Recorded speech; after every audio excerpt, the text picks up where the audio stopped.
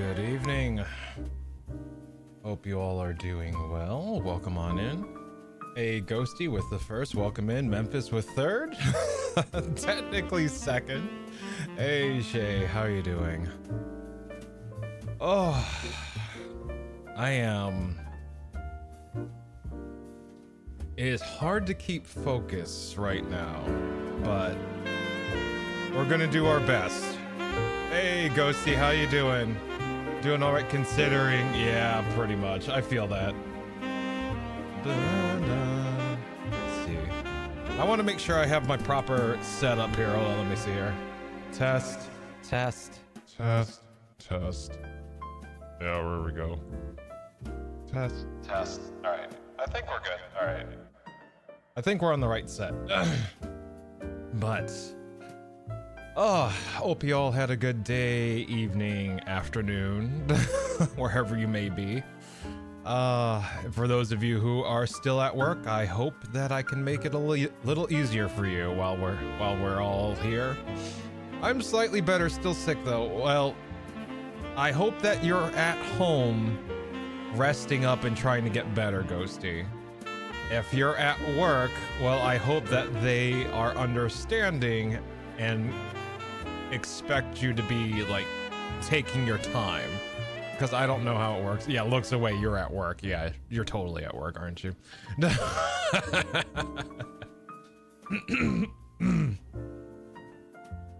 If you have sick days, Ghosty, they're there for a reason. Just saying. That said, I don't know how that works over in that neck of the woods, so you know, fair's fair. Let's see. I'm at work today for some pressing matters, but I'm taking the day off tomorrow. Okay, all right.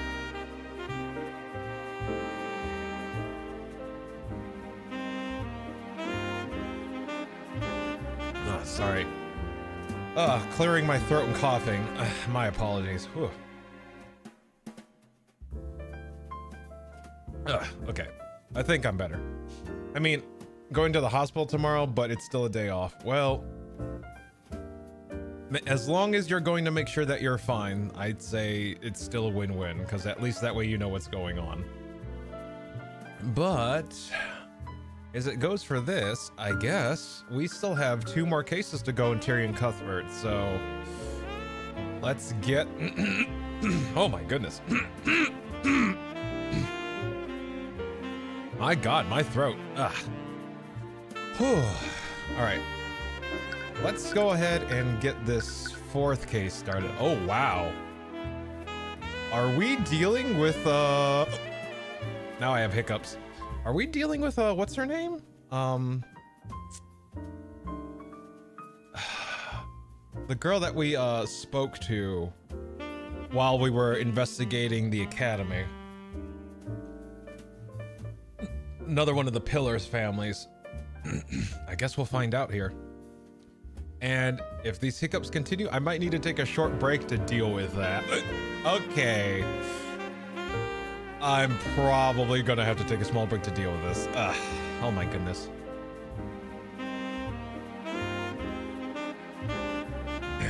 Can't really read things out loud with hiccups now, can I? Lasty hiccups. Oh God. All right. Let's see what this is about. Up until now, we've been following the story of Tyrion Cuthbert. We've experienced the world through his eyes and fought for justice through his soul. But this time, why don't we start from the perspective of another?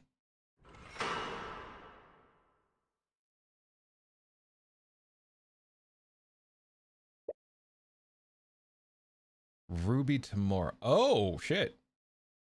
It's our mentor. Okay. Oh, in her head. I can't believe Cuthbert read the client's mind without asking. It's starting to become a problem. He's becoming more and more reckless with each passing year. I wish Frey was still alive. She would know what to do.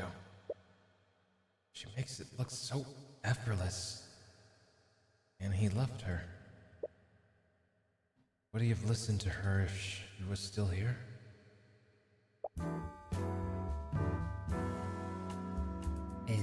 something the matter tomorrow? No, I was just thinking about something. Well, the trial's about to begin. I don't doubt your abilities, but I'd still appreciate it if you remained focused. All of our futures are at stake, after all. Of course, Miss Frege. Beatrice Frege. Occupation: freelancer. Beatrice takes in a deep breath before she claps her hands together. What's wrong? Nothing. It's just a ritual that I use to calm myself. Right, that was in the notes. But more importantly, what are you doing here? See, my father sent me to guide Beatrice through the courthouse. It's a new environment for her, so we were both worried about her condition. Ooh, did we just start this one? Yes, we did, Yang. Welcome in, welcome in. And fucking Eris is right here. Here we go. I still can't believe that you're the boss's daughter this entire time. Why didn't you say anything at the academy? Oh, knowing my true identity would have caused friction with your son, wouldn't it? He's Not my... Anyways, I suppose I understand why you stayed quiet, but I still don't appreciate being kept in the dark about this. Oh, I speak of the devil. You spot Cuthbert and McCoy walking into the courtroom with the other members of the gallery. McCoy spots you and gives a friendly, yet awkward smile. However, Cuthbert ignores you entirely and walks silently into the courtroom. Parental troubles? He had an argument earlier. It's nothing to worry about. If you say so. You are wary about what he saw in Beatrice's mind, though. He's always been a good kid, but his idealistic sense of justice clouds his judgment sometimes. You just hope that he's not planning to do anything reckless. Arya Steelwind, I'm trying to remember. Oh, right, Arya's the prosecutor. The trial's about to begin. Do you really have the time to be making small talk here? Prosecutor Steelwind approaches the three of you, but she appears to be accompanied by someone else. Nightgrave, is that you? What are you doing here? Well, he's accompanying me as my aide for this case. I see. So I assume you'll be prosecuting. Of course. I would never pass up the opportunity to face the infamous Ruby Tamor. Really? If I recall correctly, you haven't even beaten Tyrion once so far. Miss Steelwind, don't strain yourself. What's that look for, Beatrice? You almost look surprised to see me here. Considering... Oh, wait. Considering the circumstances, I thought you might recuse yourself. I am more than capable of being objective, especially for a case of this much importance. Well, I hope your mind is as strong as you think it is. Miss Steelwind, please calm down. Oh, how I love a good reunion.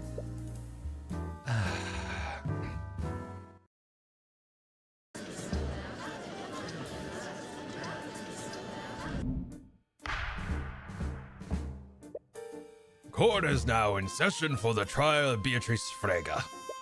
Miss Steelwind, is the prosecution ready? Miss Steelwind? Of course. The prosecution is ready, Your Honor. The defense is also ready, Your Honor. Something seems off about her today. Let's see. Is her personal attachment to this case distracting her? Very well, let's begin the proceedings. Prosecutor Steelwind, could you please list the charges? Let's see. Your Honor, the defendant is charged with first-degree murder and grand theft. As many of you know, Beatrice Frege is the formerly missing daughter of the now late William Frege. And the victim of the murder is William Frege himself. Yes, I'm well aware of that. The people of Wyverngard will certainly mourn the loss of House Frege's head. Please, the only people mourning him are the banking house's shareholders. But anyways, did you also say the defendant is accused of grand theft? Yes, Your Honor. The crimes took place during the Lord's Ball, an event that was hosted in Frege Manor yesterday evening. The Haraldson's Hall of History had a gallery display within the manor. They were showcasing several magical artifacts donated to the Wyverngard Historical Society. One of these items was the Sword of Spell Eating, a magical artifact that allows its wielder to nullify magical effects. Sword of Spell Eating. The Sword of Spell Eating is an ancient artifact when wielded by a creature that will... when wielded by a creature, that creature and anything connected to them, physically or magically, are immune to all harmful magical effects. Legend says that it was forged through the blood contract between a mage and a demon. Oh, great. Yeah, that's great. I realize I'm not on screen. Do you guys prefer the model or no model? Because I can go no model. That works too. We, the prosecution, believe that the defendant stole this item. She then used it to nullify the magical lock on the victim's study. After breaking into the study, she attacked the victim and slashed his throat open using a letter opener. He died of blood loss shortly after. Lasty screen time? All right. Autopsy report. William Frege died at 3:12 a.m. Cause of death was blood loss after his throat was slashed open. Both carotid arteries were severed.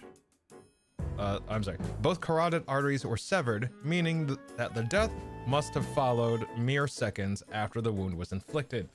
Body shows several scratch marks on the face and back. Traces of illusion magic were also found on the body. I see. But what possible motive would the defendant have to murder her own father? William Frege and his daughter were not close.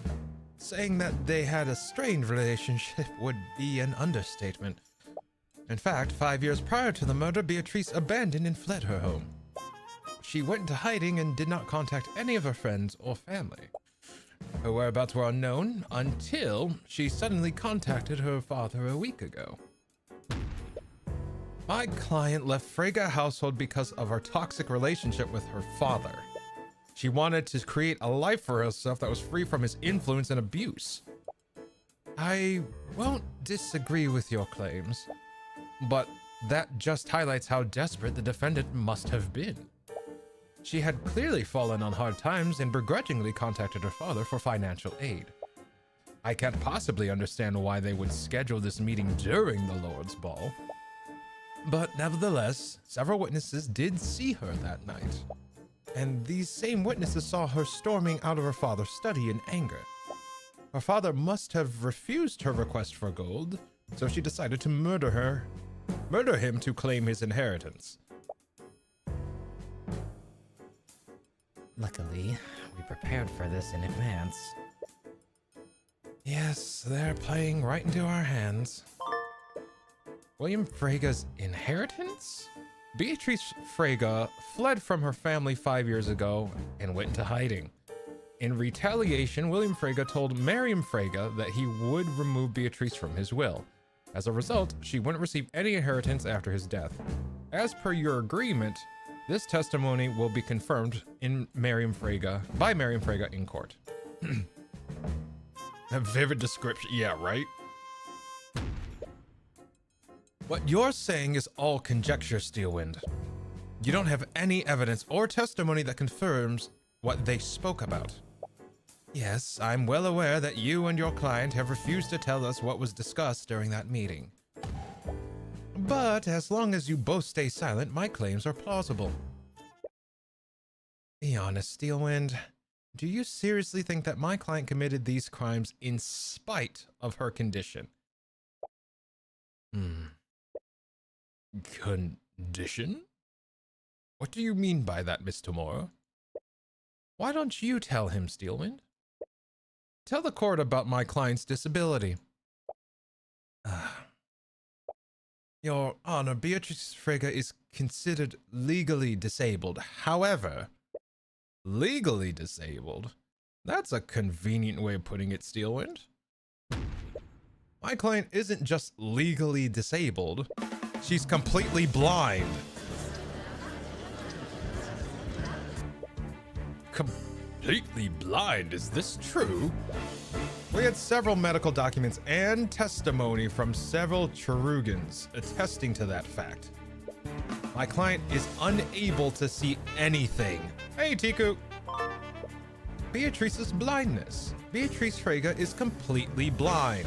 She is unable to see anything through her eyes. This has been verified through several medical reports and qualified Cherugans.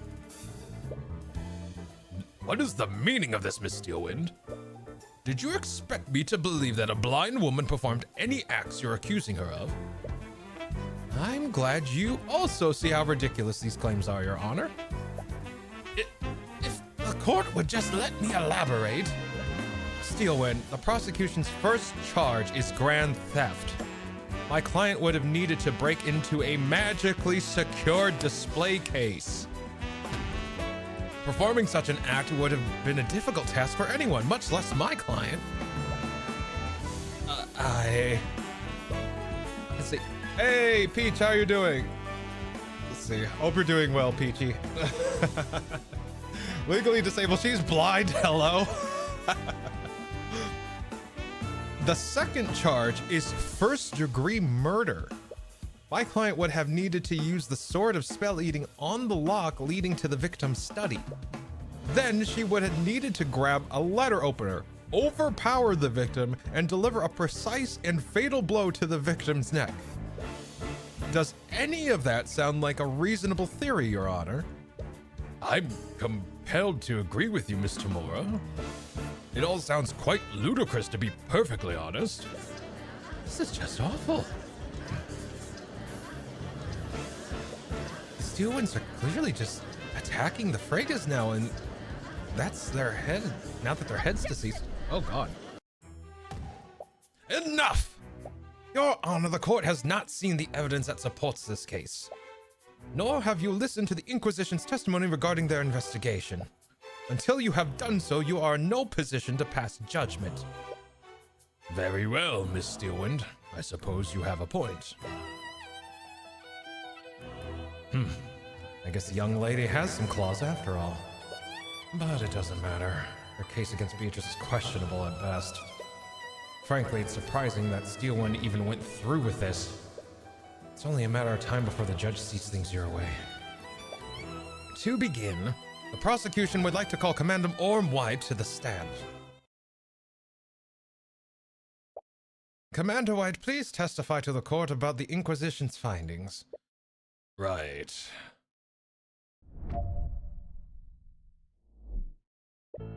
We didn't want to cause panic after the sword was stolen, so we activated the manor's silent security system. It put an anti-magic field over the entire manor. We did search the house, and we found the stolen sword in the defendant's bedroom. It didn't look like she was going to run, and the Crown Prince Aster told us to stand down, so we just kept a close eye on her. William Frege was in a bad mood that night, so he had already locked himself inside his study. But an hour later, we entered the study and found him lying dead in a pool of blood. The lock was engaged and no one teleported in. The perp must have temporarily disabled the lock using the sword of spell eating. We have testimonies that say the defendant was seriously in debt. She must have murdered the victim to get part of his inheritance.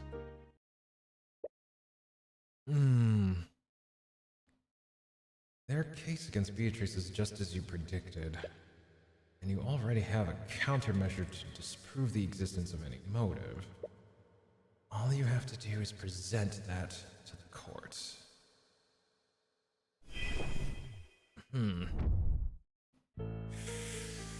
Okay, what do we have evidence-wise?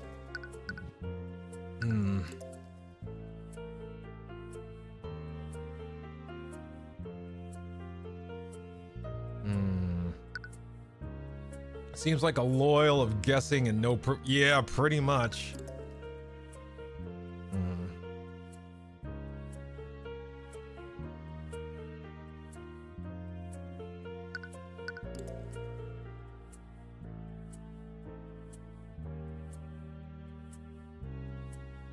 Well, the thing is, like, his will already has her written out, so it doesn't matter.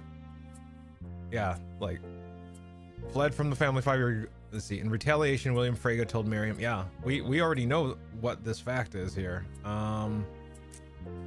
Let's see. I think we're good. Let's see. Let me press. See. There. We have testimonies to say the defendant was in serious debt. She must have murdered the victim to get part of his inheritance. I want to press him on this. You have testimonies. Wouldn't an official record be more valid evidence? Mr. Moore, you and I both know that your client's creditors are not the type to keep such records. So you're admitting that you're relying on hearsay. One could conclude that. But it doesn't matter if we can prove that this debt exists. The Frege estate is unimaginably vast. Debt or no debt, that amount of wealth would be a tempting boon to any individual. She has a point. House Frege owns all of the banking houses in Wyverngard. People can only dream of having that much power and wealth. The prosecution's case against Beatrice is already really weak. You're not even sure why they bothered bringing this trial in the first place. And you already have testimonies from someone else that directly contradicts the commander's testimony. Once you present that in court, this case is as good as yours. Yeah, we know what we need to present. I just want to see what happens if we press him. Present. Objection. Your Honor, the prosecution's case against my client is riddled with holes. And the prosecution's proposed motive is the largest among them. What do you mean, Mr. Mora? All the elements in this case, the motive is the most believable. Your client would have much to gain through her father's inheritance. That may be. But that's assuming my client had anything to inherit at all. What? Your Honor, my client fled from her psychologically abusive father 5 years ago. How do you think he would have reacted to that? Lord Frege was a petty and vindictive man. Do you honestly think he'd leave his inheritance to someone who disobeyed him so egregiously? No. He'd do everything in his power to make sure that she didn't see a shred of his wealth. Yes, we're already well aware of this. The moment she slams her cane down, you notice the prosecutor wince a little. But she quickly hides it and regains her composure. On the night of the murder, the victim made the decision to disinherit the defendant. However, his murder deprived him of the opportunity to submit his will to his attorney. This only further proves the defendant's motive. She would have needed to act quickly lest her father submit the changed will. I'm afraid you're mistaken, Steelwind. William Frege didn't disinherit my client that night. He disinherited my client 5 years ago. I've witnessed testimony from Miriam Frege, William's youngest daughter. By her own admission, her father disinherited my client shortly after she fled the household. What? She never brought that up during questioning. Perhaps she's not as amicable as you thought. If you don't believe me, why don't we call her down to the stand and ask her ourselves? Let's see. It's a reach, that's for sure. See, that's like saying just cause I'm mid-class, I would kill a rich person for fun and their money for legal reasons, and I wouldn't. But in theory, yeah, right. I totally understand what you're saying, Ghosty. Just like, come the fuck on. It's like, okay. However unrealistic that is, it just gets really kind of absurd. Ugh. All right. What are you planning, Miss Tamora? I have no idea what you're talking about. Well, it's clear we don't get anywhere. Well, it's clear we won't get anywhere until we hear from Miriam directly. Bailiff, please escort Miriam Frege to the stand. Ah, shit. Miriam, is the defense correct? Did your father disinherit Beatrice 5 years ago? Yes. And you didn't think it was necessary to share this information with me? Well, you never asked.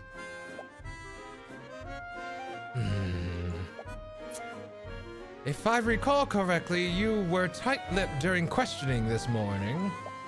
Are you staying quiet for your sister's sake? This witness just lost her father. You can hardly expect her to recall every detail that's relevant to the case. Which raises a more concerning question. How did you extract this information? Who knows? Maybe I just have a way with people. Regardless, I suppose you have a point. I'll give the witness the benefit of the doubt. For now. In any case, Miriam, please testify to the court about how you found out about Beatrice's disinheritance. Yes, of course.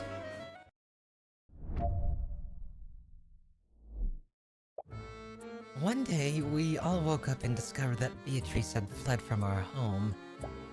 She left a note for us, and in it, she renounced her name and denounced my father. My father later called me and my sister into study. He told us that he'd completely disowned Beatrice and removed any claim she had to the Frege estate. It was probably a threat to us in case we ever chose to go down the same path she did.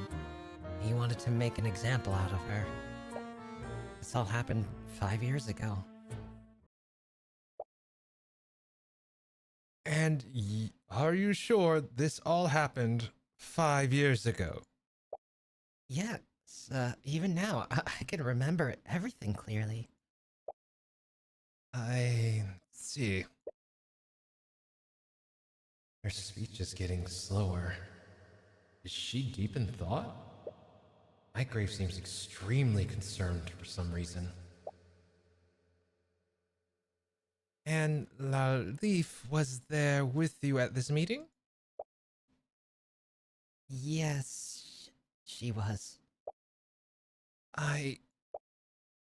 However, Lastiel couldn't have possibly been there.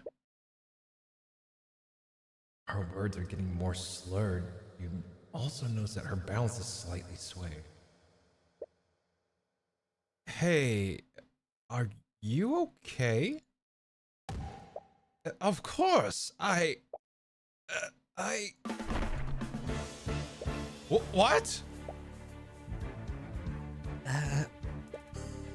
By the scale, Lord, is that blood? Blood? Bailiff, find anyone capable of casting healing magic. Escort them to the courtroom immediately. After some scrambling, a couple of healers are able to help Nightgrave stabilize the prosecutor. In all the chaos, you caught a glimpse of her. There were deep wounds and blood on several parts of her body. She must have used some kind of illusion to hide them, but her disguise is completely dissipated now. Before Steelman is taken out of the courtroom, you catch her whispering something into Nightgrave's ear. And you see a look of confusion from him, but he nods and makes his way to the witness stand. but not before passing a message on to the bailiff, who seems equally confused. Just what the hell is going on here? Mr. Nightgrave, explain yourself. What is going on? And why was Miss Steelman so gravely injured? I'm sorry, but I wasn't actually here as Miss Steelman's aide. I was here as her healer. Her healer?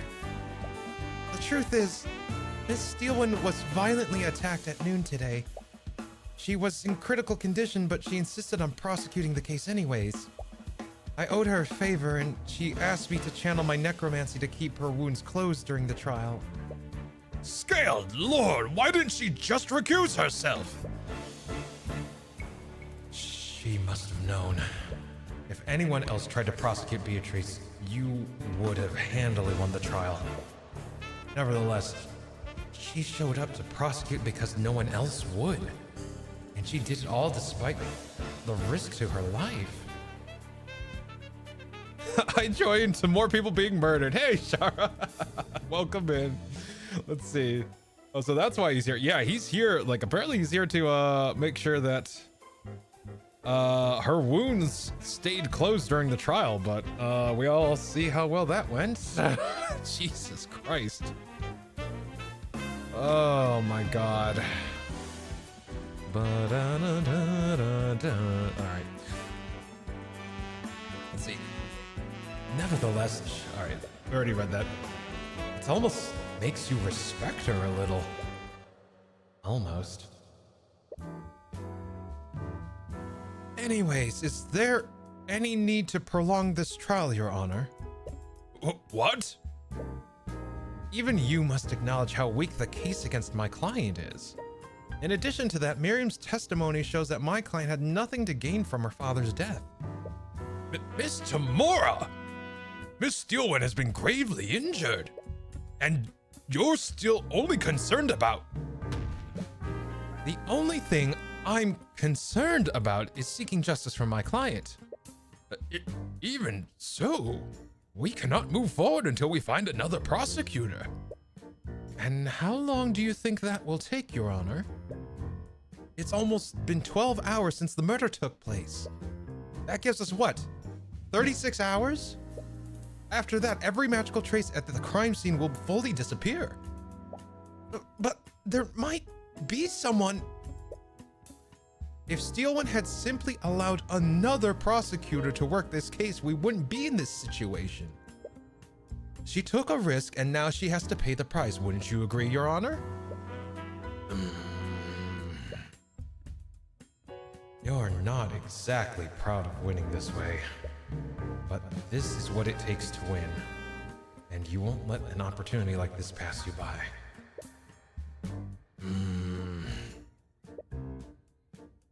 The judge is clearly unhappy with this turn of events, but it's out of his hands now. Well, due to today's unprecedented events, I suppose I have no choice. There aren't any prosecutors available to immediately take Miss Steelwind's place. We will take a brief recess. After that, I will deliver my verdict. Objection!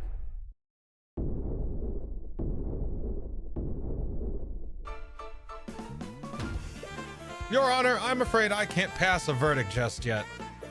Mr. Cuthbert! Cuthbert? What the hell are you doing? I don't know. But I do know what I do know is that there was a massive contradiction in Miriam Frega's testimony. But it looks like things aren't going to be as simple as you expected. Would you like to save your progress, you dumbass? I love that. You dumbass. God damn it. You say that name and all I can read is trial. Called it for real, right? It's like it happened at Ace Attorney where Edgeworth had to step up and be a defense attorney. So now we have to have the defense attorney become the prosecutor. Steelwind, you cheeky. Yeah, I think that's why the bailiff. I think the bailiff sent that message over to. I think Steelwind sent the message to the bailiff, and the bailiff was like, and shared that message to Tyrion. Oh my god. Steelwind foresaw this. She knew. Yeah, she knew for goddamn sure. All right. The night before. I feel so out of place here. Despite your clear hatred for the nobility, you found yourself at a party filled with aristocrats. You hardly recognize anyone, but many of the people here clearly recognize you. You're used to receiving dirty looks from the upper class, but you can really feel everyone's disdain for you. Why are you in a corner all by yourself? See, the second they said we don't have another prosecutor readily available, I'm like, no, we do, and he's an idiot. Oh, this case is phenomenal. Hey, Hotwired, welcome in, welcome in. I can't believe I let you talk. I can't believe I let you talk me into coming here. For reasons unknown, you lose your train of thought. I've been wanting to wear this dress for a while now. What do you think?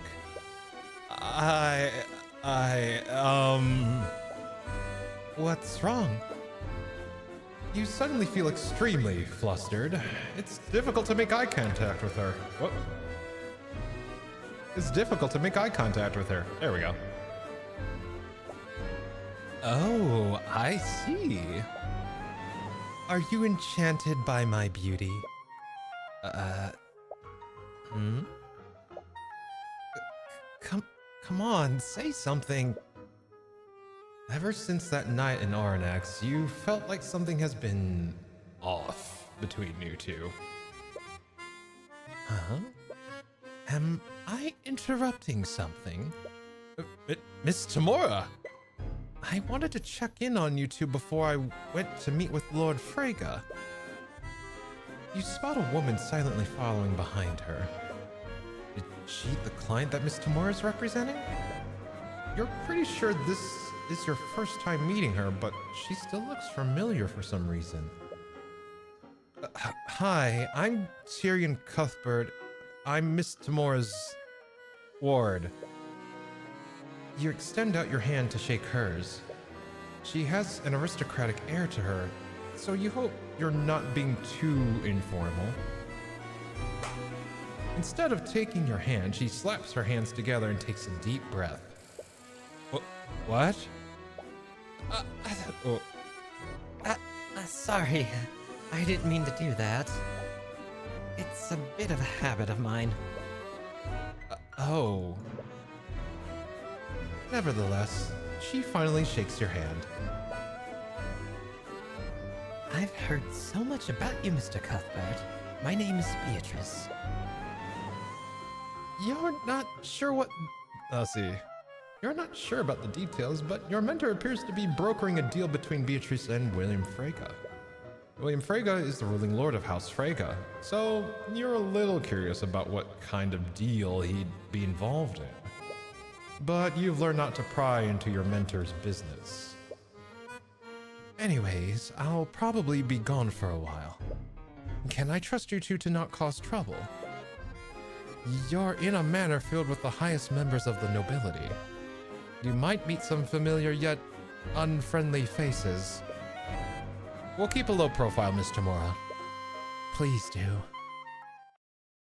Hearing Lassie's voice, anime girl, is just so funny. What? Oh no, I'm using a voice changer. Like, I tried to get as close to it. Like, I have to actually pitch my voice higher to make it sound better. Like, this is me speaking normally. And this is me shoving my voice way up here. So, yeah. I thought you were physically doing it. Oh, fuck no. No. My voice can't go that high. Dear God. Yeah, my voice cannot go that high. I'm using technology to assist me on that. Fuck that. Jesus Christ. Ugh. So, why were you so insistent on accompanying Miss Tamora to the Lord's Ball? That's... You know you can tell me anything, right? I guess everything that happened in Arnax made me think about things. I don't really know anything about my past or where I come from. I didn't want to think about it because of my dad and mom, but... You wanted to find out who your biological parents are. I do, but I don't know how. Being here is starting to make me feel weird. I still have my mom, and looking for my birth parents feels wrong somehow. I don't think that's true. Really? Miss Tamora adopted me when I was a child, and she gave me a purpose in life. But I still keep my childhood memories of my mother close to me. Miss Tamora and my mother are both important to me. I don't think it's disrespectful. I don't think it's disrespectful to find out more about yourself, and I'm sure your mother will understand. There we go. You think so? Of course. And I'm also sure of another thing. If I'm with you, I doubt any of the nobles here will want to speak with you. Yeah, I didn't want to be rude, but... Don't worry, I can find something to fill the time. You're just going to play chess alone, aren't you? Maybe? You really need to learn to talk to other people. Make some new friends or something. I don't need more friends. I usually want to spend most of my time with you anyways. Anyways, I'm going to try to talk to some people. Yeah, I'll see you later. Remind me to force Lassie to use his girl voice when playing with my doll.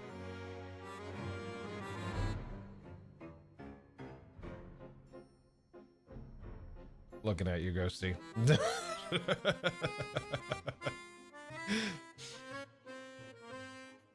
See, Celeste leaves to mingle with some of the other partygoers. You find yourself with very little to do, and you doubt anyone would want to engage in small talk from the likes of you. Your hand instinctively goes to your satchel. It contains your foldable chessboard. Miss Nesbit? Miss Nesbit? Help is on the way! Never mind. That's Miss Doubtfire. You don't want to play dolls with me? I think Lassie would make a good teddy bear VA. I would love to be a VA. That'd be great. Oh my god. Let's see. Hey, Dave, thanks for the hydrate. Appreciate you. Let's steal some butt. I like butt. Does that help? Hey, Vanny. Hey, Dave. And don't we all?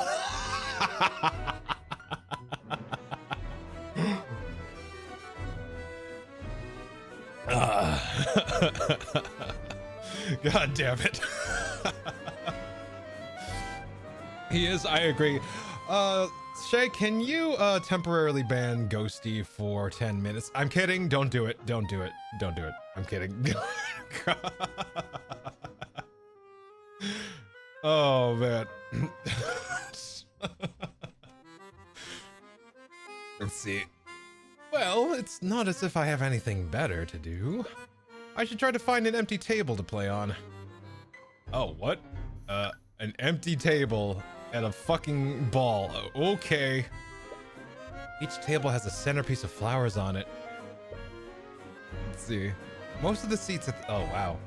Most of the seats at the tables are filled. It doesn't look like you'll be able to play here. Oh, so you're saying I need to leave the room. Got it. Okay. Okay, hallway, I guess? This place looks pretty quiet, but there aren't any tables anywhere. Well, I could play on the floor. Oh, what? What the? while walking through the hallways. Hey, Shock! Thank you for the gifted sub to Vanny. Appreciate you, Shock. Welcome in, welcome in. Hope your evening's going well. Oh, what the fuck? God. Shocks, thank you for the 5 gifted as well. Appreciate it. Oh my god.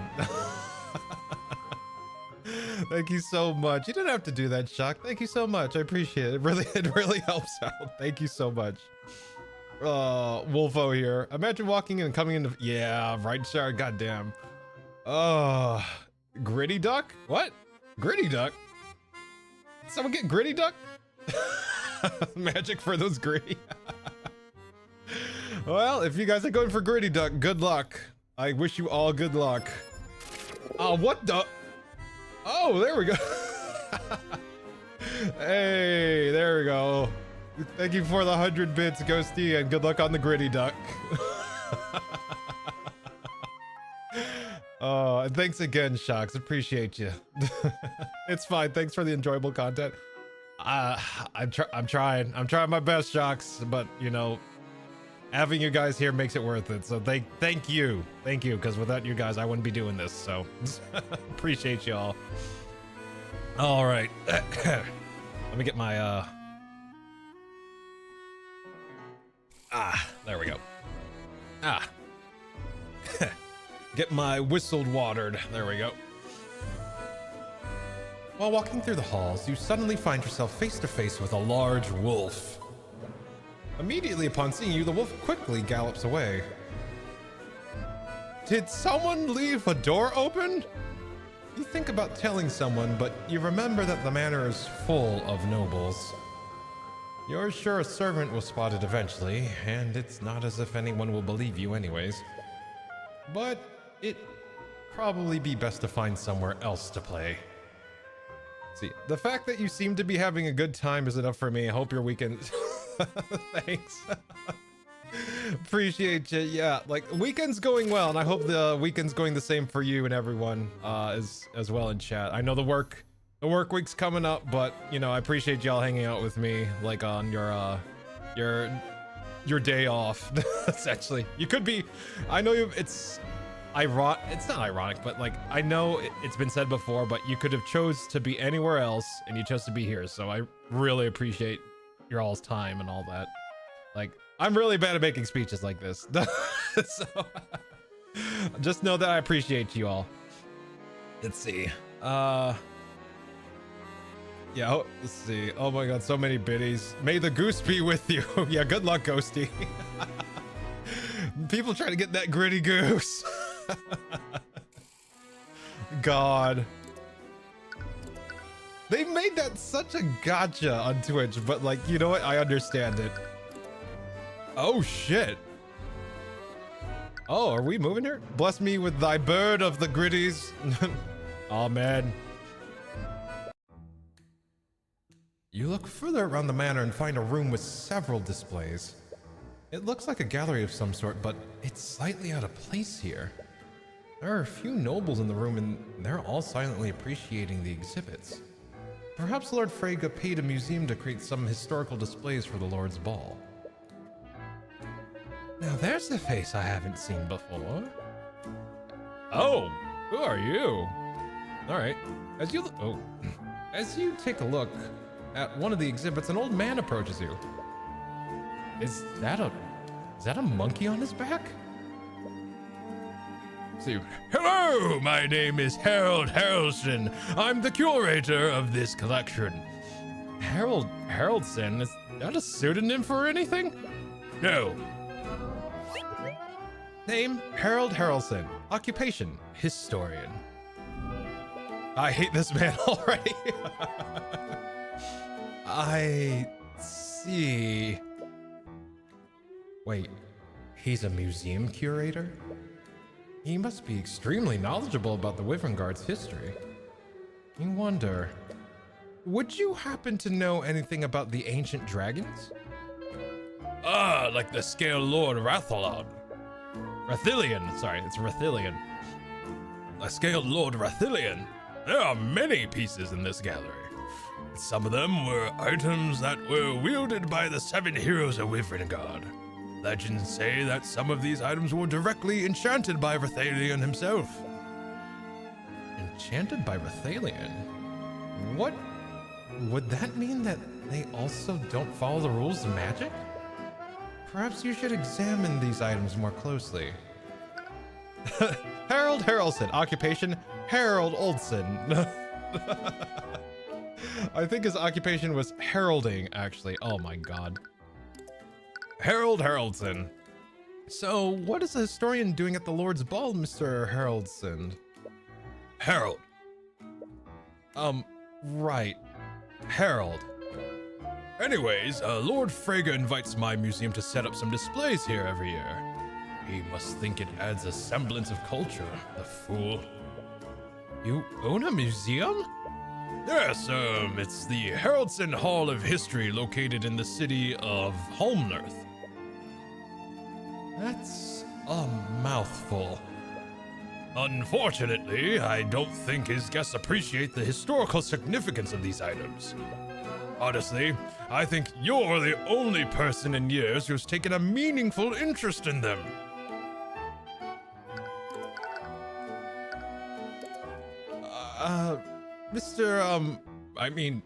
Harold. Harold. He's like a Pokemon. Harold. Harold.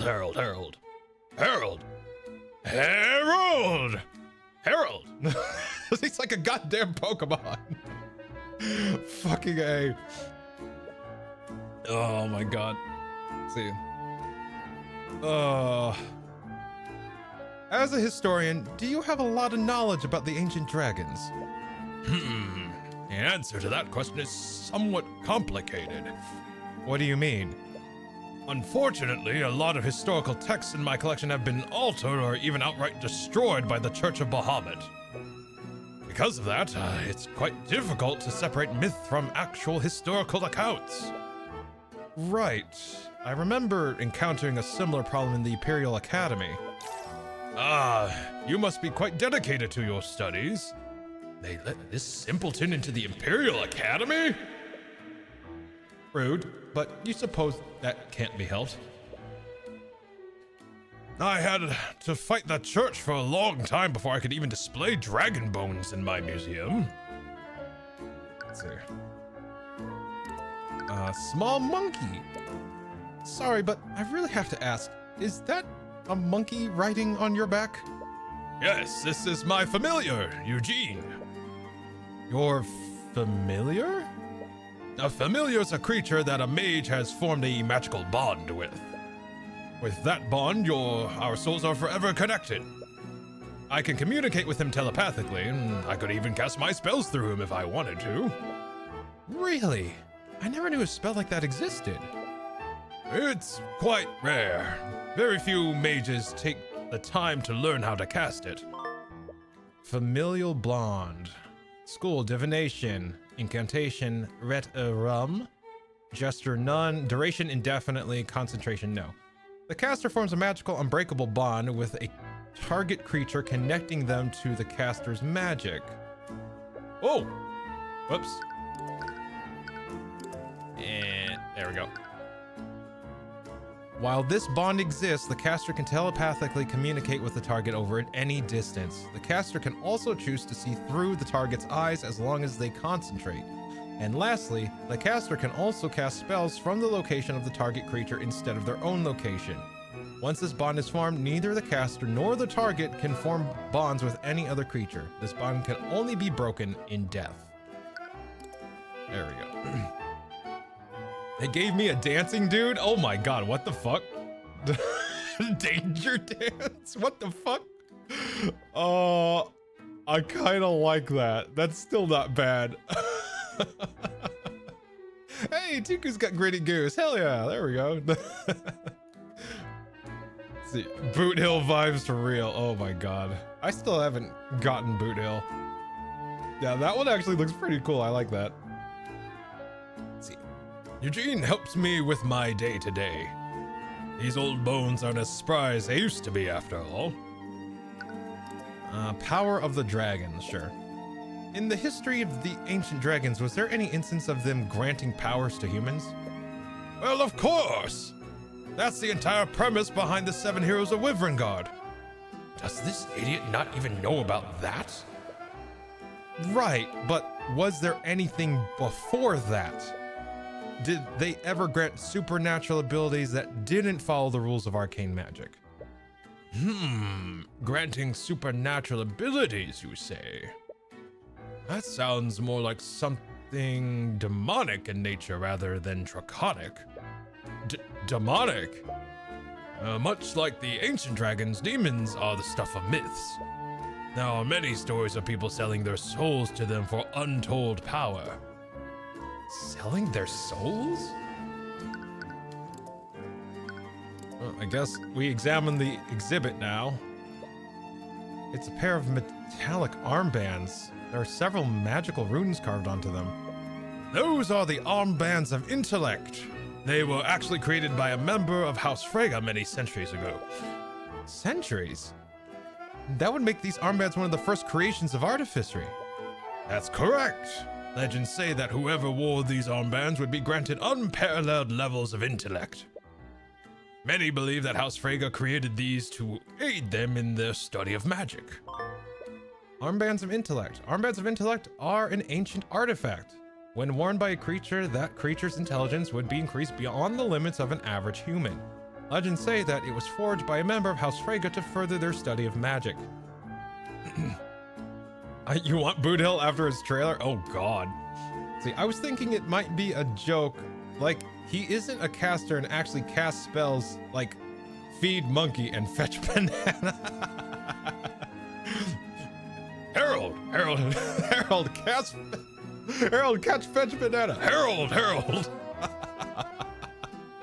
I love that. I love that.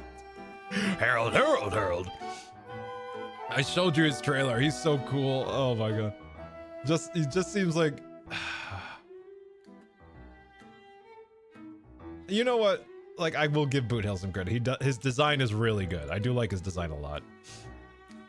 Let's see. It's a painting of some sort of scientist. That man is Dr. Luke Cuthbert. He was an alchemist and inventor from one of the branch families. He is well known for his studies into imbuing intelligence into automatons. Intelligent automatons? Would that make them similar to arcane constructs? Yes, actually. I wouldn't be surprised if Lord Von Sanctus used Dr. Cuthbert's, research to create those constructs. So in essence, Von Sanctus is taking credit for someone else's work. Let's see. Go, Harold, I choose you. You know, thank you, game, for the lore. I appreciate it on a fundamental primal level.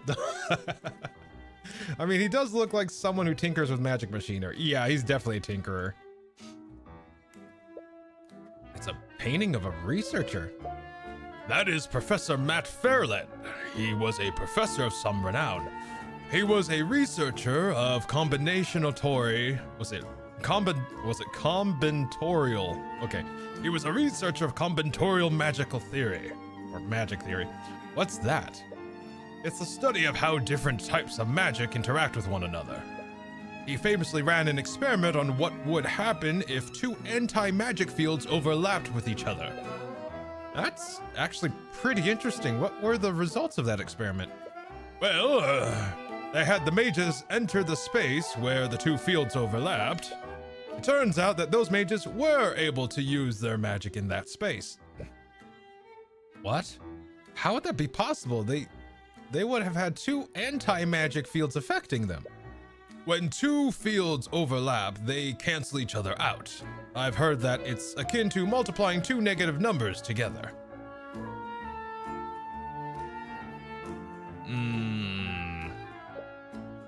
It's a pair of gold earrings. They're small jewels embedded into each of them. Those are earrings of vitality. It's said that the Scaled Lord imbued a portion of his immortality in these. Legends say that whoever wore them would have their lifespan increased tenfold. The Scaled Lord could do things like that? Of course! He's the Scale Lord, after all!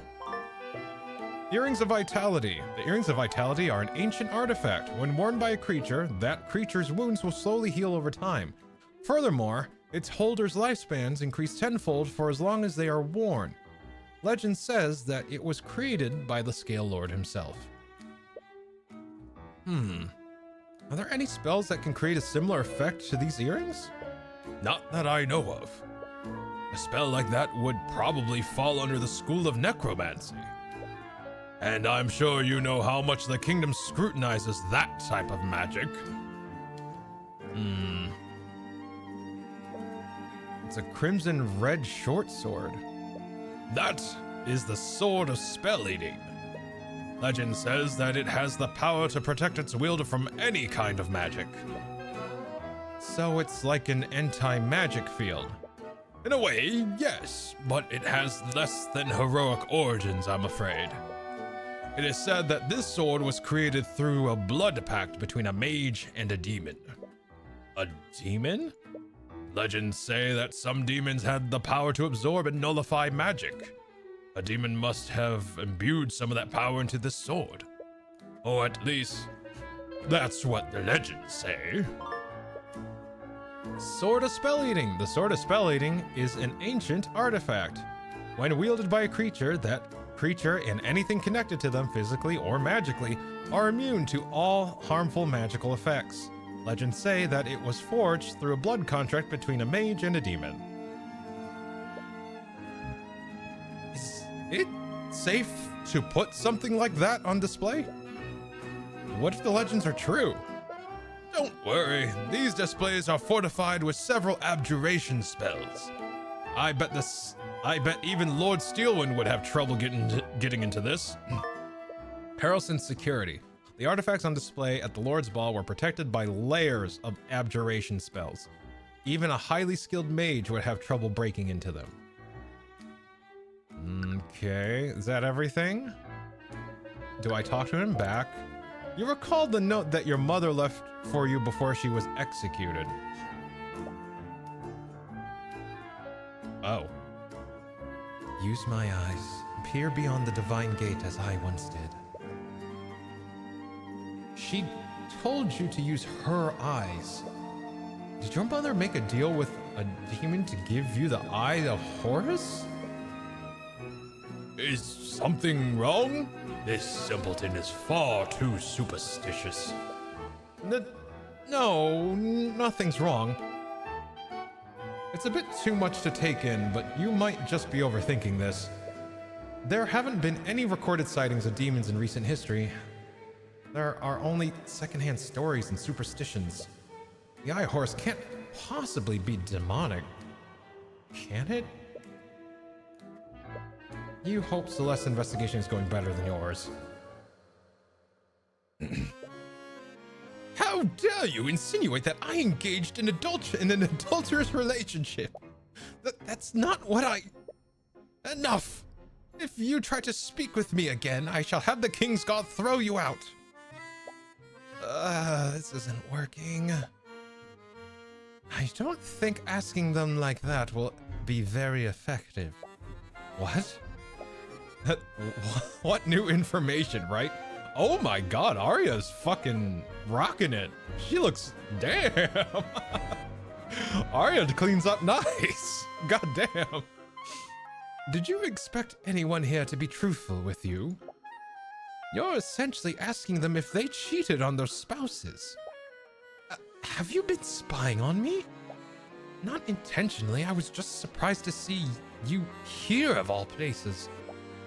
Right, I guess that makes sense.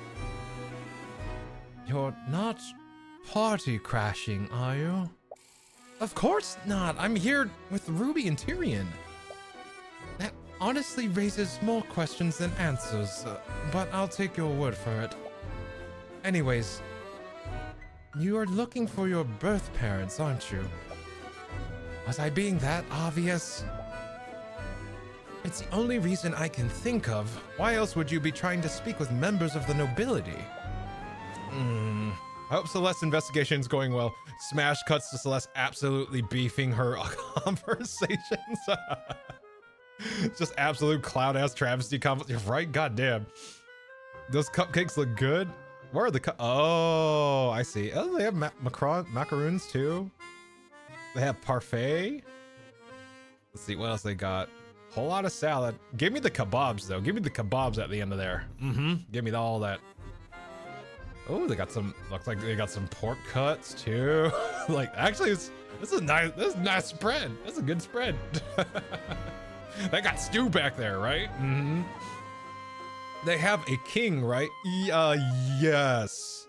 This kingdom. Yeah, this is a kingdom. So yes, we do. This nation, Wyverngard has a king. Yes. I don't know if it's any of my business, but think hard about whether this is what you truly want. Getting entangled in the aristocracy will only bring you misery. I've read your file. You have everything you could ever want. You have your mother and your friends, and you even have a lover. What? You're in a relationship with Mr. Cuthbert, are you not? No, Tyrion's not my... Really? From the way you two behave around one another, I just assumed. It's pretty obvious you have feelings for him. What? How obvious? Did he seriously not notice? I think someone with his deductive reasoning skills would easily see through you. Oh yeah? What about you and Aster? I have no idea what you're talking about. Come on! I was there at Von Sanctus's manor. It was so obvious you like him. Please, you're grossly exaggerating things. He may be my fiancé, but I only have the utmost respect for him. And what if I told you that he was standing right behind you? Do you honestly think I'd fall for something like that? What are you falling for? Your Highness! Oh, hello, Lady Steelwind. Your Highness, please don't run ahead like that. Your conversation with Harold was definitely interesting, but you still find yourself with very few leads. It'd be dangerous. Be it dragons or demons, the origins of the Eye Horror still remain a mystery. You find yourself returning to the ballroom, and you spot Celeste in the corner with some other people. Is she with Aster and Steelwind? Hey, Aster, what do you think of Steelwind's dress? It suits her very well, Miss Steelwind. You look lovely.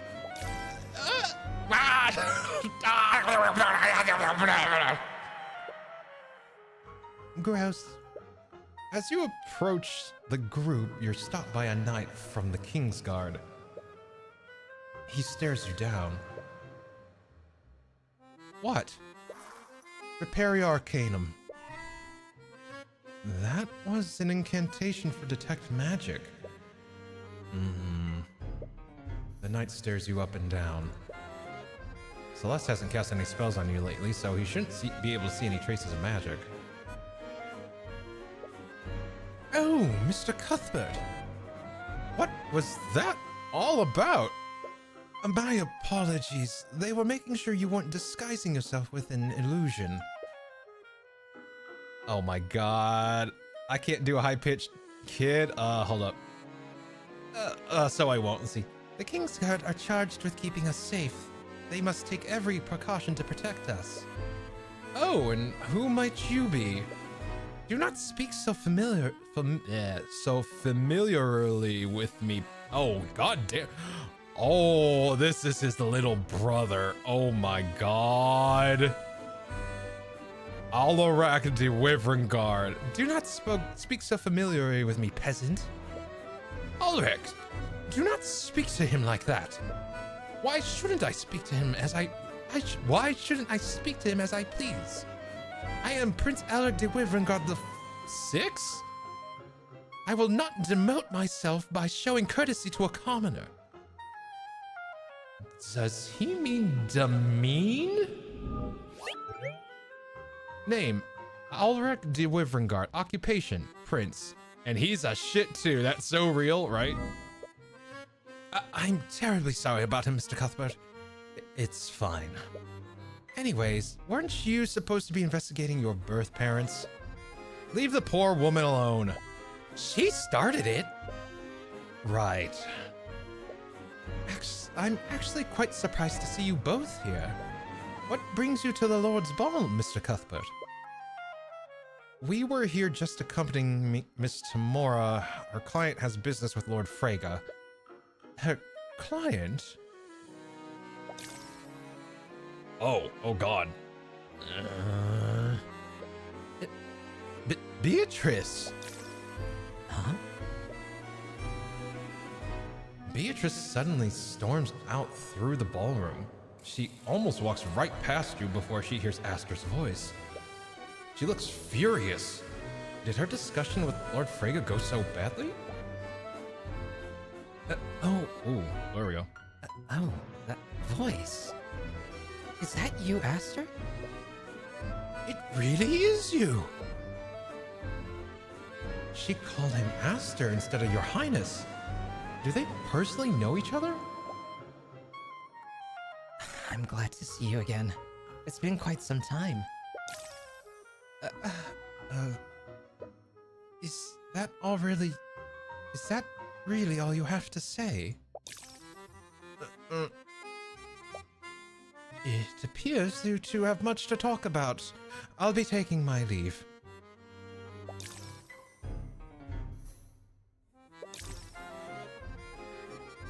Oh, wow. Uh-oh. Uh-oh. There's a bit of tension in the air.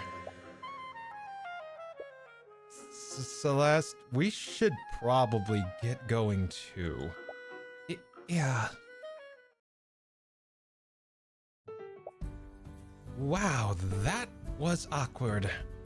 Yeah, I wonder how those two know each other. She's working with Miss Tamora, but she somehow knows Lord Frege and the Crown Prince. Just who is she? Well, you suppose it's none of your business. Anyways, how did your investigation go? I got nothing. I think all I did was make a bunch of nobles mad. Sorry, I know you really wanted answers. But I'm sure something will come up. You think so? It might be a little irresponsible to give her hope like this. A noble abandoned her at a tavern in a rundown village. You doubt someone like that would make themselves easy to find. Anyways, I don't want this night to be a total loss. Come on, dance with me. What? That's not really something Don't be like that. How often do we get to go to a party like this? Before you have a chance to object, she grabs your hand and starts dragging you to the middle of the room. You receive a few dirty looks from the aristocrats nearby. Celeste, people are staring at us. Who cares what they think? They're nobles. They're gonna hate us no matter what we do. She takes a hold of your other hand and begins to pull you into a waltz. I don't even know how to dance. I've never done this before. It's easy, just stop being awkward about it. That's easy for her to say. All right, just tell me what I need to do. Well, first, you need to come closer to me.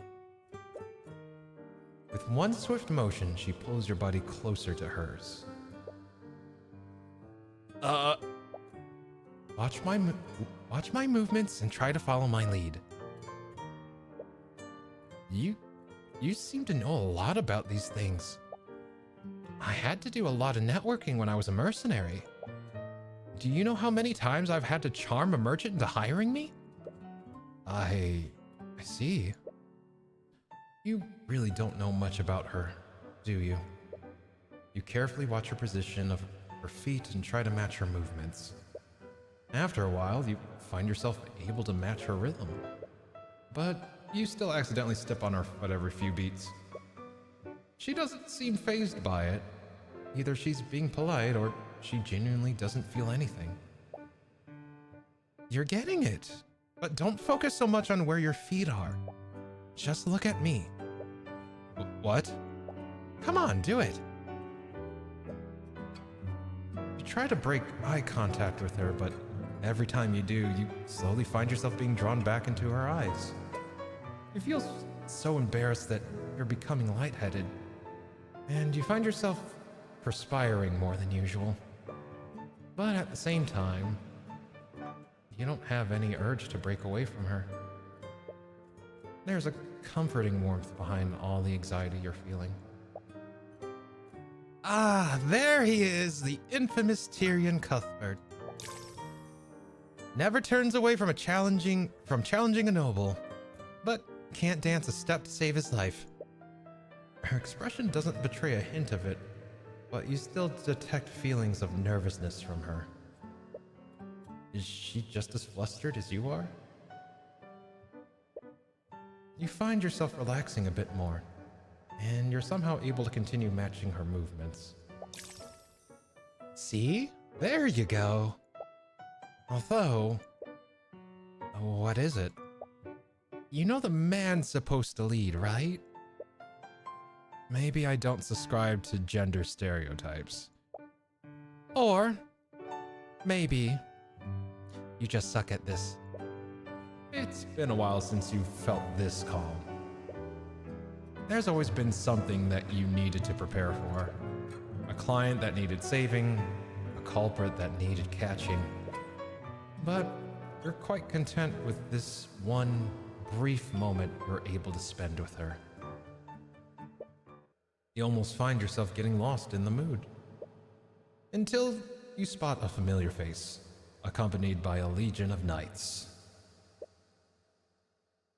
No, don't tell me.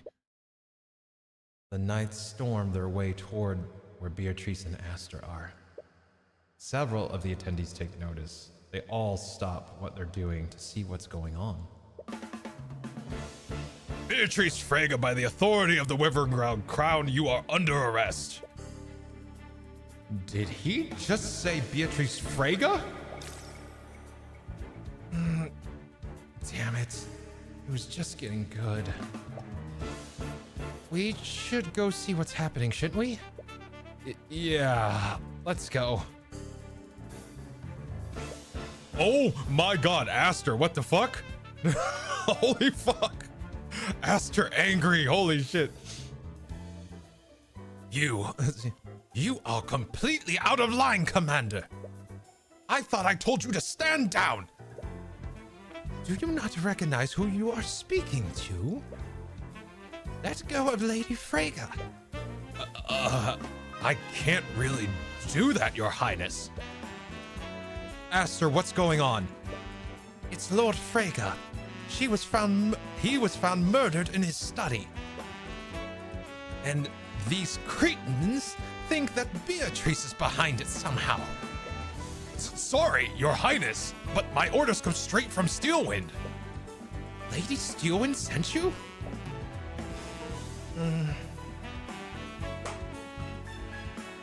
Beatrice takes a deep breath and slaps her hands together.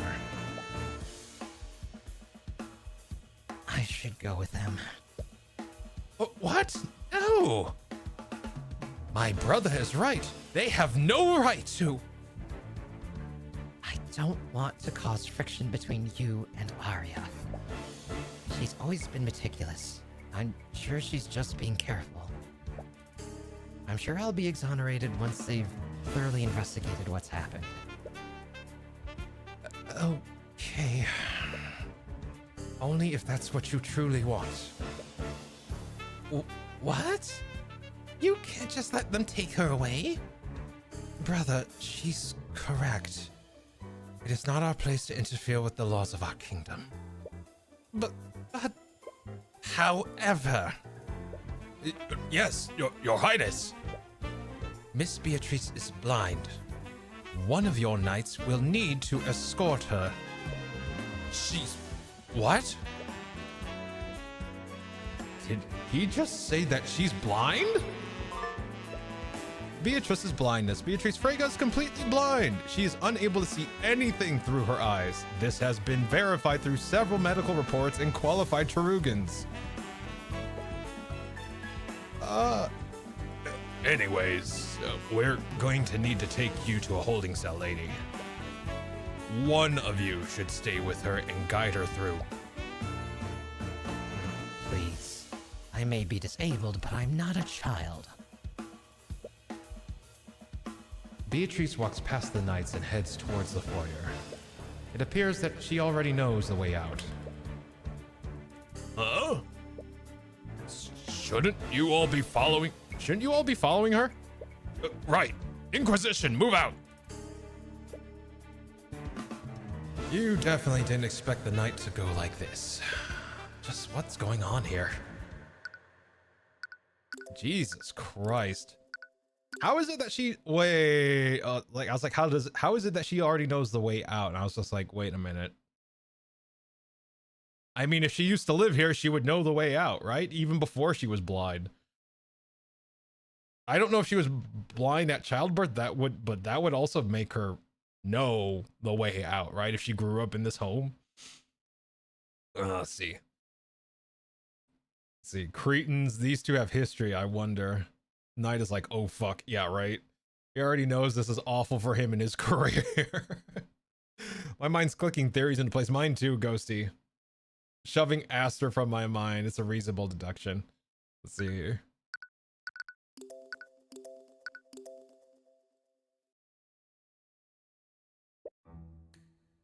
I can't believe they kept us here till noon. The Lord's Ball was already running well into the night, even before the murder occurred. You'd like nothing more than to catch up on your lost sleep, but you made a promise to Aster. This doesn't make any sense.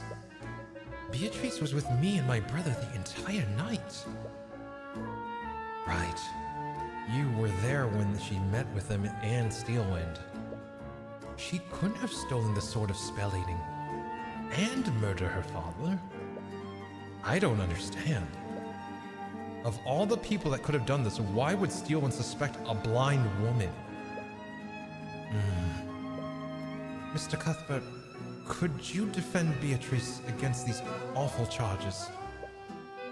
I don't think I even need to. What?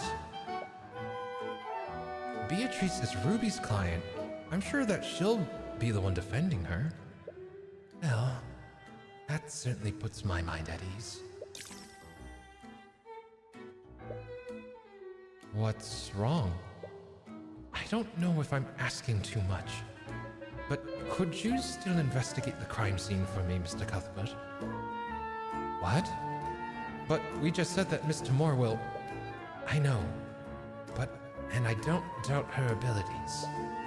But Beatrice is a dear friend of mine. I'd like every chance for her to be found innocent. He said that she was a dear friend? They must know each other since she's a Frege. But why would Miss Tamora of all people represent a member of a noble house? There are still a lot of things you don't know about her. Of course, I'll also compensate you for your services. Consider yourself blessed. A commoner like you could only dream of a job like this. Alaric. The Tiny Prince has a point, though.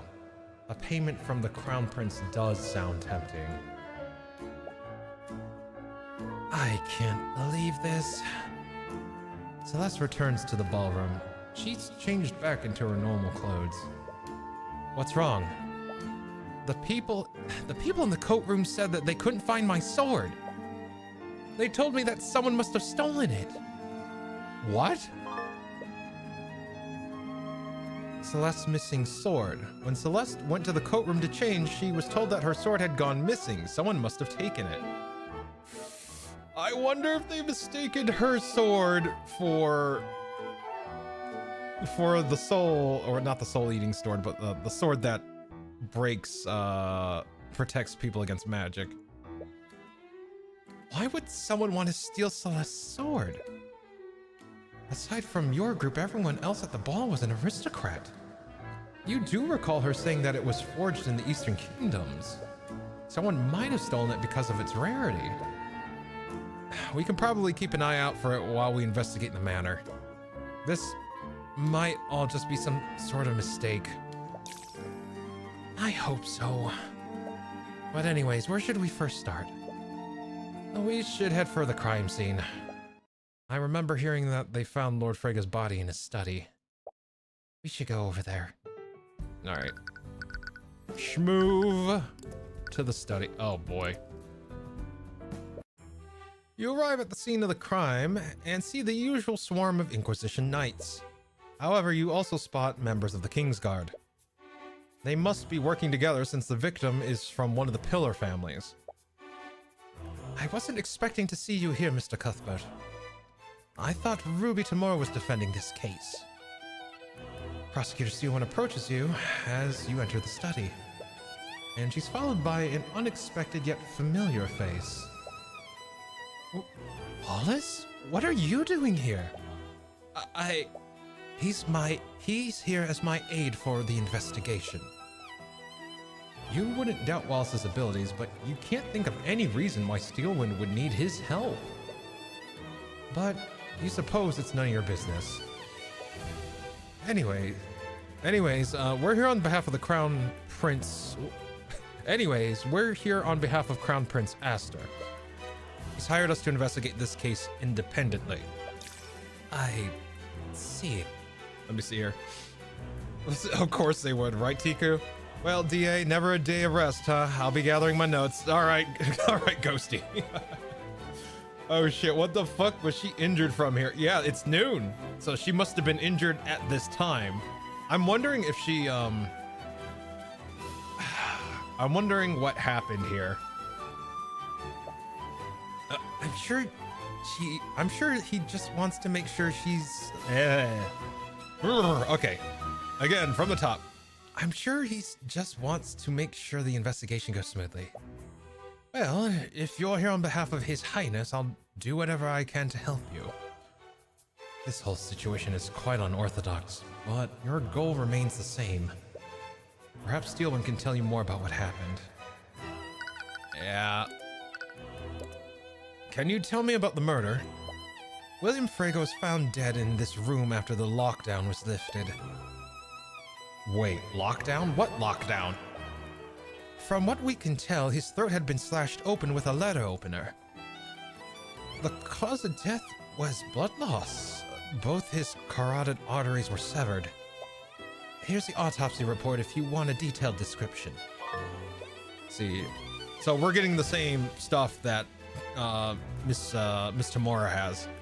Died at 3:12 a.m. Cause of death was blood loss after his throat was slashed open. Both carotid arteries were severed, meaning that his death must have followed mere seconds after the wound was inflicted.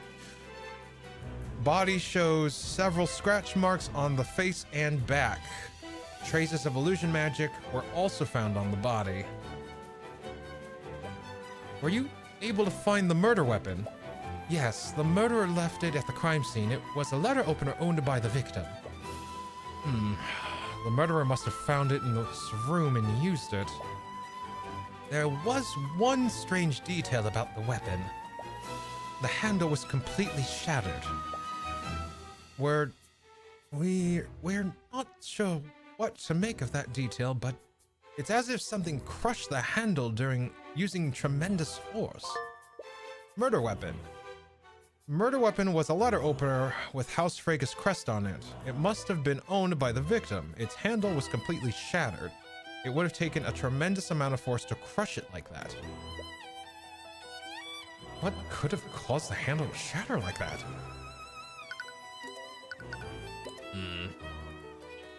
You mentioned that there was a lockdown. When did this happen? You didn't notice? The Inquisition did try to be discreet, but everyone noticed the commotion Beatrice and the two princes made over it.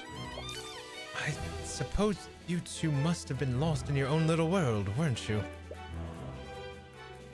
Oh. Well, anyways, you said that Lord Frega's body was found after the lockdown. That means that something else must have happened prior. Supposedly, someone had broken into one of the Haraldson's exhibits. One of the magical artifacts was stolen. So there was also a theft last night. Does the manor lockdown system behave like the one at the Imperial Academy? The systems are somewhat different. Unlike the Imperial Academy, the lockdown only prevents people from leaving or entering the manor. Not all the rooms were locked, but what about this specific room? This room does have abjuration wards that lock the door and prevent teleportation in and out of it. And in addition to that, the system placed an anti-magic field over the manor. An anti-magic field? What is that? Oh, come on, Tyrion, we know! We talked to the freaking historian, you know, Tyrion, goddammit. Anti-magic field is a spell that nullifies all magic within it. Anti-magic field. School, abjuration, incantation, Kalteria. Let's see. Gesture, none. Duration, indefinitely. Concentration, yes. While concentrating on this spell, the caster forms a 10-foot radius. A 10-foot radius sphere that nullifies all magic within it. Any spell effect that enters the sphere instantly dissipates, and any mage that tries to cast a spell within this zone will fail to do so. If this zone of anti-magic overlaps with any other magical nullification effect, the two effects will cancel each other out. And the system somehow covered the entire manor in this effect? If you notice, there were several purple crystals embedded in the walls of the manor. Each of those crystals produce an anti-magic field during the lockdown. Lockdown system. The lockdown system covers the entire manor. Once activated, it creates a magical barrier that prevents anyone from leaving or teleporting out of the building. In addition to this, it covers the entire manor in an anti-magic field. Within this field, any and all magic effects are nullified and disabled. However, anyone physically or magically connected to the Sword of Spell Eating would be immune to this effect. Would be immune to the effects of the anti-magic field. Let's see. Yeah, I'm starting to see why the Seowins think Beatrice did it. Yeah. So no one could cast magic during the entirety of the lockdown. Not exactly. Someone could have used the stolen artifact to circumvent it.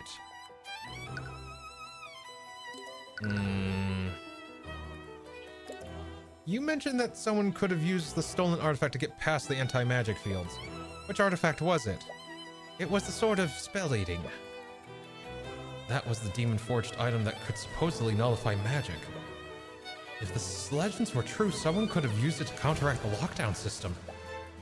After Lord Haraldson reported the theft, the Inquisition discreetly placed the manor on lockdown. They searched every room in the manor to try to find it, but it was eventually found in Beatrice's room. And that led them to believe that she had stolen it. That's correct. The Kingsguard moved to arrest her, but Prince Aster ordered them to step down. It didn't look like she was planning on fleeing, so they planned to wait until after the party had ended. But then they found Lord Frega's body. Correct. We believe that she used the stolen sword to nullify the magical locks and break into Lord Frega's study. But if she had the sword, why wouldn't she just use that to commit the murder? We're not entirely sure. We have a few working theories. She might have wanted to prevent the theft from being tied to the murder. Or perhaps she had more confidence wielding a knife over a sword. Regardless of her reasons, it's clear that the sword wasn't the murder weapon. So she's not just being implicated in Lord Frega's murder, she's also being charged with stealing the Sword of Spell Eating. But what possible reason would she have to do either of those crimes?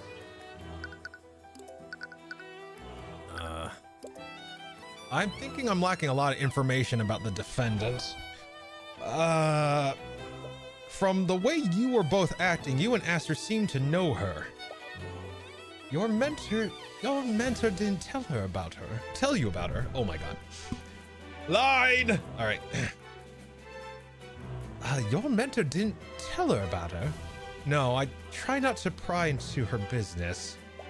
I see. I honestly don't know much about what happened either. But Beatrice was Lord Frega's eldest daughter and former heir to the House Frega. Former heir? About 5 years ago, she fled Frega Manor and went into hiding. None of us knew where she'd gone. She ignored any attempts we made to contact her. She even used her magic to prevent us from scrying her. Last night's ball was the first time in years that Aster and I had seen her. Beatrice's story. Beatrice Frega fled from her family 5 years ago and went into hiding until the night of the murder. Many of her friends and family members hadn't seen or heard from her. But if that's true, how did Miss Tamora meet her?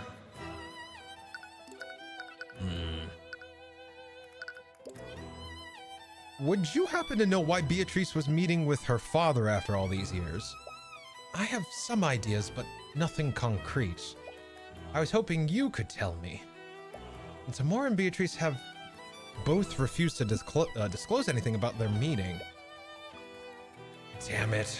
What could that meeting have been about? Speaking of which, I haven't seen Tamora anywhere in the manor. As the defendant's attorney, I would have thought that she'd be here to investigate the murder alongside you. That is strange, but Miss Tamora has always had her own way of doing things. Perhaps she's using a different strategy? Anyway, I imagine that she met with her father to request financial aid. Why do you say that?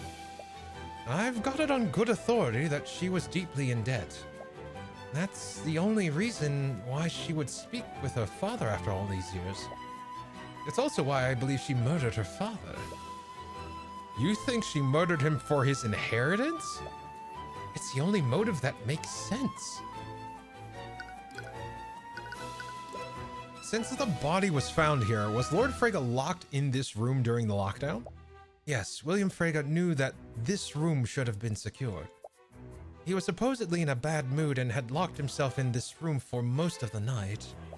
He refused to let anyone enter the room. The only person he spoke to after that was his daughter. His daughter? And you're talking about Miriam. No, Lord Frega had another daughter. I'm referring to, Laif. Let's see. Lefie? Lefie? I think it's Lefie. Lefie? I'm referring to Lefie Frega, Lord Frega's middle child. She tried to tell her father about the theft, but he was apparently preoccupied with something else. He also said that he wanted to stay in his study for the rest of the night. When did this happen? It was shortly before the lockdown was activated, a little after 1 a.m. I see. Let's see.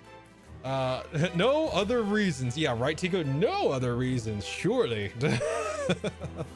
Lefie's testimony.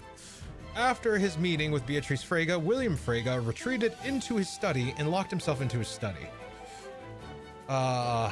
He refused to speak with almost everyone who tried to disturb him. The only person he spoke to was Lefie Frega. She told him about the theft of the Sword of Spell Eating a little after 1 a.m. But William didn't seem to care and returned to his business. Let's see, Lefie must have been the last person to see Lord Frega alive then. You should speak with her and get more details about Lord Frega's actions that night. By the way, Steelwind, do you have a map of the manor? I do. Would you like a copy? Please and thank you. See, it's a map of the ground floor of the Frega Manor. It shows the rooms relevant to the case. All right. Floor 2. See, it's a map of the second floor of Frega Manor. It shows the rooms relevant to the case. All right. I guess we start examining. Ah! What? Celeste? What's wrong? You can't see it, but the entire room's covered in traces of abjuration magic. Everything's glowing white. Right, that makes sense. There were several anti-magic fields covering the manor. Those fields probably left traces of abjuration everywhere. I won't bother showing you the traces of abjuration I find while we're here. Okay. Arcanum. Appreciate it. There's a trace of illusion magic where the body was. The assailant must have used some kind of magical disguise? Or they turned themselves invisible? right.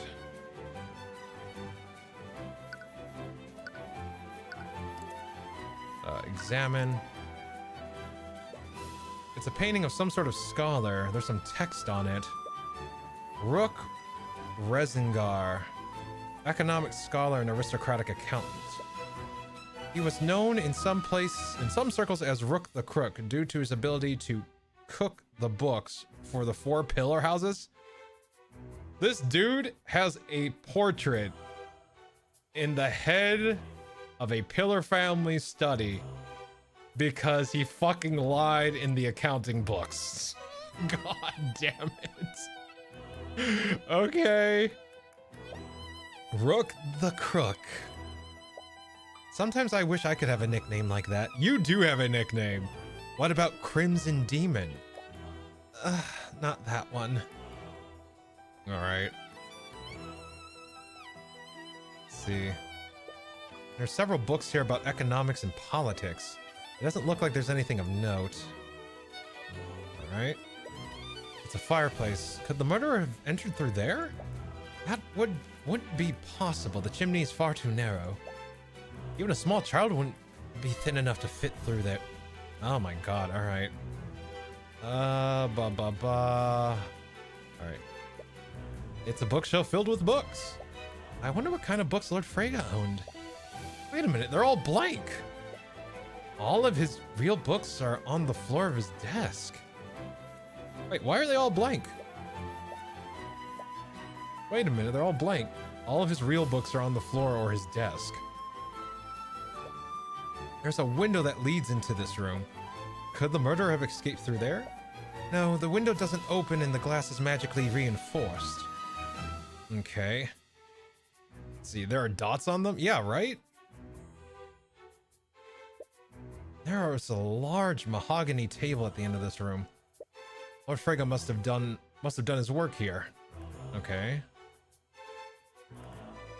Am I missing anything? Other than, you know, the obvious blood in the middle of the room? Nothing. I think we're good. Okay. There's a pool of blood and a chalk outline where the body must have been. Okay. I guess that's it? Alright, I guess we move. Ballroom. Move to location. Move. William Frege. Okay, wait. Nani?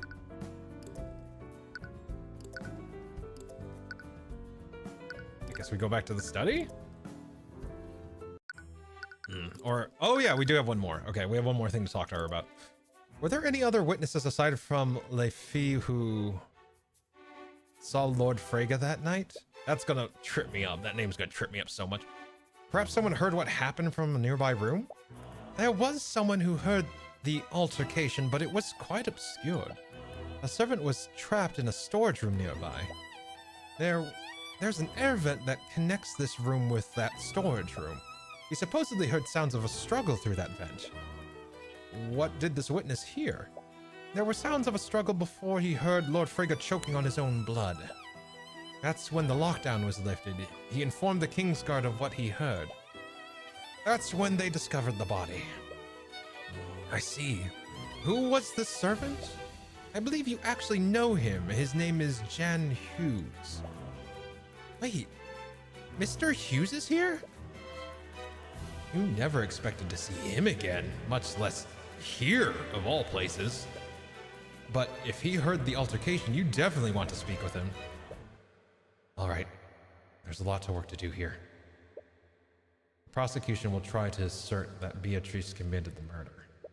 But what would she have needed to do to carry out all the actions described? So the first thing we need to do is narrow down the time in which the murder occurred. When did the murder occur? It was right after the lockdown, right? So the body was discovered after the lockdown. See, the body was discovered after the lockdown was lifted. And the fille Frege saw her father alive before it was activated. He entered his study and she watched as the lock engaged. Let's see. Hmm.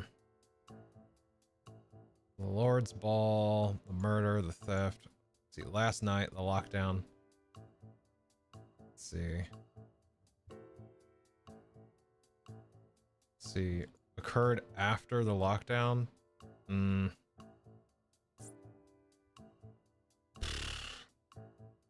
Lord's Ball, the arrest, the ball, the murderer. The theft, the murder occurred after the lockdown. Now, if we assume that the feast testimony is correct, William Frege was alive before the lockdown was triggered. All right, hold up.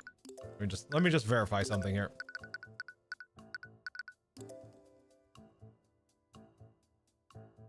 She reported the theft a little after 1 a.m. Okay. Let's see.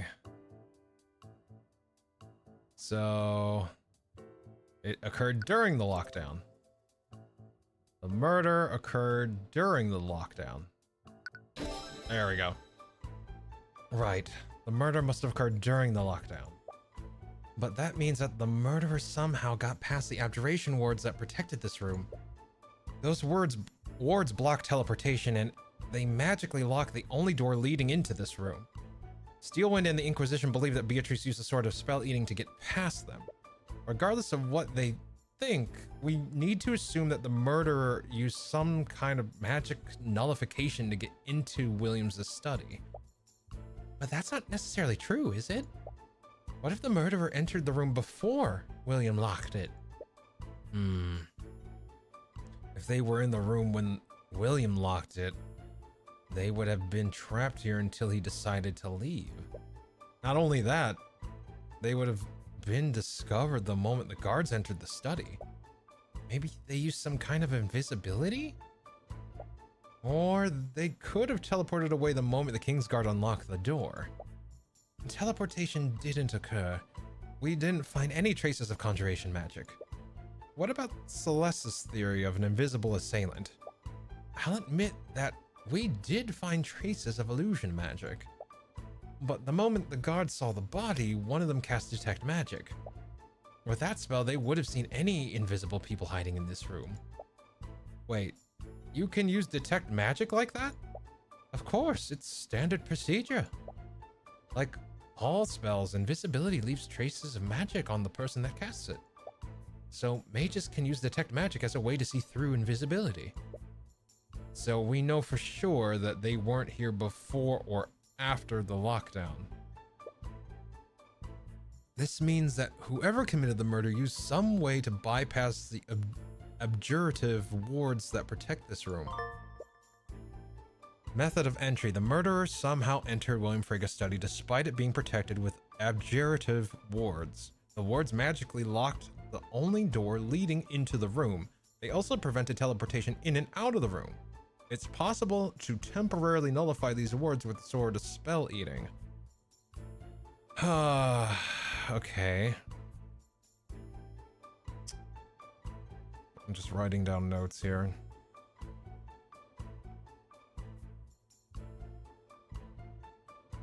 All right. I think I cut my cheek from gritting my teeth. Oh God, oof. Careful, Ghosty, you're already sick. You don't need to add more to the list. Be careful. All right, the next thing to consider is the murder weapon. Where did the murder weapon come from? It was a letter opener that was presumably owned by William Frege. The murderer probably used it to avoid leaving evidence that incriminated them.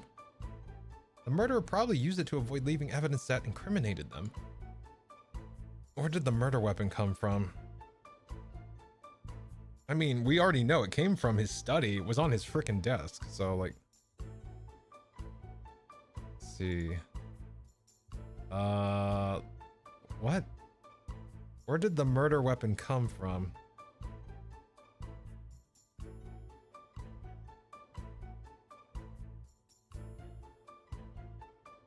The murderer took the murder weapon in Frege's study? Wait, what? Yeah. Wow, that was awkward. That's an awkward thing. Right. The letter opener came from this room. Yeah, exactly. The murderer probably wanted to avoid using a weapon that would have implicated them.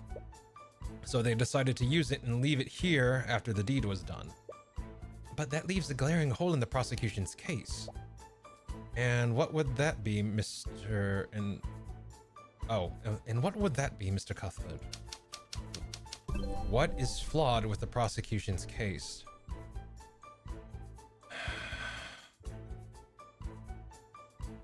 She's blind. That was the friggin' bomb that dropped in the first 5 minutes of the case of the court session starting. So yeah, she's blind, right? Yeah, there it is. Beatrice Frege is completely blind. Beatrice Frege is completely blind. Even if she were somehow able to break into a highly guarded exhibit, how did she slip past the guards and enter Lord Frege's study? Furthermore, how did she locate her opener if she couldn't see it in the first place? None of it makes sense. Committing this murder unseen would have been a tall order for anyone. I can hardly believe a blind person did all of this. You do well to not underestimate her, Mr. Cuthbert. What? You don't know her as I do. She's far more capable than you realize. She must be the one behind this.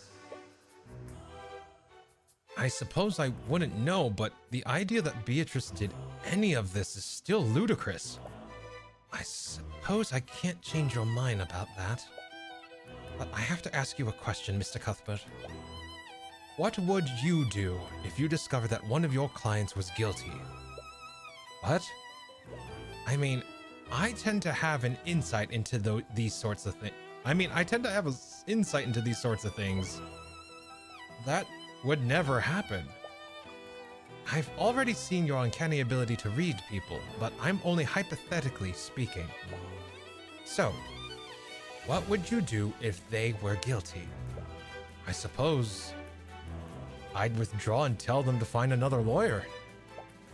And if no one else would represent them? I don't know. It would definitely be a hard choice for me. But I would never be able to represent them if I knew the truth. I just can't stand by and let another murderer escape justice. I see. Why do you ask? No reason. Okay. Anyways, she's made her stance clear. You still have a lot of leads to follow up on. You should move somewhere else. Alright. Alright, looks like we got everything here. Eris, you tricky little... I was wondering if this distrust is related to Aster, Beatrice, and Arya's sister. It's gotta be. It's not even... It's gotta be something in that history. Oh, she's factoring in this right... she's factoring in this right now. Oh, yeah. Oh, yeah. She's completely... 100% taking that into account. 100%. All right, let's see about the storage room. Let's see. You know what? No, bedroom, because the murder weapon was found here. So let's go with the bedroom.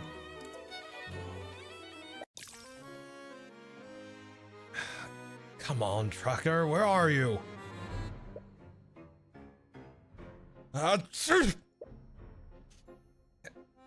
As you enter Beatrice's room, you're unexpectedly met with a large cloud of dust. Wow, this place has not been cleaned. Oh. Your vision clears up and you realize that there's someone else in the room with you. Sorry, I didn't mean to intrude. No, there's no need to apologize. But I would like to know what you're doing here. We're here on behalf of the Crown Prince. We're investigating the murder of William Frege. Oh, I see. We know who she is. She's the middle sister. My apologies, I didn't quite get your name? My name is Lastiel Frege. Lastiel Frege. Occupation, noble. So this is Lastiel. According to Steelwind, she was the last person to see Lord Frege alive yesterday. She might have some new information about how he was acting that night. All right. Before we do that, that's a highly extravagant bed. It looks similar to the one in Miriam's dorm. Let's see. The dresser covered in a layer of dust. It doesn't look like it's been touched in years. It's a table for guests, but it's extremely dusty. Anything else? Repario Arcanum. Ooh. We got some magic here. All right. Hey, Ghosty, thank you for the care package. Appreciate it. All right, hold up. All right, hydrate. Stretch.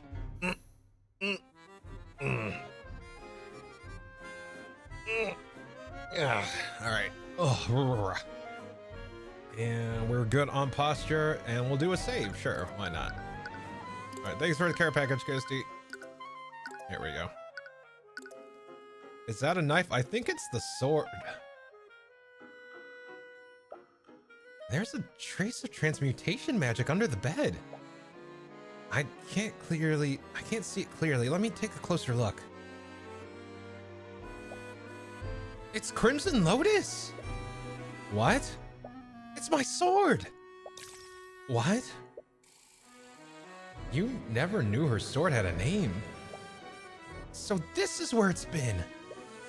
But why would it be here? This is also the room where they found the spell of spell eating. Are the two thefts related somehow? But why? The only thing similar about them is that they're both swords. There's definitely more to this, but what? Celeste's sword. When Celeste went to the coat room to change, she was told that her sword had gone missing. Someone must have taken it. You later found out the missing sword was found in Beatrice's room and this was also the room where the sword of spell eating was found after it was stolen. Are these two elements related somehow? They're similar in appearance, and if you were in a rush, I imagine they could take one over the other by mistake.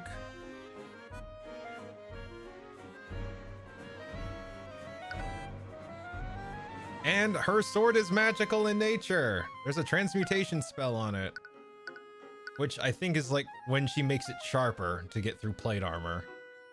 Let's see. I have theories already, right?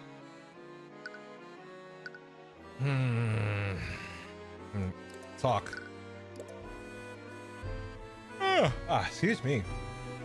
I'm sorry for your loss. Lady Freyga, but do you mind if I ask you some questions about last night? Of course. Prosecutor Steelman told us that you were the last person to see him alive. Did you notice anything unusual about your father's behavior? Well, he was extremely upset about something. I think Beatrice may have offended him during their meeting. The servants said that he wanted to be left alone. He retreated into his study immediately after their meeting. I tried to speak with him when the theft was reported, but he didn't care much about the missing artifact. He told me to leave him alone and let the Kingsguard investigate the sword. He was probably busy making the changes to his will. Now that's an interesting thought. When did you speak with him last? It was before they activated the lockdown. It was a little after 1 a.m. last night. Let's see. Lafitte's testimony. After his meeting with Beatrice Freyga, William Freyga retreated into his study and locked himself in his study. He refused to speak with almost everyone who tried to disturb him. The only person he spoke to was Lafitte Freyga. She told him about the theft of the sword of spell eating a little after 1 a.m., but William did not seem to care and returned to his business. Through Lafitte's thoughts, you know that he entered the study to make some sort of adjustment to his will.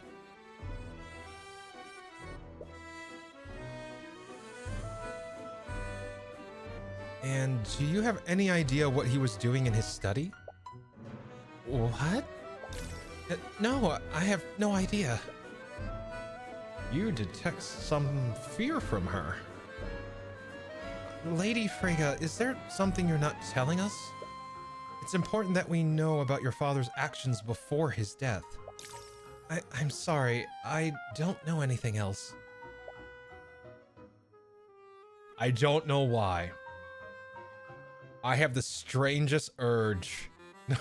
I have the strangest urge to eat kimchi mac and cheese. Like, oh. So I had kimchi mac and cheese like 2 days ago. And oh my god, that tasted amazing. And now like remembering, I don't know what triggered it, but like remembering the flavor just, oh, it's so good. That was out of nowhere. Yeah, right, exactly. That's what I'm getting at here. It's just like, I want kimchi mac and cheese. It's a mac and cheese I've never had before, or at least I've never, it's a mac and cheese that I've had before, obviously, but it's such a unique flavor. It's so tasty. It's so incredibly tasty. Oh my god. But I need to be a good boy. I need to be a good boy. It's like I'm working out. I need to be a good boy. I'm so sorry for your loss, Internal. Damn, I really want that kimchi mac and cheese. I'm so sorry for your loss. Damn, I could really go for some mac and cheese right now. Oh, it's so real. Oh my god. Like some, oh, I need to be good. I need to be good. I need to be strong. I'm gonna clip that, I swear to God. See, my father was a private man and didn't share much with anyone, even his own family. Okay, but felt. Hey, Lucian. Thank you for understanding me. Also, hi, been lurking. Yeah, no worries. Enjoyed the lurk, Lucian. Nice to have you. Always a pleasure to have you lurk with us. All right. My father was a private man and didn't share much with anyone, even his own family. I wish I could be of more help, but I really don't know anything else. I refuse to believe that's why he was killed. She's clearly holding something back. If you can reveal that she's hiding through an argument, she might be more willing to cooperate. But you'll need more information about William and his will first. In the meantime, you should figure out what else she knows. All right, you know what? That's fair. That's fair. I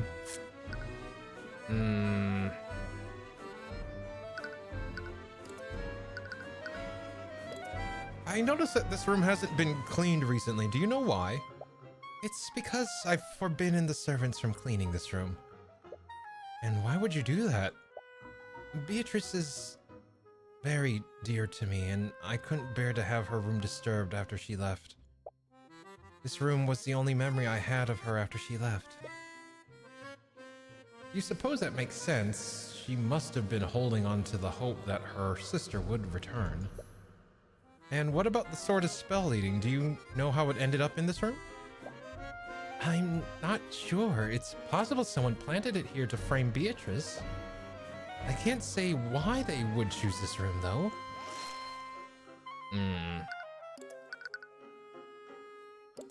What kind of person was your father? Oh, wow. There was a whole lot of feelings there. Sadness, anger, and fear. It doesn't look like William Freyga was very beloved. My father was a complicated man. He was a brilliant scholar and businessman, but he was a cold and distant father. I see. Did he have any enemies? As the head of House Freyga, he controlled nearly every banking house in Wyverngard. There were many people who resented his wealth and power. Can you remember anyone specific? Perhaps someone that he slighted recently?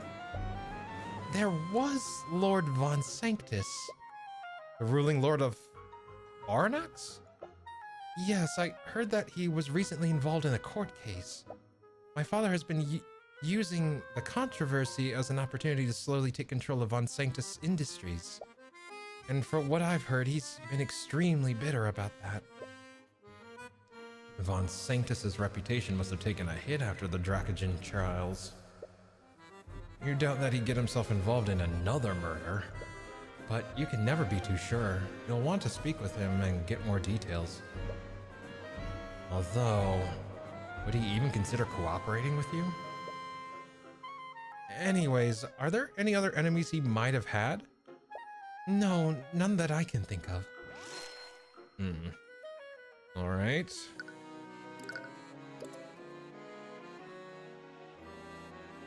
What can you tell me about Beatrice Frege?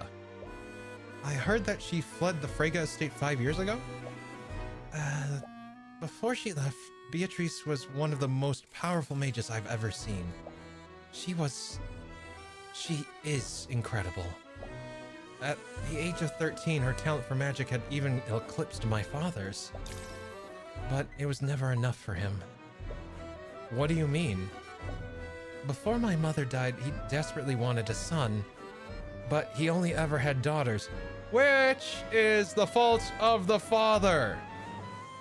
Not even kidding. What determines if a child is male or female is the sperm, not the egg.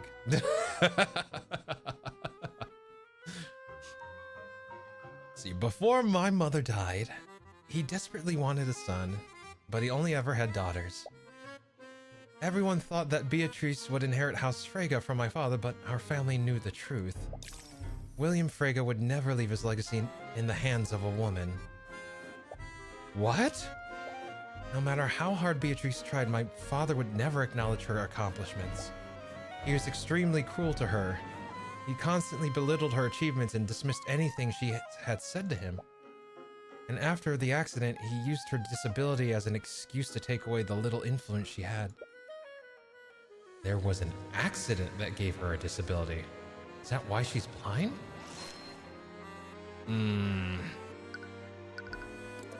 The accident. Say it louder, Lastiel. I already said it.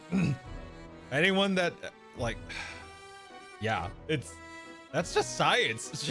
It's like, shit, that's just science. Live in denial all you want, but that's just fucking science. Sometimes I wish I could go back in time and tell King Henry that the VIII that having no sons was all his fault, actually.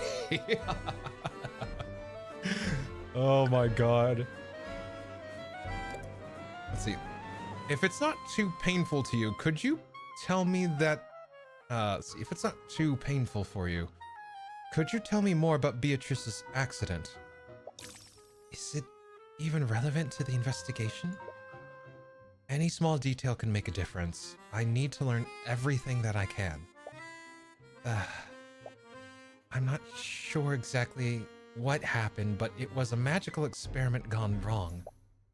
Beatrice was working on a project at the Imperial Academy. She was trying to create a new spell formula.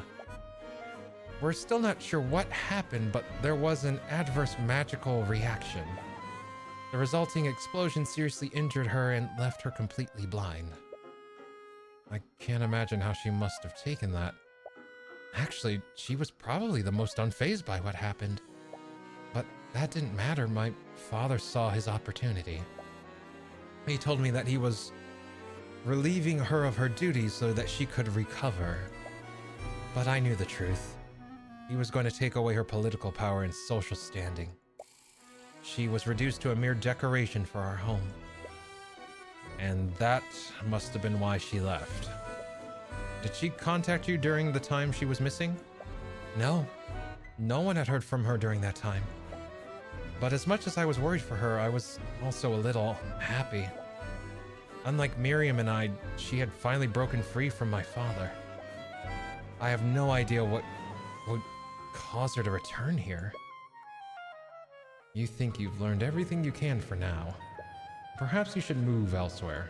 I'm glad that it tells you to, like, hey, maybe you should go elsewhere. Storage room.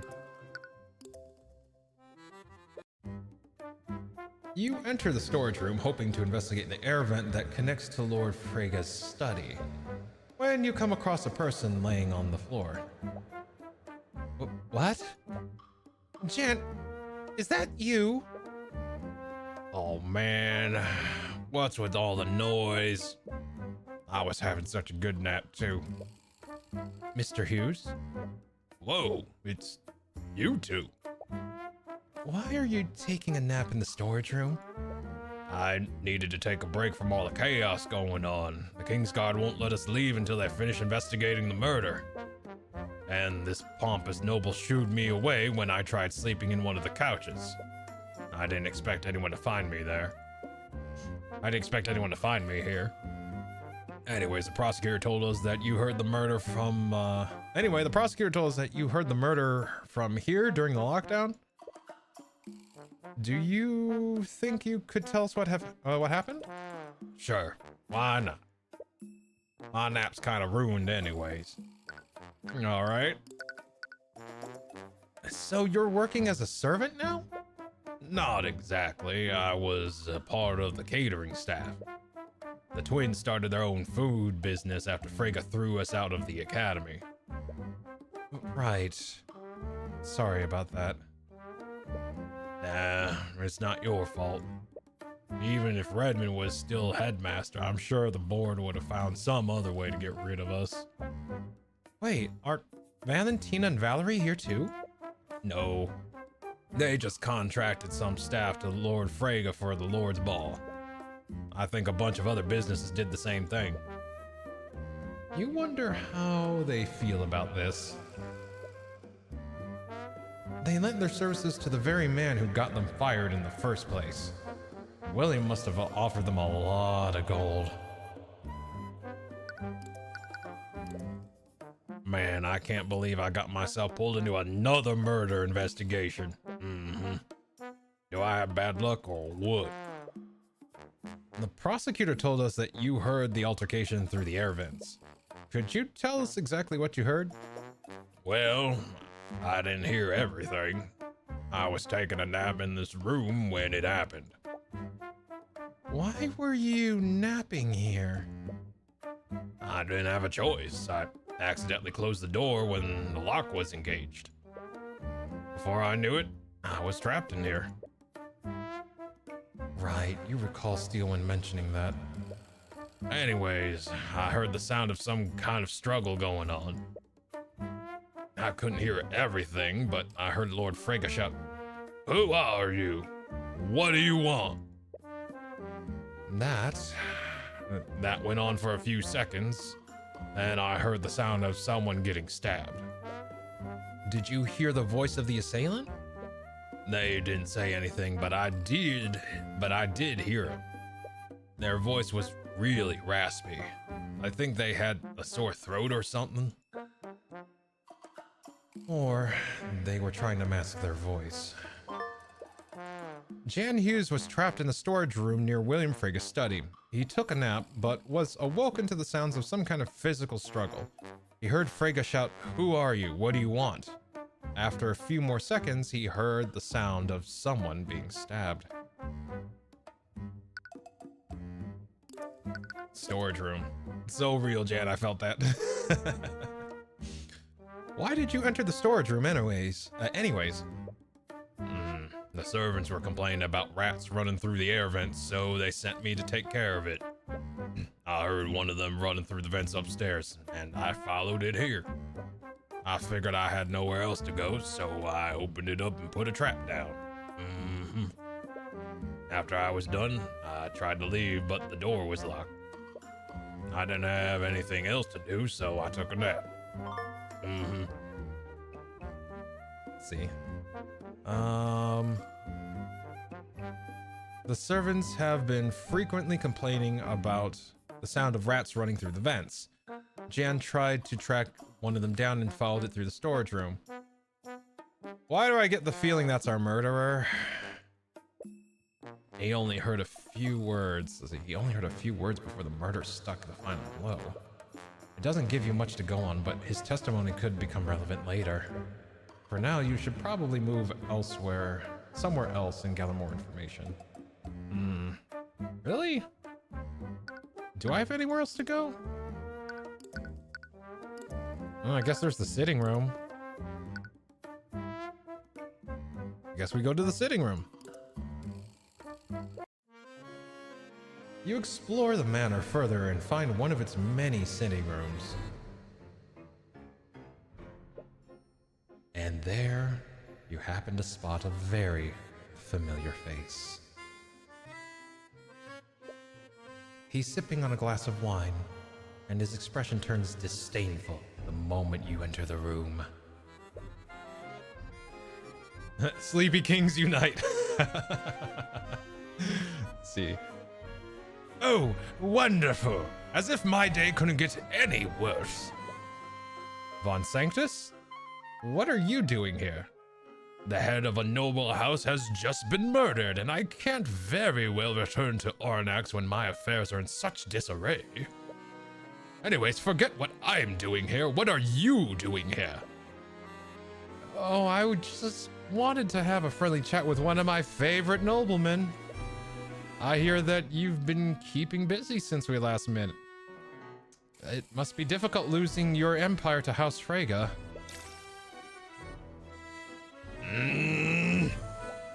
Tyrion, we do need his help. Is that so? And what makes you think I'd ever help the likes of you? Because it would take suspicion off of you, and let's face it, with your reputation, you could use all the help you can get. How dare you! I'll have you know that I am still a respected member of the nobility. Respected? Is that why everyone's talking about your hand in Justin Wade's death? Because the way I see it, being involved in another scandal would destroy what little remains of your reputation. But it makes no difference to me, and to be perfectly honest, I'd like nothing more than to drag you into the stand and embarrass you a second time. You can practically hear him grinding his teeth together. Very well. If it means I won't have to endure your presence any longer, I'll oblige and answer your questions. Oh, God. Oh, ew. Ew, it's King L of Loser World. Oh, my God. Oh, my God. Von Sanctus's motive. Honestly, it's just one mess after another with you. Mess? Wouldn't you have much to gain if William Freyga's death? On a surface level, you might be right, but it's far more complicated than that. House Freyga controls the banking houses. They are the main pillar of support for Wyverngard's economy. William's death could have unimaginable economic consequences regardless of who inherits his house. I wouldn't be foolish enough to do something like that. That remains to be seen. Think what you will. There are others who would benefit from William Freyga's death. You mentioned that other people would benefit from Freyga's death. Who specifically? If I had to venture a guess... Ah, God, I need to make this guy more up his own asshole. Nah, that seems way too... if I had to guess... Nah, that's way too far. That's way too far on that way.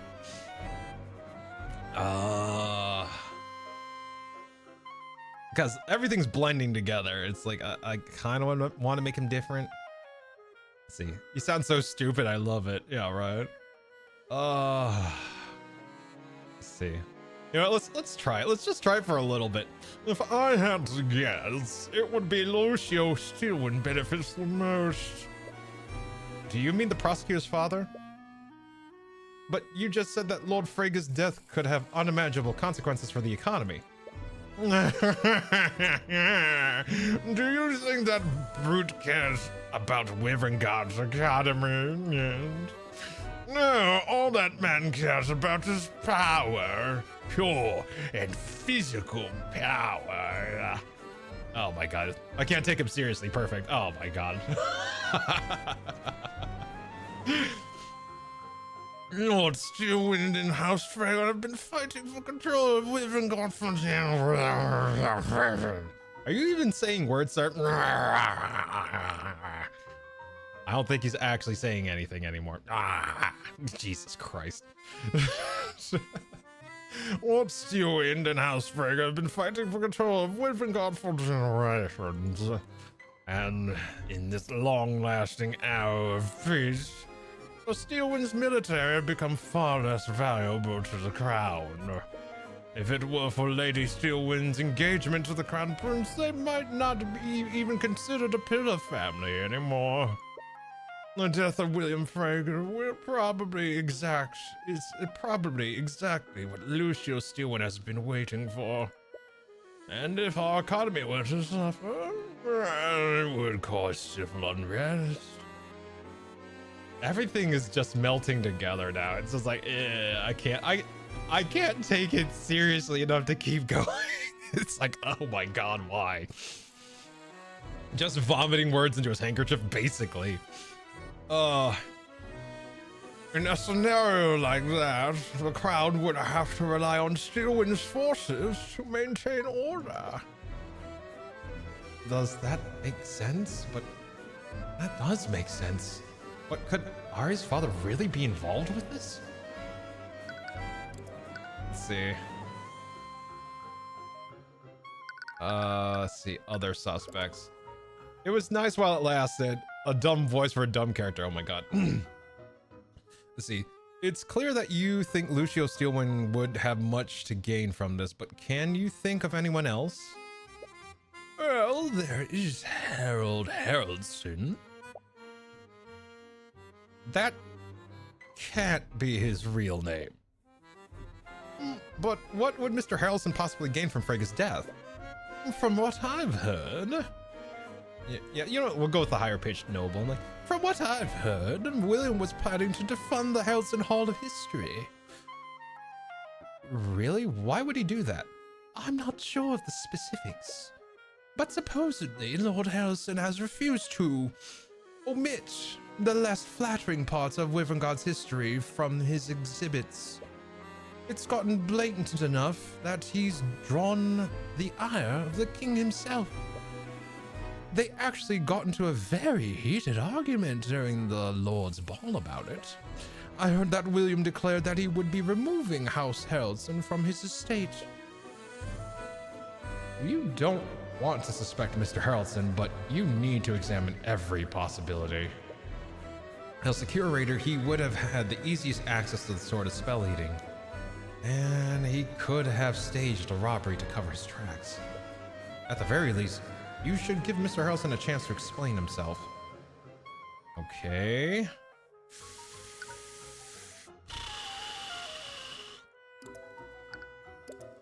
What can you tell me about the defendant in this case? What? She's your client. Surely you would know her better than I. Humor me. Well, I'm sure you're aware that she fled Freyga Estate 5 years ago. In doing so, she not only dealt a blow to House Freyga's reputation, but she also directly insulted the Crown Prince by breaking her engagement to him. Oh, hello. There it is. There it is. Wait, Beatrice was engaged to Aster?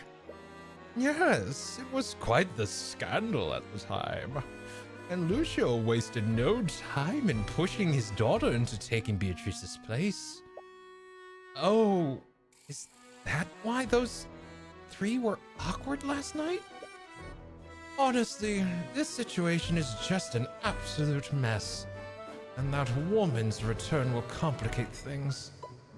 Beatrice's return complicates things. What did he mean by that? Do you find Beatrice's return to be inconvenient for you? What are you on about? Please don't insult my intelligence, Van Sanctus. Fine.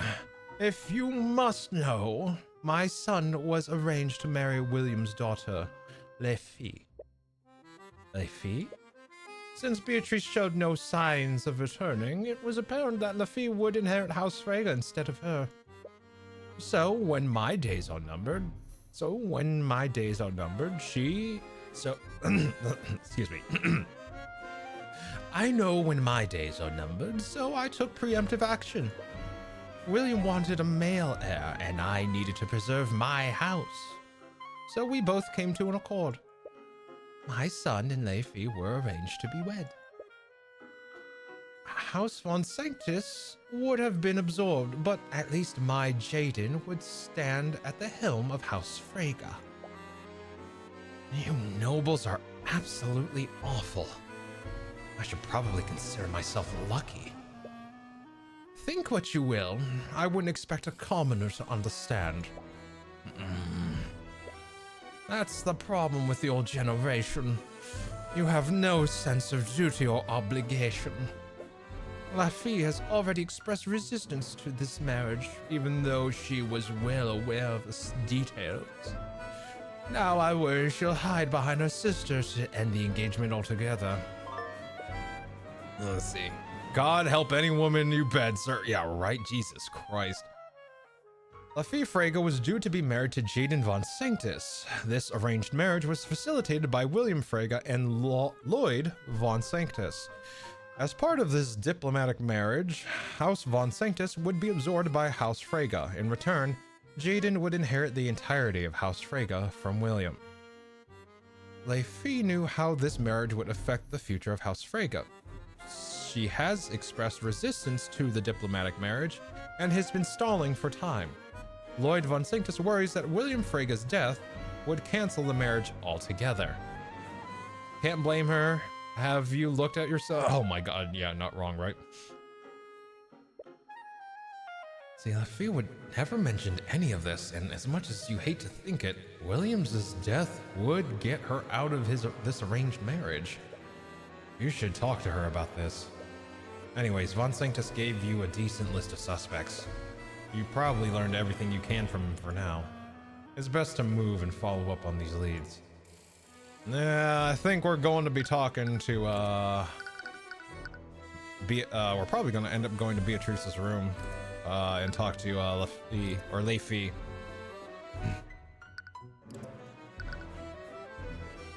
Let's see.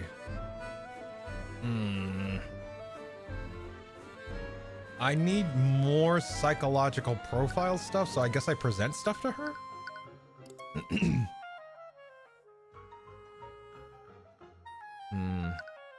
Armbands of intellect.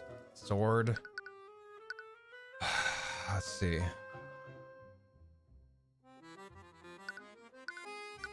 Everything's surrounding Beatrice, so maybe we present Beatrice's story. Yeah. Let's try this.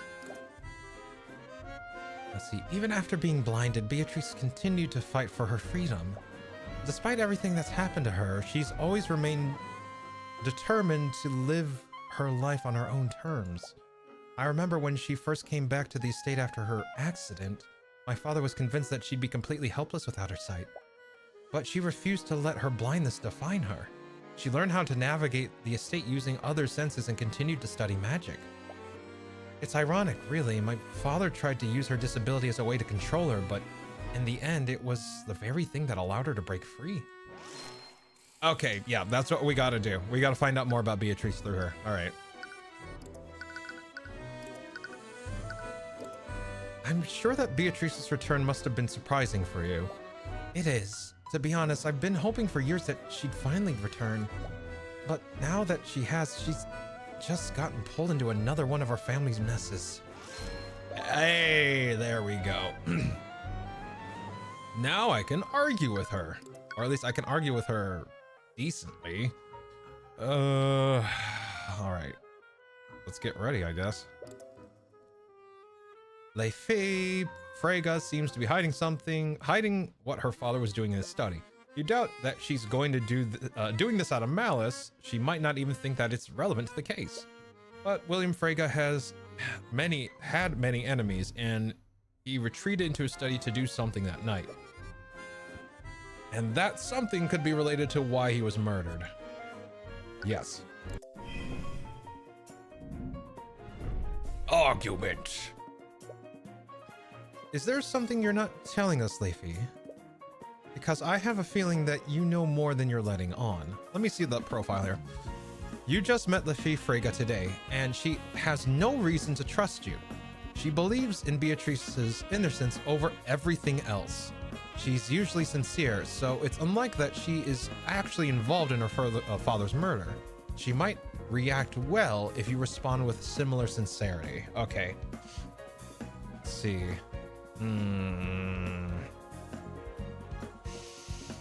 All right.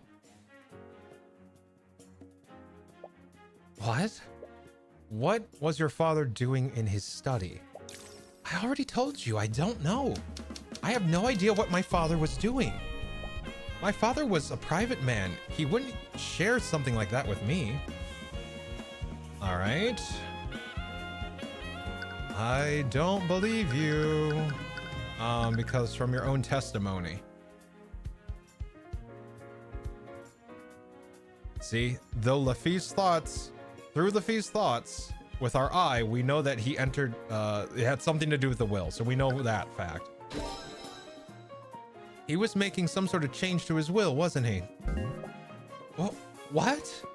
Did someone else tell him?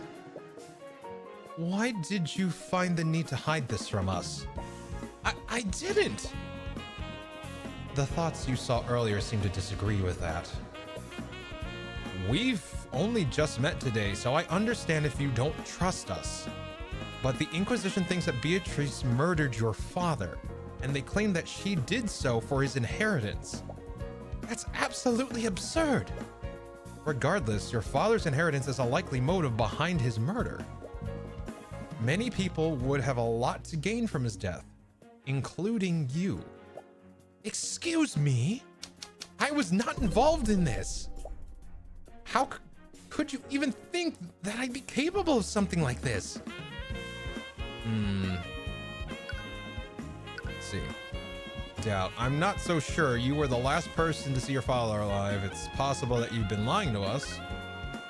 I didn't mean to imply that you were involved in this, but it's clear that the murderer's motive was to take control of House Frege. The prosecution clearly won't shy away from prosecuting members of your family. If your sister is truly innocent, where do you think they'll turn their attention next? Psychological profile again. She might react well if you respond with similar sincerity. She's usually sincere, so it's unlike that. All right, rationalize then. It would be the middle one.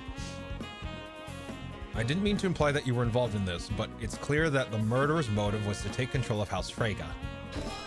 I didn't mean to imply that you were involved in this, but it's clear that the murderer's motive was to take control of House Frege. This means that their plan heavily relied on who William Frege was leaving his assets to. So I need to know, Miss Frege. How was your father planning to change his will? I don't know. I was never aware of the details of my father's will. I've already told you, my father was a secretive man. He didn't share details of his estate with me. That's not true. Because even this douchebag knows about it. Like, even this asshole knows about it. And he even said that you were resisting the marriage.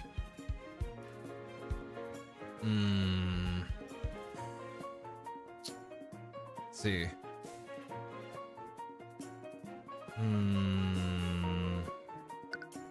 Yeah, I think that's it. Is that really true, though? What? I already know about your arranged marriage to Jaden von Sanctus. And I also know that as part of his deal, Jaden would inherit House Frege instead of you. You definitely knew about this, and you heavily resisted the marriage in an attempt to stall it. Which means that you had some idea of how your father's will was changed or arranged. So, what aren't you telling me, Miss Frege? I can't trust you. I can't trust you. What? You are here on behalf of Crown Prince Aster. The Four Pillar families and the crown have much to gain from my father's death. How can you assure me that this information won't be used against my family?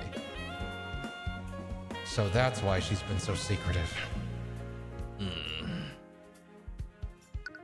There's nothing I could possibly say to make you trust me, but please understand, I'm only trying to find out who murdered your father. I may have been hired by Prince Aster, but I'm an independent agent. I have no stake in this conflict. I was only hired to arrive at the truth. I'll arrive at the truth one way or another. If you refuse to cooperate with me, I'll have no choice but to treat you as another suspect. Oh, no, that's not gonna work. It's gonna be appeal. She's more open. Yeah, she's sincere, so it's gonna be appeal. There's nothing I could possibly say to make you trust me, but please understand, I'm only trying to find out who murdered your father. And to do that, I need to know everything that he was doing that night.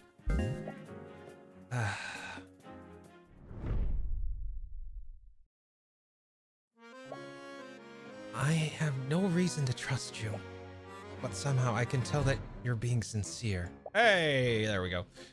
Will you really protect Beatrice? You are about to reassure her that you will, but something in the back of your mind stops you. I'll get to the truth of what really happened. Oh, that scared her. Appeal, yep. Appeal was the right one, Shock. Lastie's a good lore. No.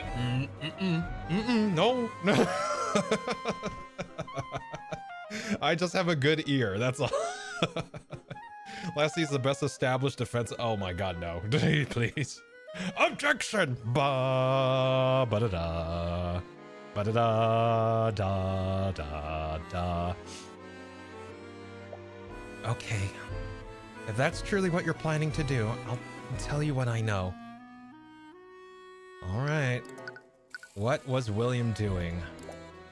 I wasn't trying to be uncooperative, but I didn't know who I could trust. Considering the circumstances, that's perfectly understandable. I'm not sure why, but my father was extremely upset that night. According to him, Beatrice had returned and was even more impudent than before. He must have been angry about something she said during their meeting. Did he tell you what their meeting was about? He didn't, and honestly, I didn't really care. I was just so happy that my sister had finally returned. But my father clearly felt the opposite. Before he entered his study, he told me that he would be pruning the family tree. He was going to disinherit my sister and several other members of our family. He probably started drafting a new will to reflect that decision. Oh, God. William Frege's inheritance. Beatrice Frege fled from her family 5 years ago and went into hiding. Until the night of the murder, many of her friends and family members hadn't seen or heard from her. On the night of the murder, Beatrice finally returned to her home. She arranged a meeting with her father. This meeting didn't end as planned, and Beatrice angered William Frege enough for him to declare that he would be disinheriting her that night. Has anyone found the draft of this will? No, it was one of the first things I looked for after the investigation began. The modified will is missing? You doubt it would even be enforced. He never got the chance to submit it for a probate before he died. But you can't discount the possibility that the murderer destroyed it. Did anyone else know about this? No one. No one. I didn't even tell Lady Steelwind when she was questioning me. Because it would have given Beatrice a motive to commit the murder. Anyways, thank you, Miss Frege. Mr. Cuthbert? Yes? My sister is not a bad person. There's no way she'd do something like this. Despite what she says, she seems to have some doubts. She's in good hands. Ruby Tamora is the one defending her in this trial, after all. I hope so. Anyways, you think that you've learned everything you can from Lifey. There's only one last person to speak with. Harold Haroldson. There's no way that's his fucking name. I'm so sorry. I'm very sure that he does not have a Pokemon name. I'll hire you. In fantasy court, sure. In fantasy court, sure. Real court, no. Real court, no. It's Harold. Harold. All right, he was in the gallery. Yeah. The sword's still missing, apparently. This is a complete mess. As you enter the gallery, you spot Haroldson inspecting the shattered remnants of a display case. If you recall correctly, the display case he's looking at once held the sword of spell eating. Oh, Mr. Cuthbert, I had a feeling I'd be seeing you again. He's working for the Crown Prince. Can he be trusted? It seems word has spread about your deal with Aster. Hello again, Mr. Haroldson. Harold. Right. Harold. I'm sure you already know that I'm investigating the murder of William Frege. And the prosecution suspects that someone used the sword of spell eating to break into Lord Frege's room. I was wondering if I could ask you some questions about the theft last night. I'll tell you what I can, but I'm not sure how much help it'll be. All right. I can't believe a museum owns such a powerful magic item. I would have expected a noble house to take it for themselves. Well, the nobility of today don't have much use for items such as these. The power of a lord is based on politics rather than magical strength. A noble wouldn't want to wield a sword of a demon even if the legends are just stories. A demon? Oh, right. The sword of spell eating was said to have been forged from a pact between a demon and a mage. Isn't making a pact with a demon just asking for trouble?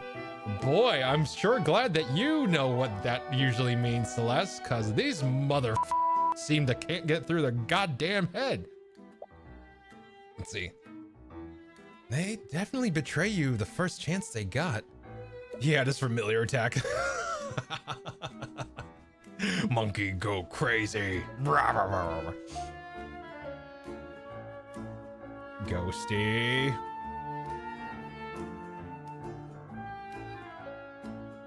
Got my eye on you. Got my eye on you, Ghosty. Well, I didn't do anything.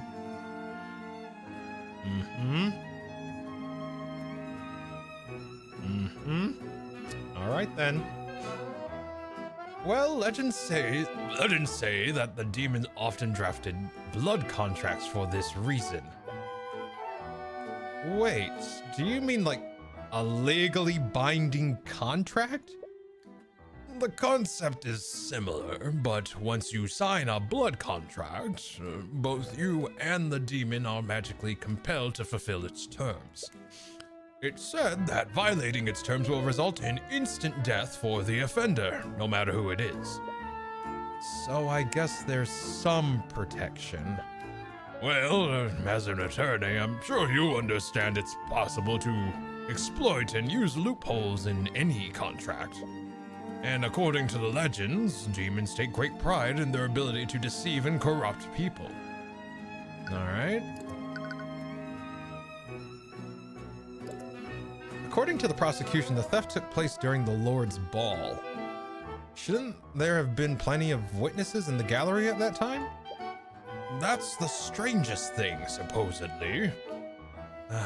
The gallery room was completely empty when it happened. What? That can't be right. And honestly, I have no idea how anyone could produce enough magic to shatter the display case anyways. Were the wards protecting the case that powerful? They were powerful, but that's not the issue here.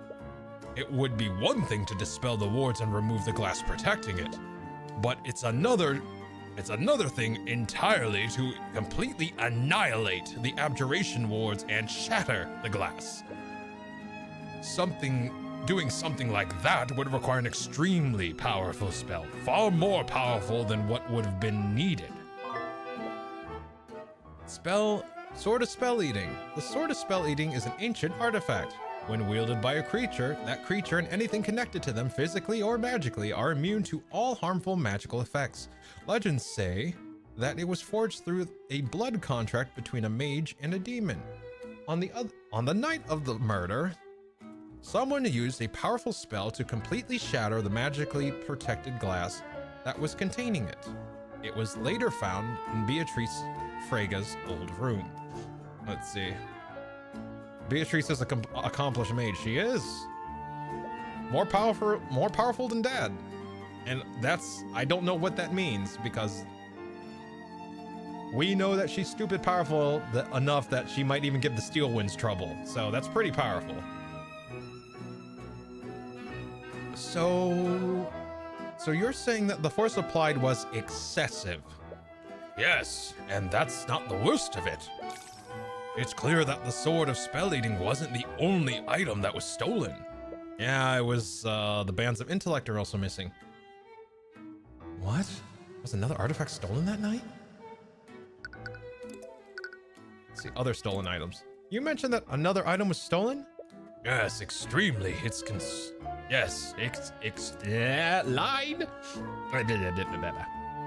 Yes, it's extremely concerning. After the Sword of Spell Eating was reported missing, I checked the other exhibits. That's when I discovered that the Armbands of Intellect had been stolen as well. And unlike the Sword of Spell Eating, we still haven't found the armbands.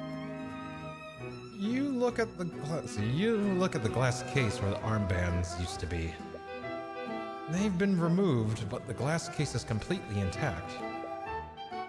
The thief didn't shatter the glass. Yeah, because they had the sword. Exactly. Moreover, the armbands were actually replaced with a very well-made replica. What? Armbands of Intellect. The Armbands of Intellect are an ancient artifact when worn by a creature that creature's intelligence would be increased beyond the limits of an average human. Legend says that it was forged by a member of House Frega to further their study of magic. I'm really hoping that the person who created this Armband of Intellect wasn't Beatrice, because that means she knows how it works.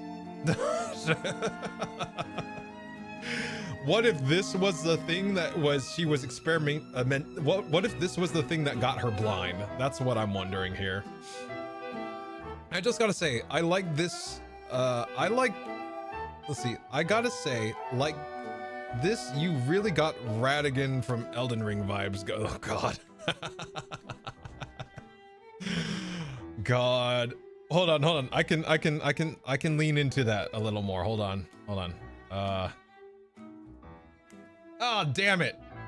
Okay, I can't do it. All right, fuck. It canceled the red hair. Hold up. There we go. There we go. But oh God, I didn't even think about Radigan. Oh my God. I really do. Oh God, I gotta play Elden Ring again. I love the story of Radigan so much. Let's see, what's going on here? The two thefts are completely different from one another. Are they even related, or did two different thieves coincidentally steal from Harold that night? Let's see. You mentioned that someone would need a powerful spell to shatter the display case. Would that narrow down the list of suspects for the theft? Not everyone attending the ball could cast spells that powerful. Well, according to the Inquisition, Beatrice Frega's magic was powerful enough to have done this. Discounting the fact that she's completely blind. Yes, I'm well aware of that, and it doesn't sit quite right with me either. Was there anyone else at the Lord's Ball capable of matching Beatrice's power? Only the heads of the 4 pillars could have invoked magic this powerful. But apparently Beatrice is the exception to that. Is Beatrice really that powerful? Or is she being scapegoated by one of the house leaders?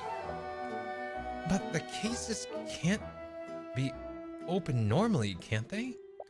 Otherwise, how would you transport the artifacts from place to place? Yes. The magical locks on the case can be disabled. And you're scared at that. You detect some fear. Is he hiding something? How are they normally disabled? They can be turned on and off using a spoken password. And how many people know this password? Only myself. I personally oversee the transport of these items when they're moved. Herald security. The artifacts on display at the Lord's Ball were protected by layers of abjuration spells. Even a highly skilled mage would have trouble breaking into them. The spells that guard the displays can be temporarily disabled using a password. Haraldson is supposedly the only person who knows this password. So Harold could have stolen the sword that night. Could he have staged the robbery to cover his tracks? See, I suddenly want country gravy and Texas toast. God, that sounds... God, maybe it's just... Maybe I'm just hungry? Like, that sounds really good too. Jesus fucking Christ. Stop talking about food. Oh, God. Yeah. Maybe? I don't know. You know, maybe after this part of the game, we take a quick break and we all get some water, get some food. Let's see. All right. Let's go ahead and talk defunding the Hall of History.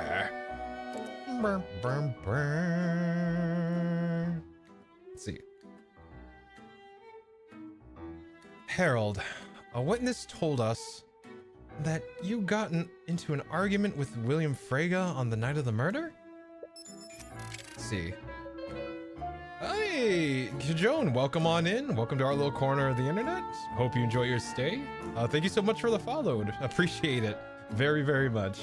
Hope that we can help you relax for the evening. Let's see. Was William Frege planning on defunding the Haraldson Hall of History? Yes, he was. He made that very clear. But that doesn't mean that I had anything to do with this murder. We're not saying that you did, but I need to explore every possibility. So I need to ask, did your argument that night turn hostile? I'll admit that our discussion turned heated, but I never escalated to threats or violence. With how insulting he was, it should have. William was being unreasonable, and I was frustrated. But that's all there was to it. He deserved what happened to him. The eye shows more resentment than he's letting on. Did you have any conflicts with him prior to that night? We have had disagreements in the past. He was receiving pressure from the royal family about what I was displaying in my museum.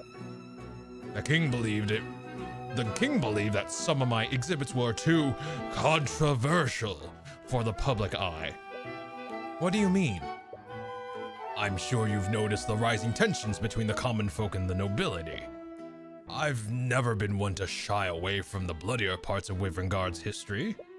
The citizens must know about these parts of history, otherwise we're liable to repeat them. However, the king believed that my historical exhibits did nothing but dig up old wounds. Nothing but simpletons. The lot of them. The nobility thinks that they can smooth public relations by censoring history? As if they couldn't get any worse. Anyways, it's clear that Harold is passionate about his work. Would that passion drive him far enough to commit murder, though? Oh. Oh. There we go. Thank you for your time, Harold. Harold. I think we'll be on our... I swear to God, he's a Pokemon. Harold. Let's see. I think we'll be on our way now. We have a lot of info, but none of it really leads anywhere. So many people had a motive to murder William Frege, but who actually did it? Perhaps you should take some time to review everything you've learned. Motives aside, let's go over the events that happened that night. It all started when the Sword of Spell Eating was stolen. What do we know about the thief of the Sword of Spell Eating? We don't have a specific suspect, but we do know something about them. A powerful mage. The thief is a powerful mage. It would be one thing to dispel the wards and remove the glass protecting it, but it's another thing entirely to completely annihilate the abjuration wards and shatter the glass. Doing something like that would require an extremely powerful spell, far more powerful than what would have been needed. The thief was a powerful mage. That's the only way that they could have shattered the magical reinforced glass. But what about Harold? He could have just unlocked it using his password. He could have stolen the sword and staged a robbery, but he couldn't have shattered the glass. Only a powerful mage could have done that, and I doubt Harold would lie about that when he could easily confirm it was Steelwind. Right, but then what happened next? They brazenly stole the Sword of Spell Eating. This caused Harold to report the theft to the King's Guard. After Lord Harrelson reported the theft, the Inquisition discreetly placed the manor on lockdown. They searched every room in the manor to try and find it, but it was eventually found in Beatrice's room. And that led them to believe that she had stolen it. That's correct. The King's Guard moved to arrest her, but Prince Aster ordered them to step down. And then there's LaFay's statement. My father was extremely upset about something. I think Beatrice may have offended him during their meeting. The servant said that he wanted to be left alone, retreated into his study immediately after their meeting. I tried to speak with him when the theft was reported, but he didn't much care about the missing artifact. This happened before they activated the lockdown. It was a little after 1 a.m. that night. What does this tell us about William Frege? LaFay's account gives us a clear fact about when William died. Let's see.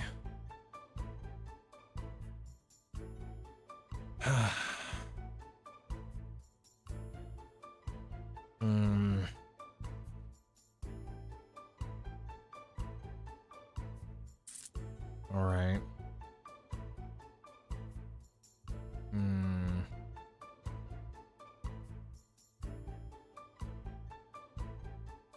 William Frege didn't meet Aster.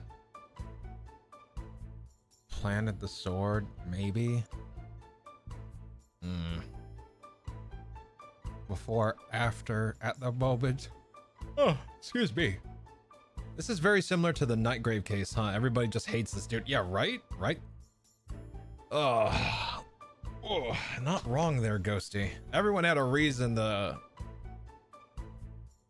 do something ill towards William. Okay. What does this tell us about William Frege?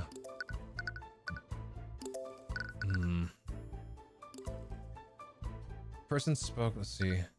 The only person he spoke to was LaFay Frege. She told him about the theft of the sword, spelling E. So it was a little after 1 a.m. The lockdown occurred when?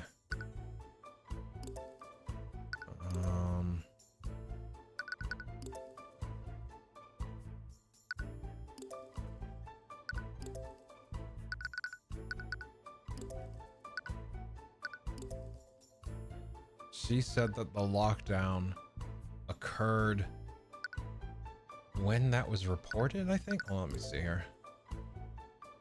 They quietly put down the lockdown. Okay.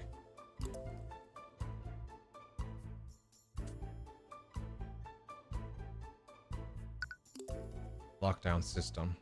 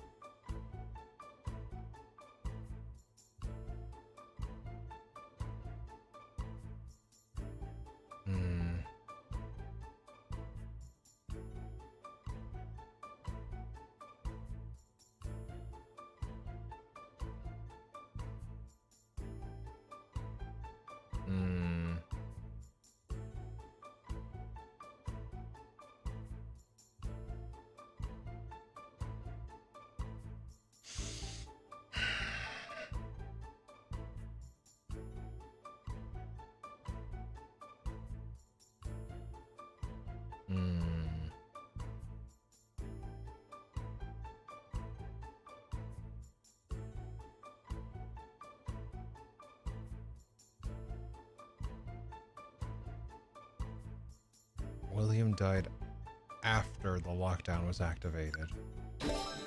There it is. William Frege was murdered after the lockdown was activated.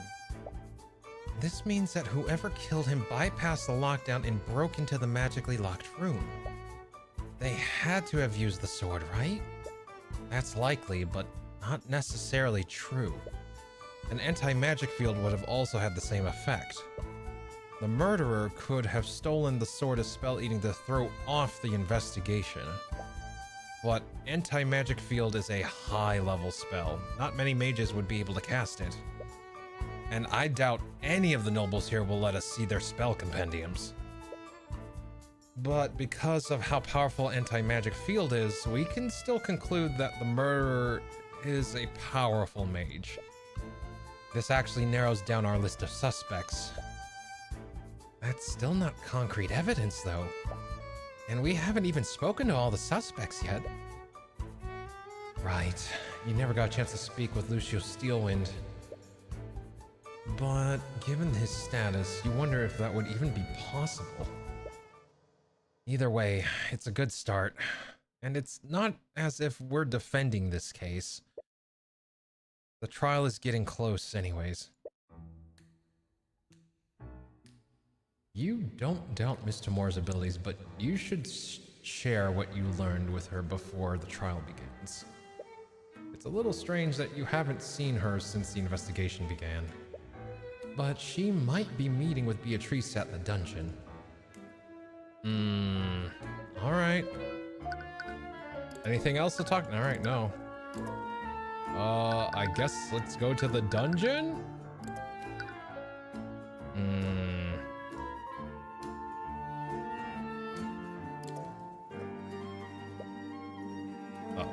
You arrive at the dungeon and search for Miss Tamora. She wasn't at the crime scene, so she must be here to discuss the case with Beatrice. Or at least that's what you thought, but you don't see her anywhere. Oh, Mr. Cuthbert. Oh, hi. You were so You were so caught up in your thoughts, you didn't notice that you were walking right in front of Beatrice's cell. Damn it. Let's see. I didn't expect to see you here. Celeste lets out a shriek as Eris approaches the two of you from behind.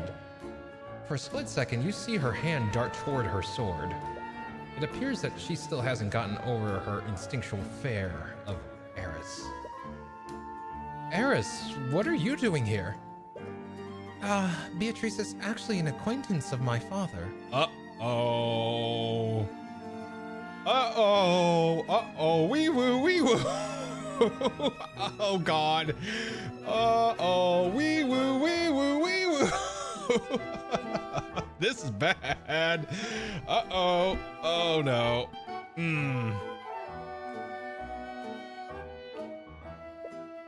He sent me here to help her through this ordeal.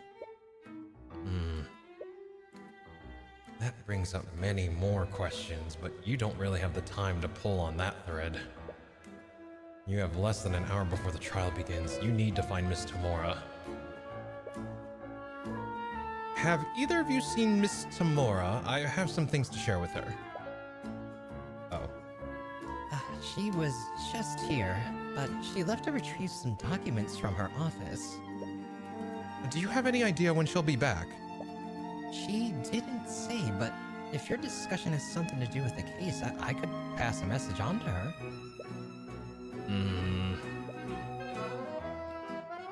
You feel a bit hesitant for some reason, but it is her life on the line. If anyone should know about what you found during your investigation, it's her. Okay. Let me tell you what I know. You spend some time going through your findings with Beatrice. From your list of suspects, the possible motives behind the murder. You notice that with each revelation, she becomes more uneasy. The idea of someone framing her must be stressing her out. I see. You've certainly been very thorough. Yes, but I still have no concrete evidence that points to anyone.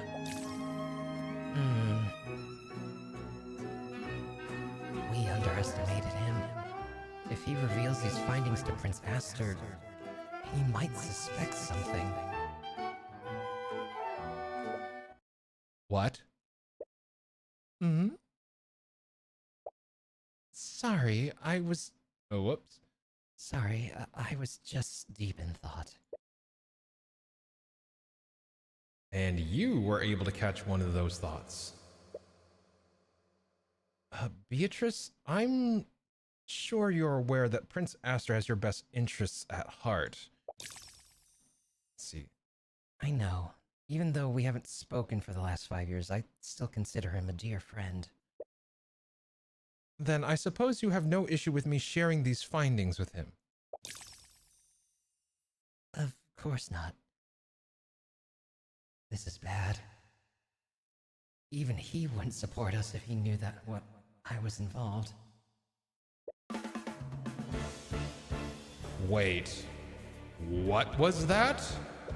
Her thoughts just said that she was involved. Did she actually murder her father? Is something wrong, Mr. Cuthbert?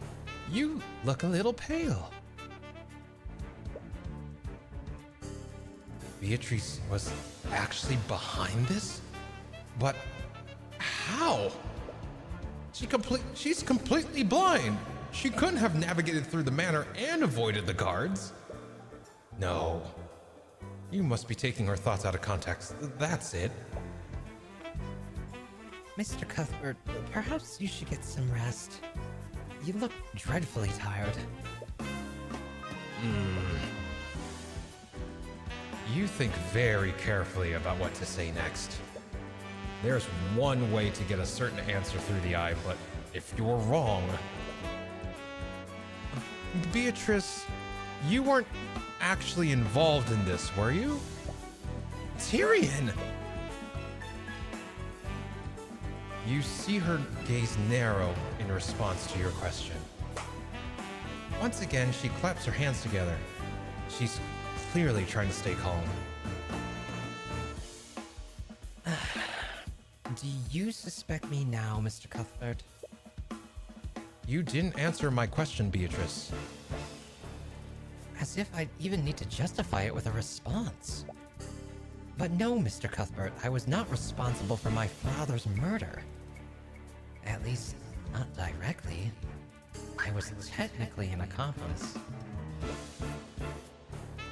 An accomplice? Did she work together with someone? Cuthbert! Miss Tamora! Your mentor seems to have sensed a mood in the air. She raises an eyebrow at you. Miss Tamora, can I speak with you alone for a second? Okay. Let's see. I'm about to have lunch real quick, BRB. All right, see you in a bit, Ghosty.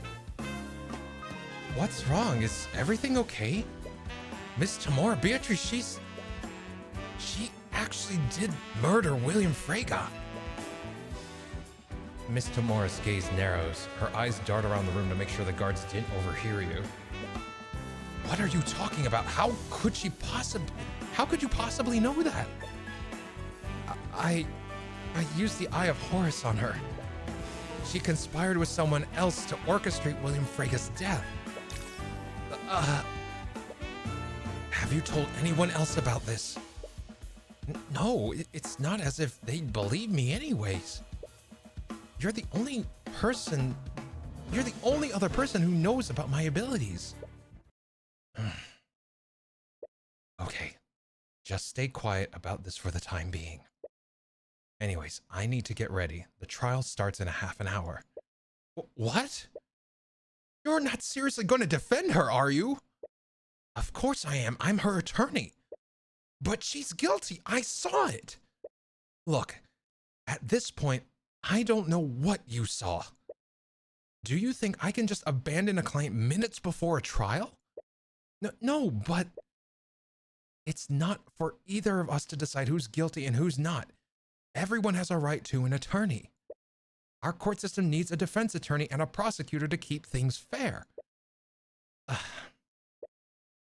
More importantly, you had no right to use the Eye of Horus on my client without permission.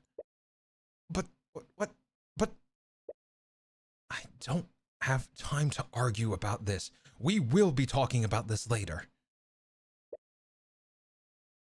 Before you have a chance to respond, Miss Tamora walks away. Celeste sees both of you and awkwardly approaches you. Hey, Tyrion, is everything okay? Celeste, I think Beatrice was actually behind this. What? You don't blame her for not believing you. It's not as if you can tell her about the Eye of Horus. Although, why haven't you told her? All right, I believe you. What? You wouldn't say something like that if you weren't sure, right? But if what you're saying is true, what do we do now? You think long and hard for a moment. I don't think we need to do anything. What? Steelwind is handling the prosecution and she's definitely no pushover. Tommy Mommy 69. Welcome on in. That's an interesting name. Welcome into our little corner of the internet, and I hope you're doing well. Hope you're doing well this evening. Hopefully we can help you chill out for the rest of the evening while we go through this story. But welcome in, welcome in. Let's see. Steelwind is handling the prosecution, and she's definitely no pushover. If Beatrice is truly guilty, I'll just have to trust her to get the job done. Either way, I don't think we're in a position to get involved. All right, if you say so. It's really none of your business. You have no stake in this. You're not obligated to do anything. You've done everything you can. It's in their hands now.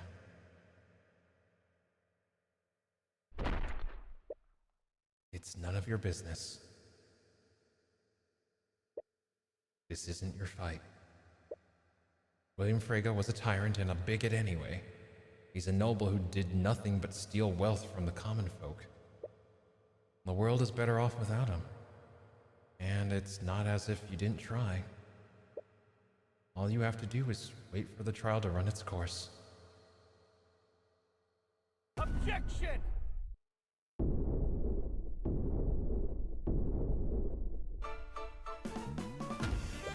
Your Honor, I'm afraid I can't pass a verdict just yet. Mr. Cuthbert! Cuthbert? What the hell are you doing? I don't know. But I do know, but what I do know is that there's a massive contradiction in Miriam Frega's testimony. Who are you kidding? As if you were ever the type of person to stand by and do nothing. Would you like to save your progress? Yes. Yeah, we'll save there. Objection, yeah, basically, right? Oh my god. All right.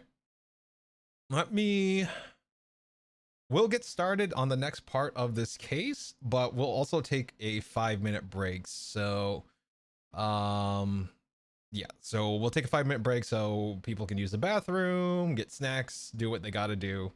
But, yeah, let's crack the door open on the next chapter, shall we? All right.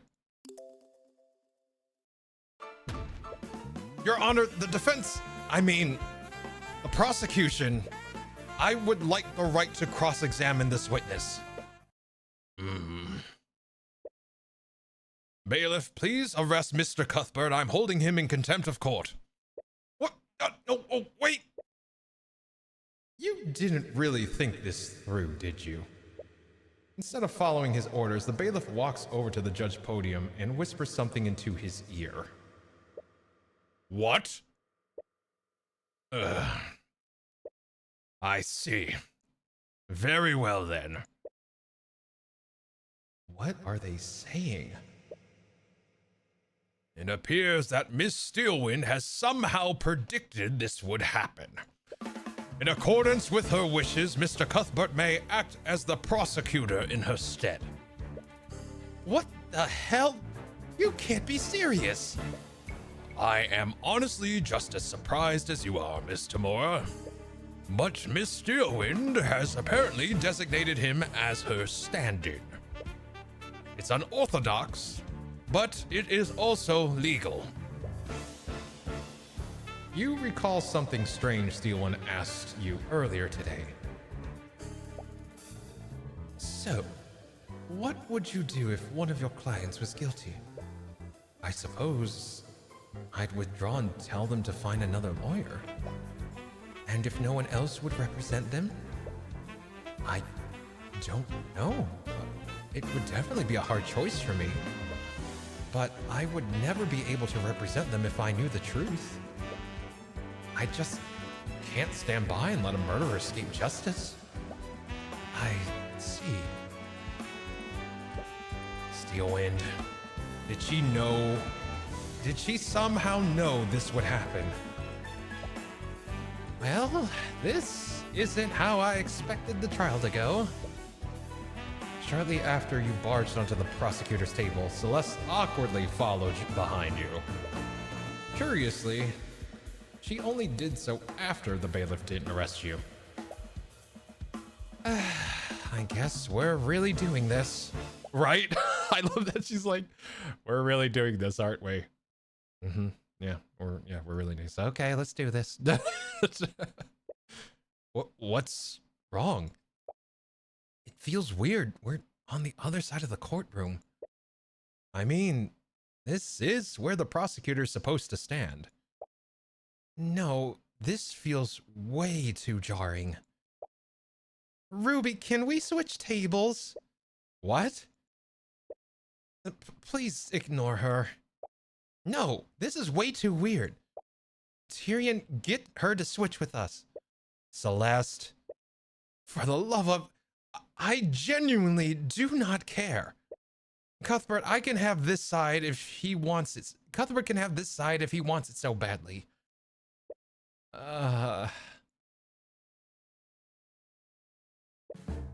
With that out of the way, let's resume proceedings. Assuming that we're all in our preferred spots. We are, Your Honor.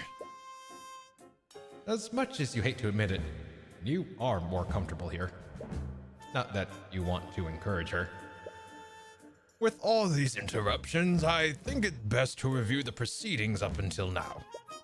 The prosecution proposed that Beatrice Frega's motive for the murder was to claim the victim's inheritance. However, the defense brought forth a witness who testified that Beatrice was disinherited by her father 5 years ago. Am I correct, Miss Tamor? You are, Your Honor. Very well. Considering the circumstances, I feel it best to have Lady Freyga repeat her testimony. Bailiff, please escort Lady Freyga to the stand once more. Miss Freyga, could you please give your testimony to the court once more? Of course.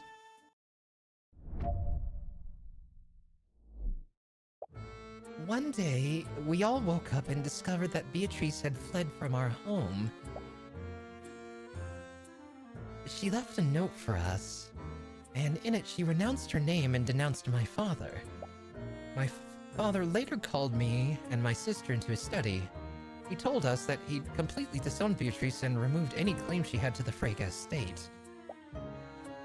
Let's see, it was probably a threat to us in case we ever chose to go down the same path she did. He wanted to make an example out of her. This all happened 5 years ago. So your father disinherited Beatrice shortly after her departure. Yes, he did. As such, Beatrice would have no motive to murder her father. Any inheritance she would have received would have been long gone by the night of the murder. Is that really true, though? All right, I'm gonna use this as our break because we gotta go through the testimony. So, tap sign. Don't forget to eat. All right, fair. All right, so 5-minute break. Actually, it might be a little longer because I'm probably going to try to scarf down something in the meantime. So that talks of food don't make me hungry. So there's that. So 5+ minute break. First 3 minutes are going to be ads. We do that so that way that the ads have a longer space in between when things are going to happen. Shouldn't take more than 10 minutes. But just as a heads up, this break is going to be a little longer. I'm aiming for 5 minutes, but we'll see. So I encourage you all to get up, take a break, walk, stretch, get a snack, food, use the bathroom, do what you got to do, and we will see you very soon here after the break. BRB.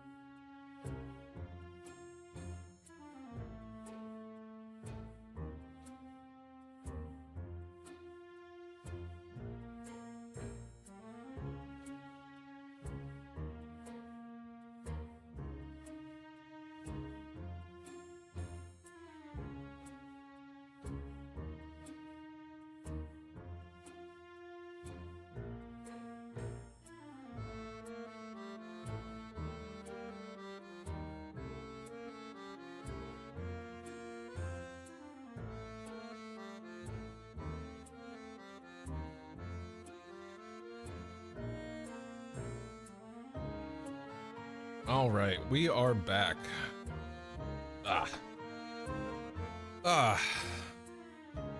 Hope you all enjoyed your break and enjoyed whatever food you grabbed, if any. All right, let's get back into this.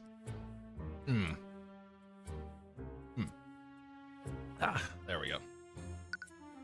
All right, let's see here.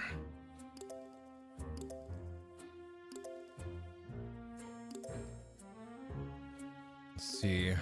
My father later called me. It's probably a threat for us. We ever chose to go down the same path she did. He wanted to make an example of her. This all happened 5 years ago.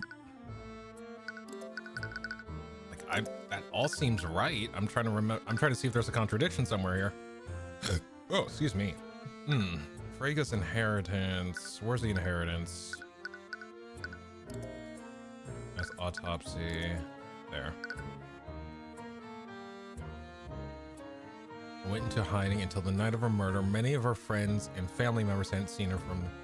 On the night of the murder, Beatrice finally returned to her home. She arranged a meeting with her father.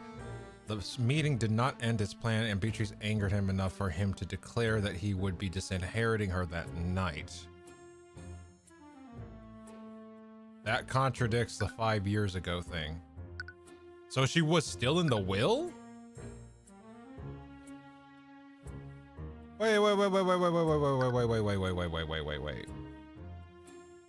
Hold the fuck on. If this happened shortly after Beatrice fled, you must have had less than 13 years. You must have been less than 13 years old at the time. I can't imagine how that must have been. But can we really trust your testimony if you were only a child at that time? Let's see. Oh. I remember it vividly. My father's words, the look on LaFay's face when she realized Beatrice was gone. I even remember the way the sun was shining through the window that morning. It was all my fault. I remember that moment with clarity. My father made sure of that. It sounds like a painful memory for her, and she seems to falsely blame herself for what happened. It's best not to press her more than necessary. While you felt it, you felt it while you were watching her from the gallery. Part of her testimony doesn't match what you learned from your investigation. It must have been something that LaFay told you. Yeah. It was literally, he said he was going to prune the family tree. So, yeah, like that contradicts the inheritance. Yeah, that's what it would be. I think I know what I like about this mystery. It feels like the first one where we're on our own and it's far more invested on its own story. Yeah, that's true. That's true. Objection! Miss Frege, it's clear that you're regretful of how your eldest sister was treated. That guilt must have eaten at you all these years. Cuthbert, I know you don't have a good history with the witness, but you shouldn't rub salt in her wounds. Well, I was merely pointing out that the witness's personal connection to the defendant, Miss oh wow, hold on. Line. Let's see. I was merely pointing out the witness's personal connection to the defendant, Miss Tamora. She clearly regrets not standing up for her sister all those years ago. So perhaps she's trying to make up for that by lying to protect her. See. Excuse me? I did nothing of the sort. Miss Frege, you testified that your father disinherited Beatrice 5 years ago. However, I have testimony from another witness who spoke with the victim on the night of the murder. After Beatrice's meeting with William Frege, he openly declared that he would be removing her from his will. He even entered his study to draft a new will to reflect that decision. So that raises the following question. Why would the victim need to declare that he was disinheriting the defendant? It doesn't make sense if he already disinherited her 5 years ago. Is that so? Well, who did you hear this from? It's clearly that they had no understanding of my father's estate. They had no understanding. Miriam, this testimony came directly from your sister, Lastiel Freyga. What? And she should have also been present during the alleged meeting 5 years ago.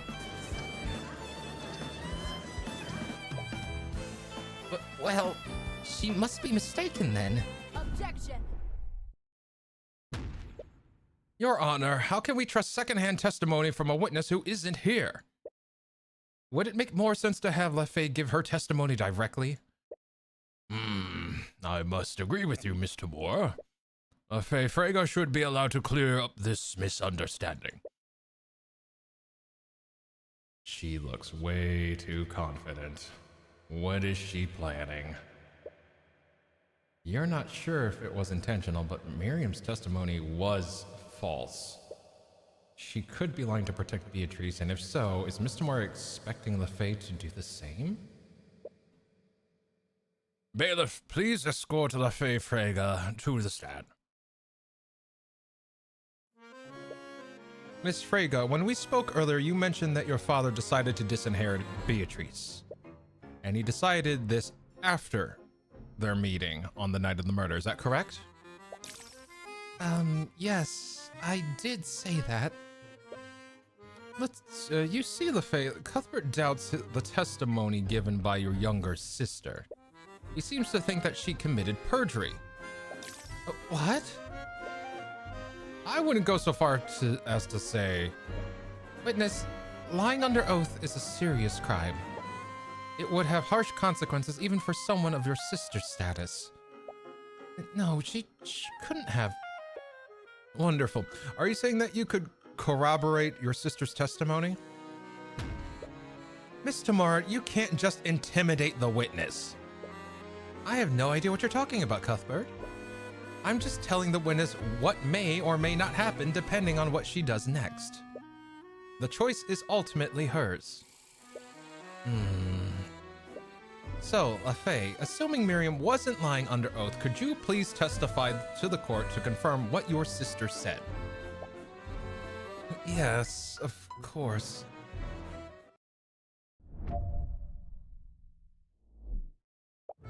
You see, Miriam was quite young when my father called us into his study 5 years ago. She didn't understand what he was really doing. My father would often lie to us. It was one of the many ways he kept us in line. The encounter that Miriam described was just another one of his lies. Despite their disagreements, my father would never disinherit Beatrice without a good reason. He always held on to the possibility that she would become desperate enough to return home.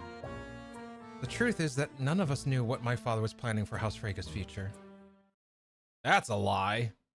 That's a lie, because he was going to have you marry Von Sanctus. See, Cuthbert, the truth is much more complicated. No one could have really known what William Freyga was planning for his estate. Lastiel is definitely trying to cover for Miriam, and Miss Tamora is playing her like a goddamn fiddle. Luckily for you, she's not the only person that gave her statement to you. Yeah, we already know where that is. Like there, that is bullshit. Is it LaFace? No, testimony. There it is. I'm back to you. Hey, welcome back, Ghosty. Objection! Hopefully you had a good lunch. Oh, I need to take a drink here. Hiccups are coming back. Here we go. Miss Freyga, did you really have no idea about House Freyga's future?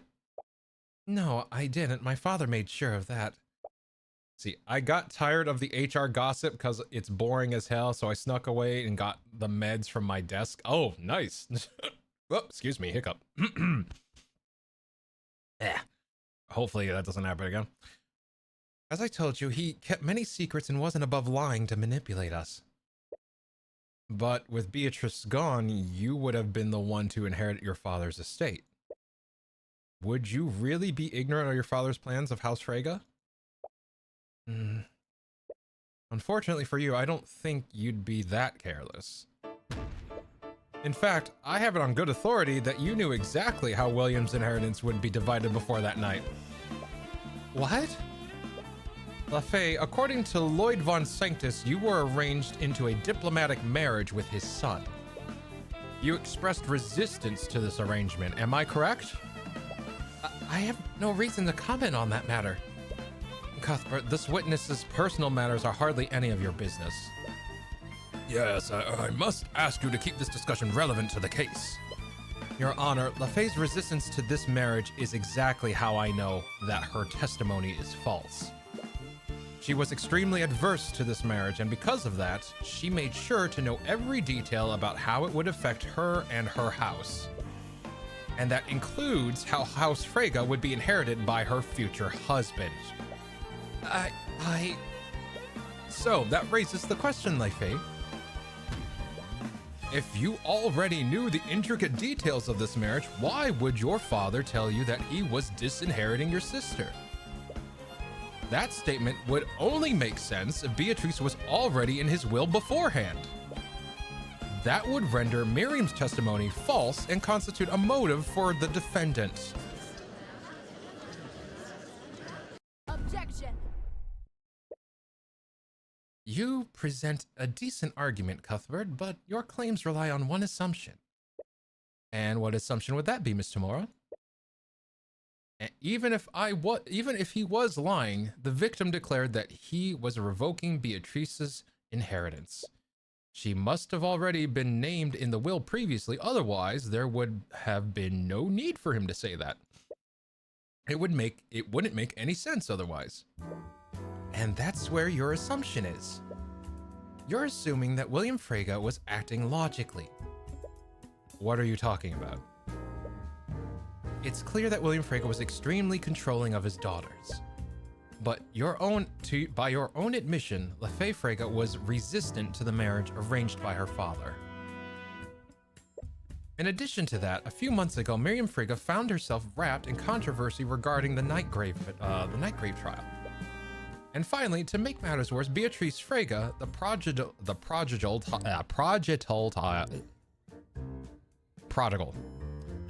child, finally returned and made a public appearance during the Lord's Ball. What are you trying to insinuate? In his eyes, William Freyga's ability to keep his daughters in line was clearly weakening. He must have gotten desperate and made a grand declaration in a feeble attempt to scare you, LaFay. Even if that declaration was clearly inconsistent. But he wouldn't. Your ability to remember must be muddled by the shock of your father's death. His statement couldn't have possibly been true. If by some chance it were true, that would make you guilty of perjury. Or perhaps it was Miriam that was lying in her testimony. If your father's statement were true, the court might be inclined to investigate her for lying on the stand. Miss Tamora, are you threatening her? As I said before, I am merely stating facts. The witness is free to act as she sees fit. I'm just asking her to consider the potential consequences of what she says next. What do I do? Damn it, she's pressuring LaFay to side with her. She's clearly conflicted, though. Isn't there anything you can do? You feel a sense of clarity when you look at her. Is the High Horse reacting to her stress? You wonder.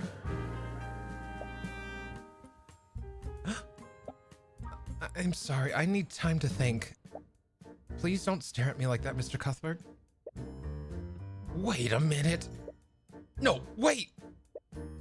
It's too late. Naught can remain concealed. You did it. You activated the empowered eye. There has to be something in our mind that you can use. The state of her father's inheritance is the backbone of your case. Is there anything in her mind that can definitively prove what was on his will? So I gotta project stuff into her.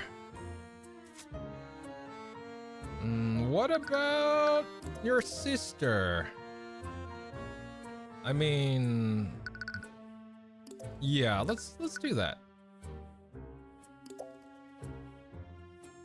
Why would Miriam say those things? Am I misremembering what happened? No, I would have remembered something like that. She must be trying to protect Beatrice. So Miriam's testimony was a conscious lie. Beatrice's inheritance wasn't revoked until the night of the murder.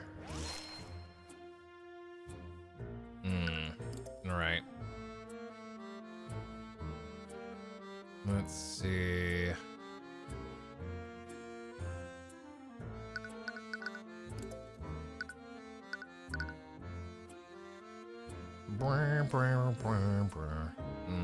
What about your dad?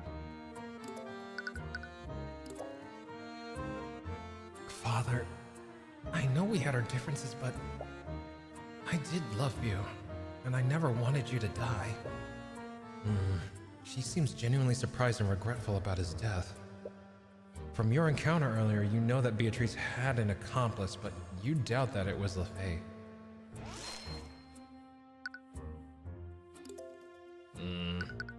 What else? What about your engagement? There's got to be something there, right? Oh, wait, was this it? Yeah, that's it. As much as I hate to admit it, this trial is a perfect opportunity to back out of the arranged marriage. Von Sanctus's holdings are weakening by the day. I doubt he'll be able to put up much resistance. And once Beatrice inherits the estate, we might be able to rebuild our family. She's assuming that Beatrice will inherit House Freyga. That confidence must mean that she's certain of what was in William's will. But how do you prove that?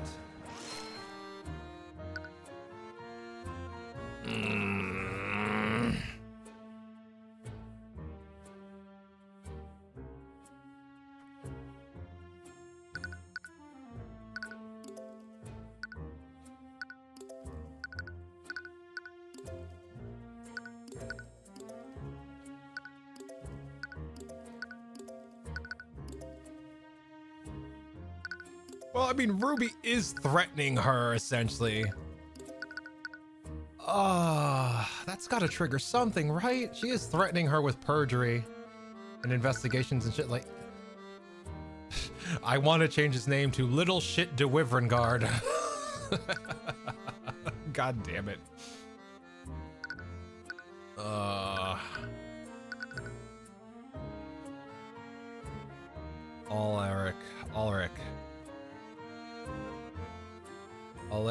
Alaric de Wyverngard. Let's see.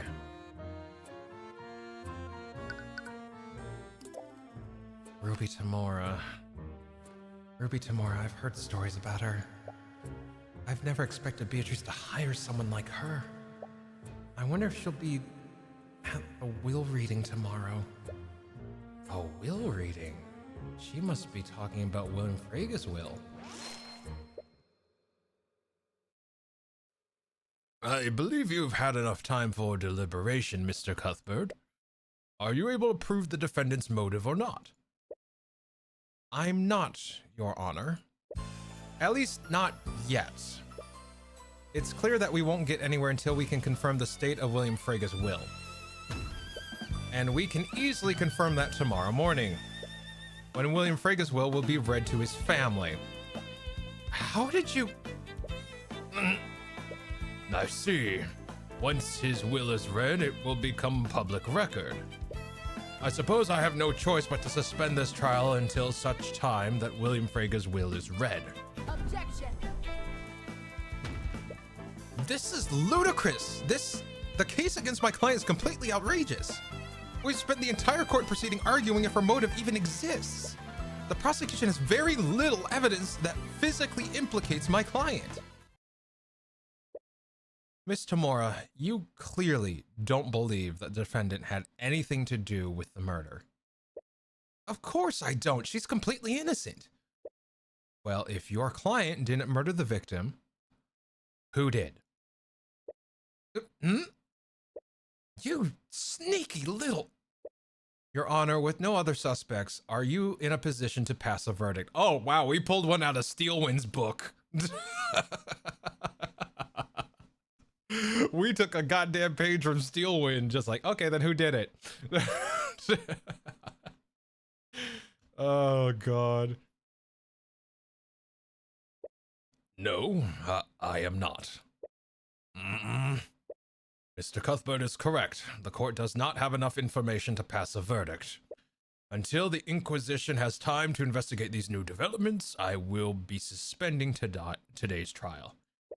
We will resume the trial tomorrow afternoon. Court is adjourned.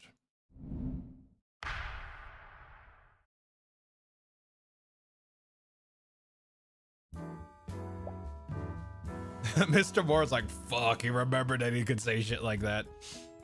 Oh, fucking Celeste with that face just, well, that happened. Sorry, I kind of acted without thinking. But out of everything that happened today, I can't believe that Steelwind somehow knew you would do that. Right, that is strange. Did she seriously predict what I'd do off that one conversation? Considering how things turned out, you suppose she was right on the mark. But that was a big leap of faith. Anyways, we have some time to ourselves. I'd very much like to catch up on some sleep. Yeah, today's been exhausting for a lot of reasons. And your work has only started.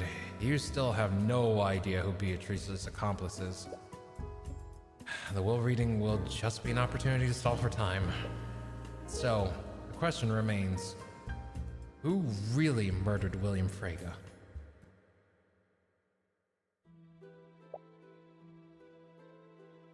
What?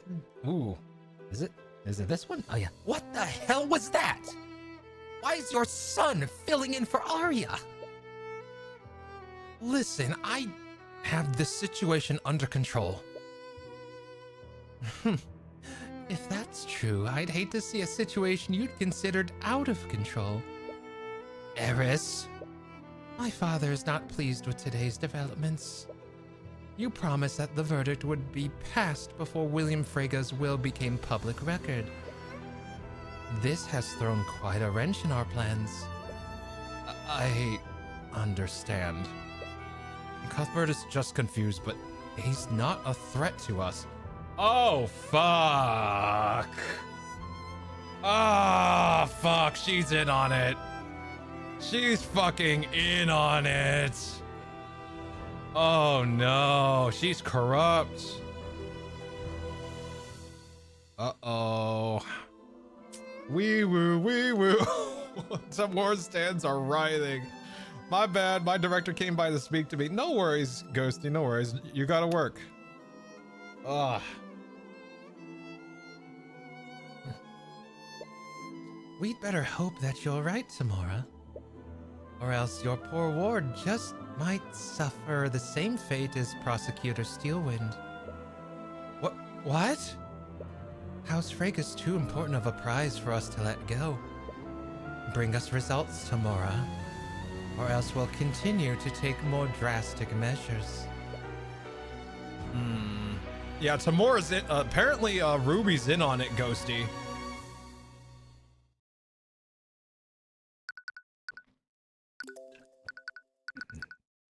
Oh shit, Tamora's in on it. There we go. It's really an Orient Express situation. Yeah, you're not wrong. Jesus Christ. Let's see, save again. There we go. Let's see. Oh, there we go. For the first time since the Lord's Ball, you're finally able to get some sleep. You woke this morning refreshed, but also a little anxious about the results of the will reading. You arrive back at Frege Manor and see that Beatrice, Ify, Miriam, and Von Sanctus have all gathered, along with Miss Tamora, who is accompanying Beatrice as her attorney. You're not really sure what to say to her after everything you've done. The air still feels too awkward to approach her and talk about it. As the executor of Mr. Maldoon's estate. This is the start of Boot to the Head. Please let this be the start to Boot to the Head. Thank you for all coming here today. As William Frega's close associate, I must express my deepest condolences for your loss. I think I will speak for all of Wivengard when I say, Enough! Just get on with it. very well then. To get straight to the point, Lord Frega's will was magically sealed when it was given to me. He asked me, his executor, not to submit it to the courts for probate until after his death. Although I imagine none of us expected such a time to come so unexpectedly.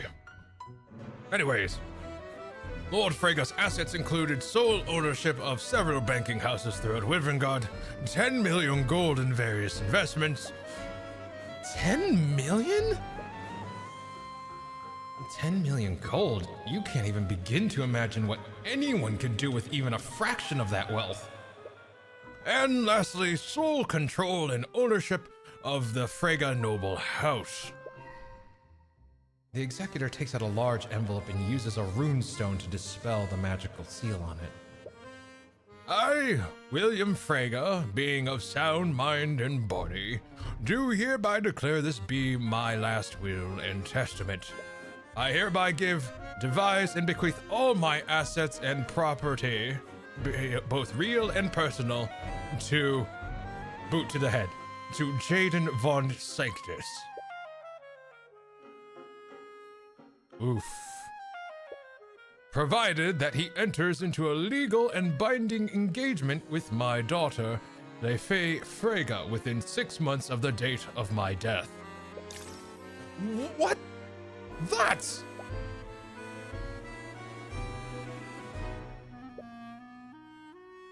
William must have added that addendum to prevent Von Sanctus from trying to steal his empire. But a legal and binding engagement is predicated on Lefay accepting it. She clearly doesn't want to go through with it, so if she simply waited 6 months, Von Sanctus wouldn't have any claim to the estate.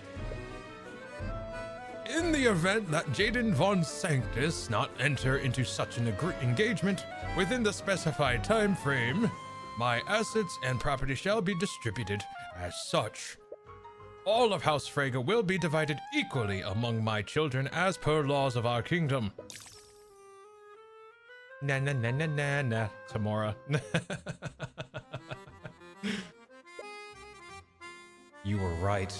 William Frega never disinherited Beatrice. This would make Miriam's testimony false. And since Beatrice would receive a portion of William's inheritance, she had a motive to commit the murder.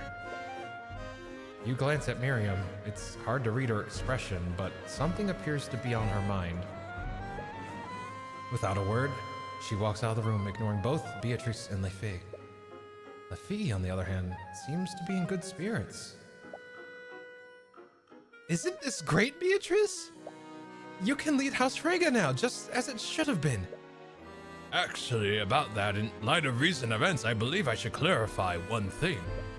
As per the Slayer rule, if Beatrice Frega is found guilty in the current court case, her inheritance will be revoked and divided between you and your sister. I see. I shouldn't feel so happy for myself. That can't be all, can it? Surely William added a note of Lefay's obligation to marry my son. I'm not sure what you're trying to imply. Lefay Frega is an adult with legal autonomy. She is free to make whatever decision she wishes about who she legally marries. Now, if you will excuse me. Wait! We're not finished here! Come back here! Let's see. Considering the old murder and see. So she wasn't charged. There wasn't enough evidence to say that she was guilty or innocent during that day. And the prosecution's case rests on that the will had not been changed to remove Beatrice. And it turns out, since we're at the will reading, she wasn't. 5 years ago, she was not removed from the will at all. So the will is still intact. So that means Miriam lied in court and committed perjury, because Miriam said that her father changed the will when she left the house, when Beatrice abandoned the house. So basically what Tyrion's investigation revealed was closer to the truth than what the defense was presenting. All right. I'd love to catch up with you, LaFay, but I was only allowed out of my cell to attend the reading. You notice an You notice an Inquisition Knight outside the door. He seems to be watching Beatrice intently. But don't worry, I'm sure once this misunderstanding is resolved, we can talk all we want about our family's future. Of course. A group of knights lead Beatrice out of the manor, and the Fae follows after them, leaving you and Celeste alone with Miss Tamora.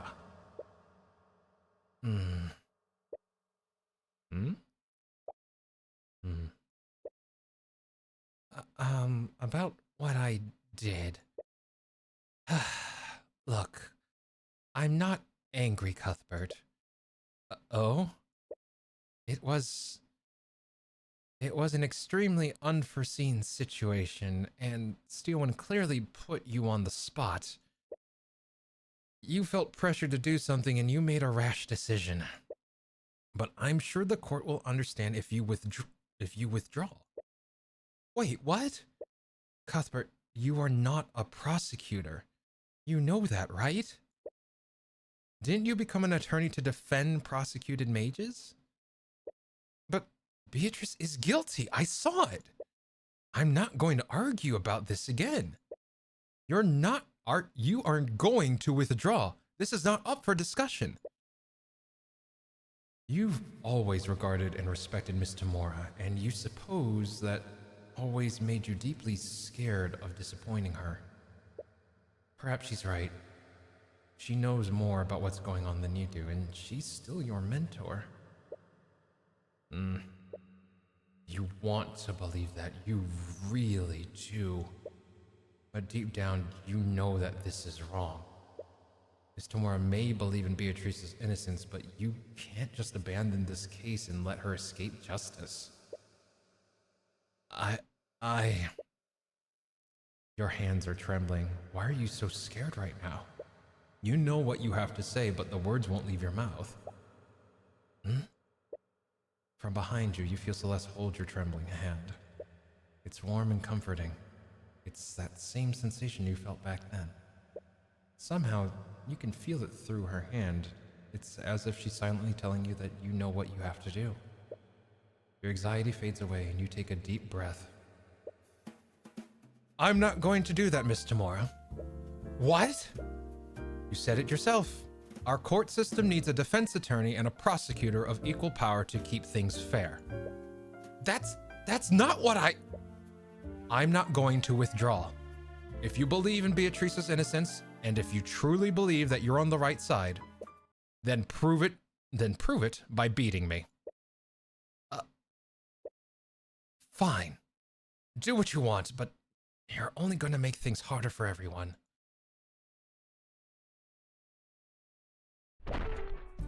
Tyrion?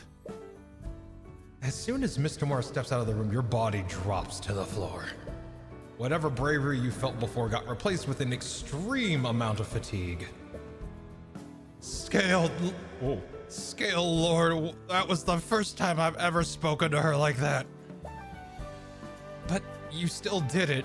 You stood your ground.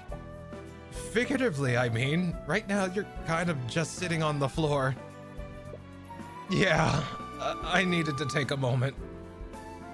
Can we go back to the ballroom? See, does she really believe Beatrice is innocent? No. I don't know if you were here, Ghosty, but it was revealed that Beatrice, Eris, and Tamora are all in on it. So I think she's using her position and reputation as the best defense lawyer to get her out of it. I think that's what Tamora's doing. She's using her reputation to get her out of that situation.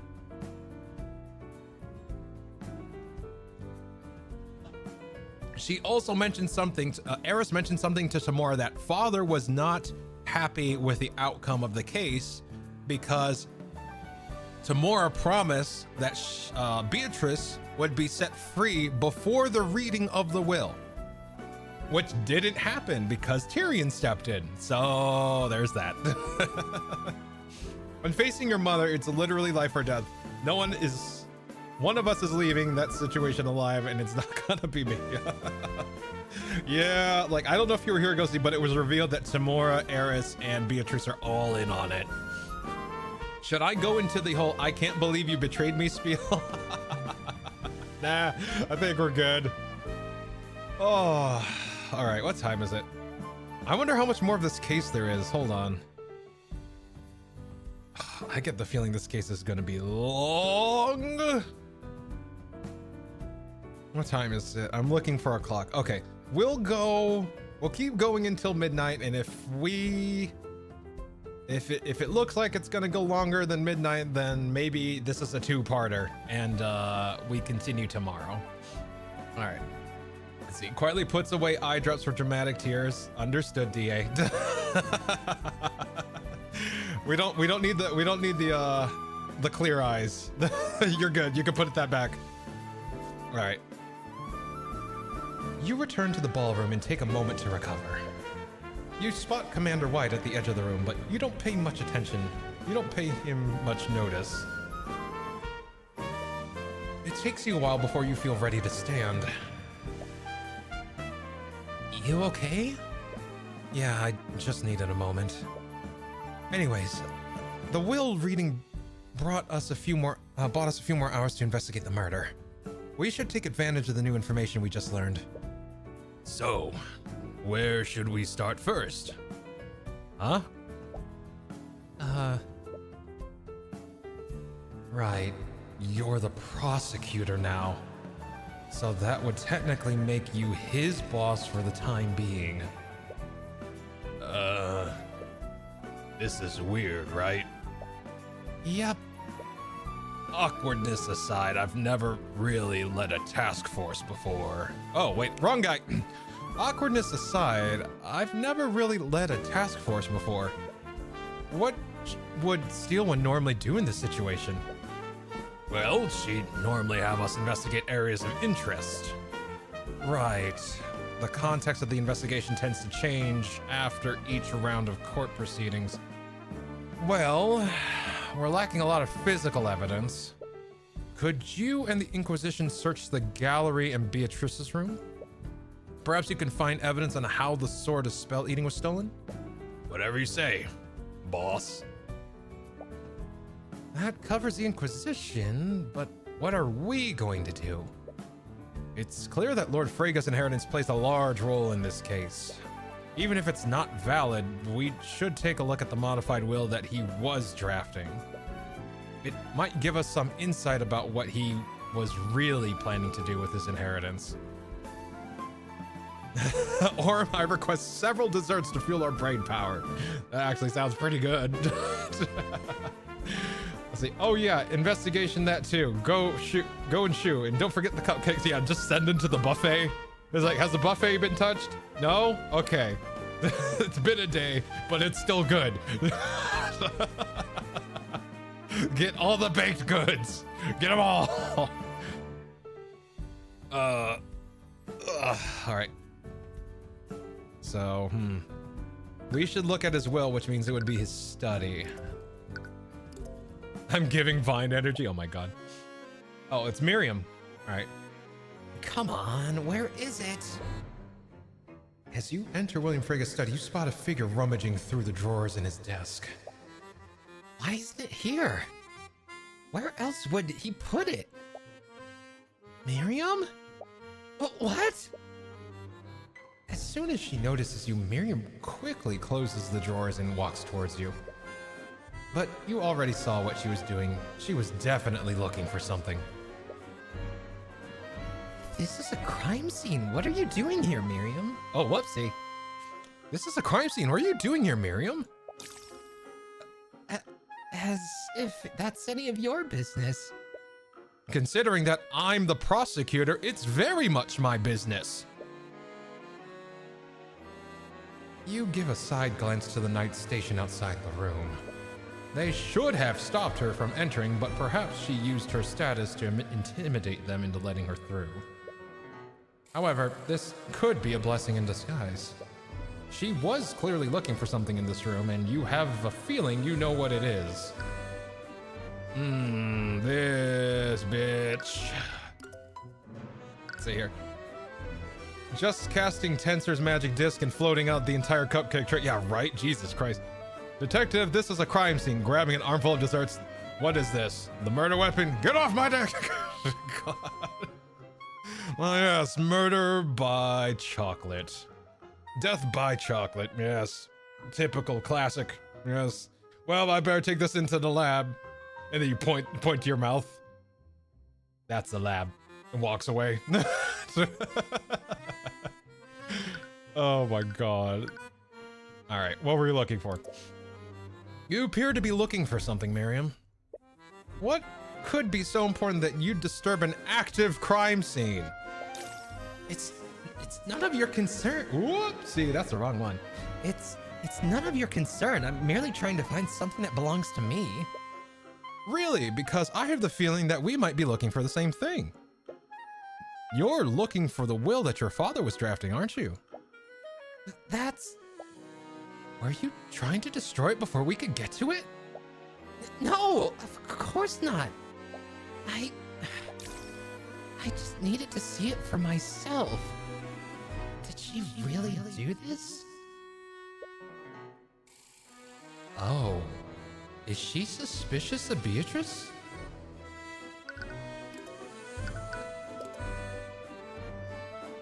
Why are you so determined to see the drafted will, Miss Frege? I just wanted to see what my father's final wishes were. But your father already had a will filed previously. Wouldn't that be enough? You also suspect something, don't you? Of course not. Beatrice would never do something like this. Miss Frege, I've never even mentioned Beatrice. I know how things may look, but please understand, I'm just trying to get to the truth. I don't think your sister did this, but she may have been involved. She may have worked with someone else to orchestrate her father's death. Unlike LeFay, she didn't immediately deny it. This means that she already had her own suspicions.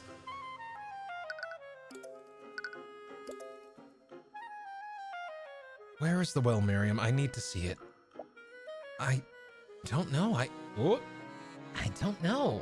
I haven't been able to find it. You recall that she was frantically searching William's desk earlier. She's probably telling the truth. It should have been here, but I can't find it. He locked the door when he began drafting it. In addition to that, the Inquisition closed the area off after the body was discovered. That means that someone took it during the lockdown. Let's see. On the night of the murder, William Frege retreated into his study to modify his will. He died before this could be submitted, so it's not valid. The draft was supposedly stolen during the lockdown.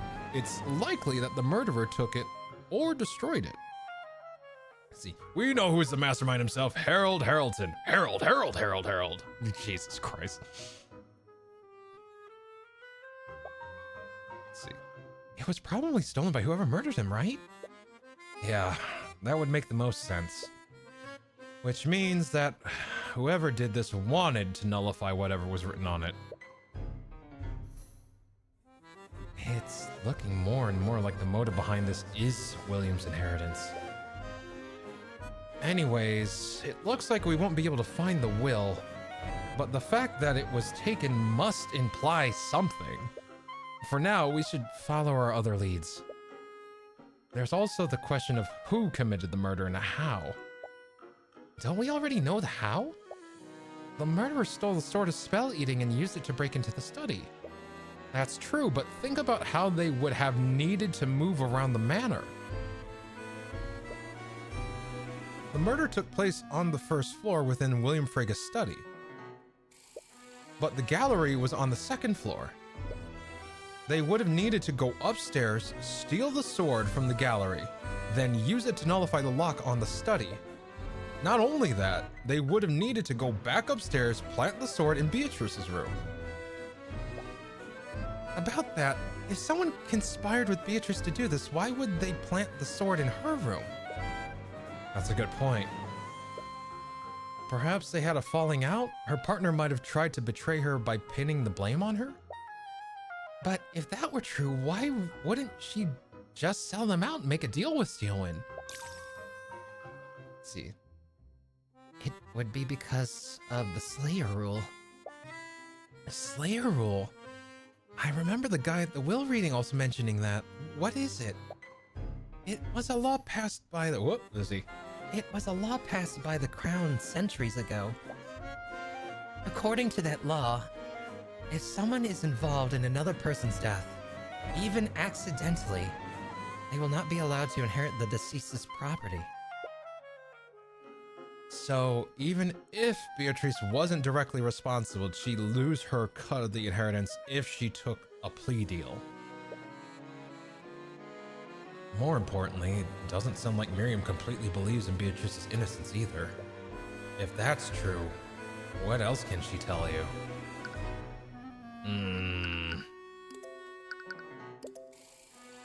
Miriam, it almost sounds like you suspect Beatrice as well. That's... Am I correct? I don't know what to think anymore. Why else would she threaten me? Wait, she was threatened? Miriam, did Beatrice threaten you in some way? What? What? Of course not. Your testimony yesterday was quite convenient for the defense. It almost got the whole case thrown out. And LaFay didn't seem to understand what was going on either. With the way she gave her testimony yesterday, it was almost like she was covering for you. Does she seriously not know?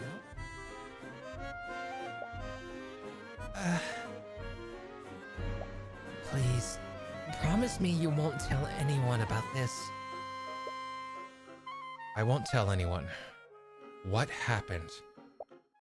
About an hour after the murder, I was approached by Ruby Tamora. She gave me a list of statements to give in my testimony. The statements weren't true, but she assured me that my status would protect me from any scrutiny. What?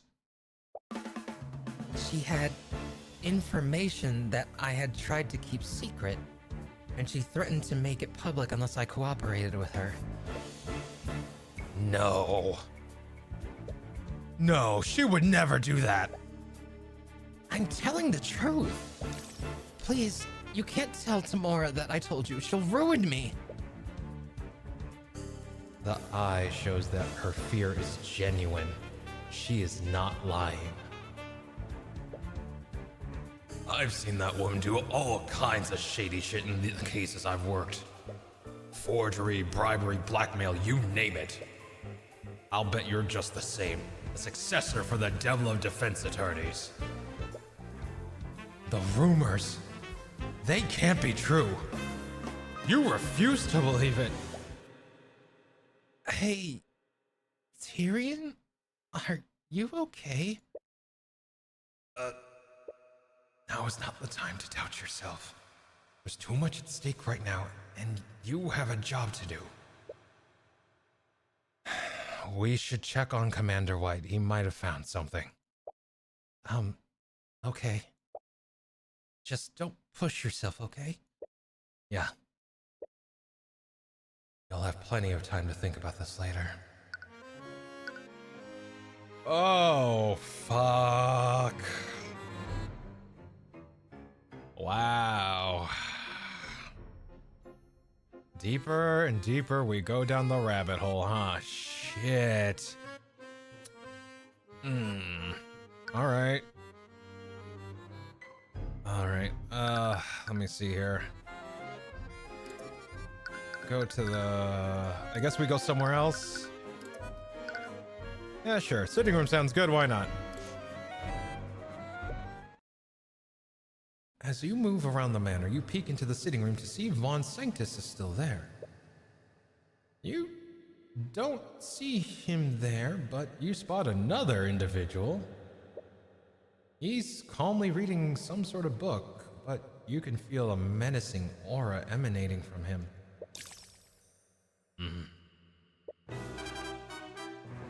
This aura. You must be daft to think I wouldn't notice your presence. What? Did he notice you? You barely entered the room. Before you have a chance to respond, the man pulls out his great axe and rushes towards you. Wait, You bring up your arms to block his blow, but in hindsight, that's probably won't do much against an axe that large. Protegus! You open your eyes. Celeste is now standing between you and the axe-wielding maniac. You're not sure what happened, but it looks like she knocked him several feet backward. Huh? Oh, it's you two. What the hell was that? You could have killed him! He shouldn't have snuck up on me like that. I almost cleaved him in two. Tyrion didn't do anything wrong. Who the hell do you think you are? I am Lord Lucio Steelwind, Grand General of the Wyvern Guard Military Forces. Lucio Steelwind. Occupation, Grand General. So this is Prosecutor Steelwind's father. They do share the same intimidating stare. Although, he's not the most menacing person in the room right now. Celeste, it's fine. I'm not hurt. She looks more than irate right now, but she's begrudgingly seething her sword. Seeds her sword. Anyway, Lord Steelwind was one of the people who, with a motive to murder William Frege. And as the fellow head of a pillar house, he might have some information about William and his affairs. All right, I'm just gonna say this outright. He looks cool. I love his design. Oh my god, he looks amazing. He fucking looks awesome. I would fucking play him in a freaking video game any day. He looks fucking amazeballs. I love his design.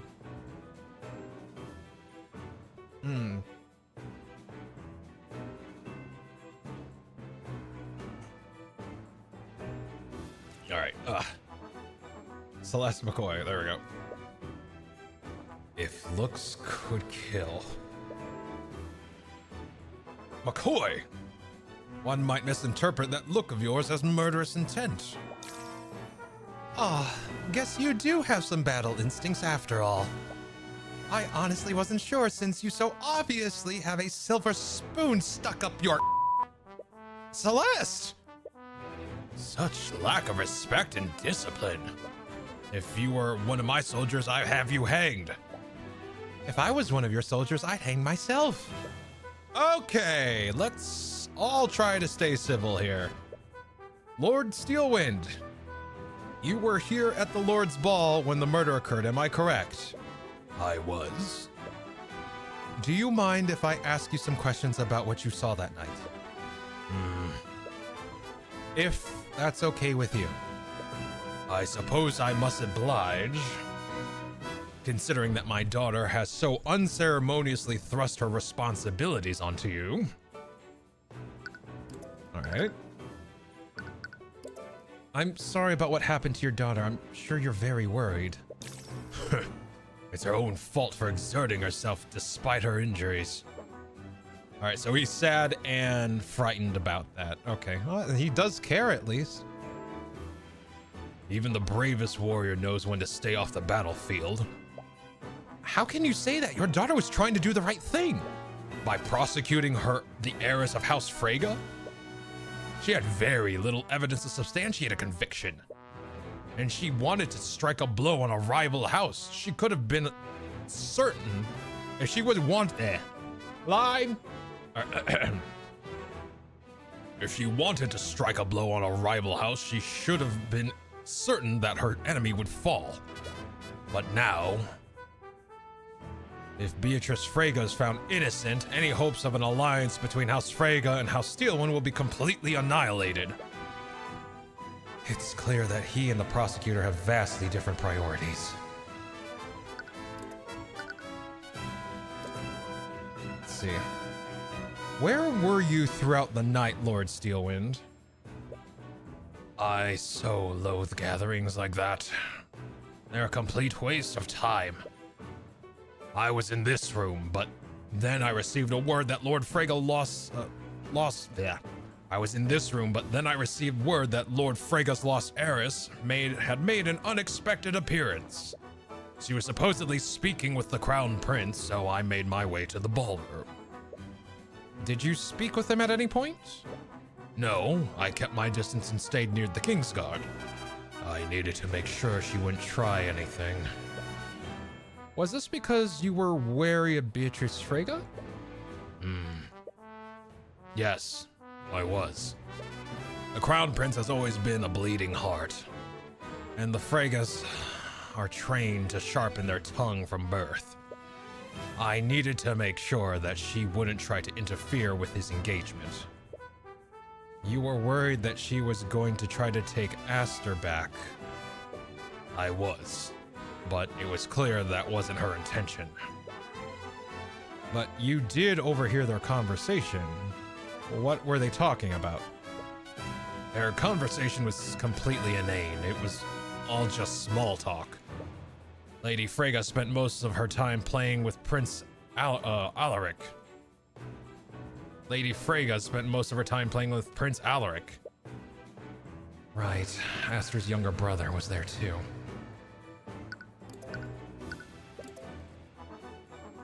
You know that Beatrice had some role in the murder, even if she wasn't directly responsible. Did she have some unknown goal by speaking with Aster and his brother? You went to the ballroom when you heard that Beatrice had returned. Was this before or after the lockdown? Let's see. Was this before or after the lockdown? I'm trying to make sure that the audio is not too crazy. Because it's like, yes, this guy's a badass, but I want to make sure dialogue gets through. Was this before or after the lockdown? It was before the lockdown. That sounds about right. This means that she was accounted for before the theft was reported. And did you see her leave at any point? Let's see. And did you see her leave at any point? All right, hold up. All right, there we go. Pompous music. Oh, I'm not. It's not pompous at all. But I'm just gonna lower a dB. There we go. No, she spoke with the two princes for quite a while. She didn't even leave their side until she was arrested for Lord Freyga's murder. What? That means she was accounted for the entire night.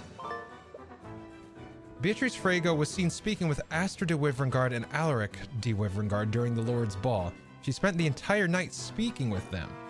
She was also accounted for before the Sword of Spell Eating was reported missing. Lucio Steelwind, Aster, and several members of the Kingsguard can confirm this. But her thoughts said she was an accomplice in William's death. Was she there to distract the Kingsguard? Thank you for answering our questions, Lord Steelwind. I'm merely repaying my daughter's debt to you.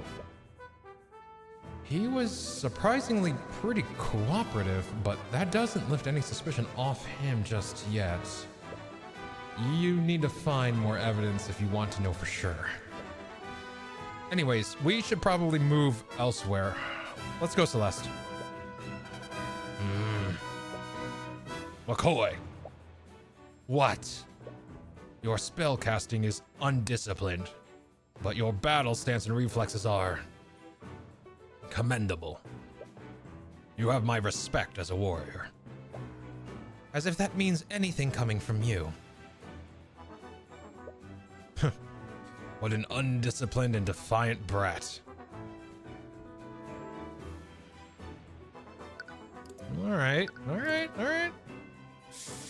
Okay. Where do we go now? I mean, there's the bedroom. All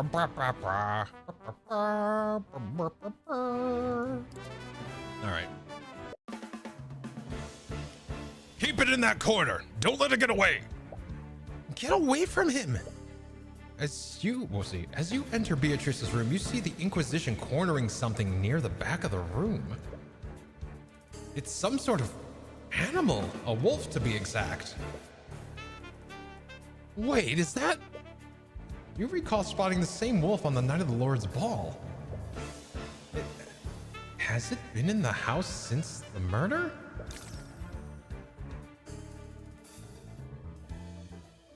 Oh. Wow, the wolf. Intruders must protect Queen? Okay, hold up. Intruders must protect Queen. Intruders? Ooh, no.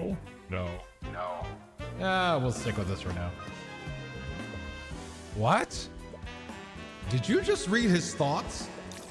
Protect territory from enemies. He must see the Inquisition as intruders in his territory. But does that mean he sees the room as his home? You slowly start to walk towards him. Wait, Tyrion? Stay back, kid. It's a wild animal. There's no telling what it'll do. You ignore them and continue to approach him. Don't worry. I'm not here to hurt you. Huh? This human? He can speak language of dog? Wait. You can understand me? Why are you talking to it? You're speaking plain dog. Of course, Tracker understand. What is going on here? Is the Eye of Horus allowing you to speak with him? You've never really tried it before, but perhaps your powers aren't limited to humans? Anyways, this could be a good opportunity. You wonder what else he knows.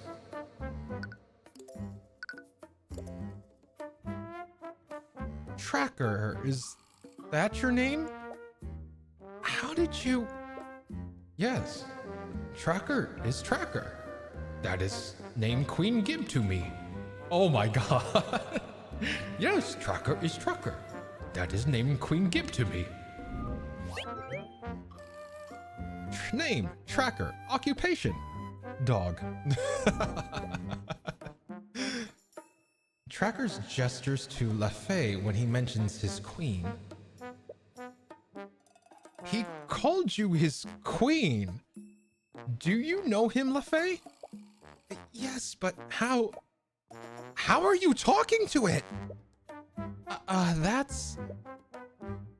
You were so caught up in speaking to Tracker, you didn't realize how strange this scene must look to everyone else. I'm a dog whisperer. You've never mentioned that before. Do you honestly expect us to believe something like that? But Tracker says he can understand him. He told me himself. Wait, how do you know that?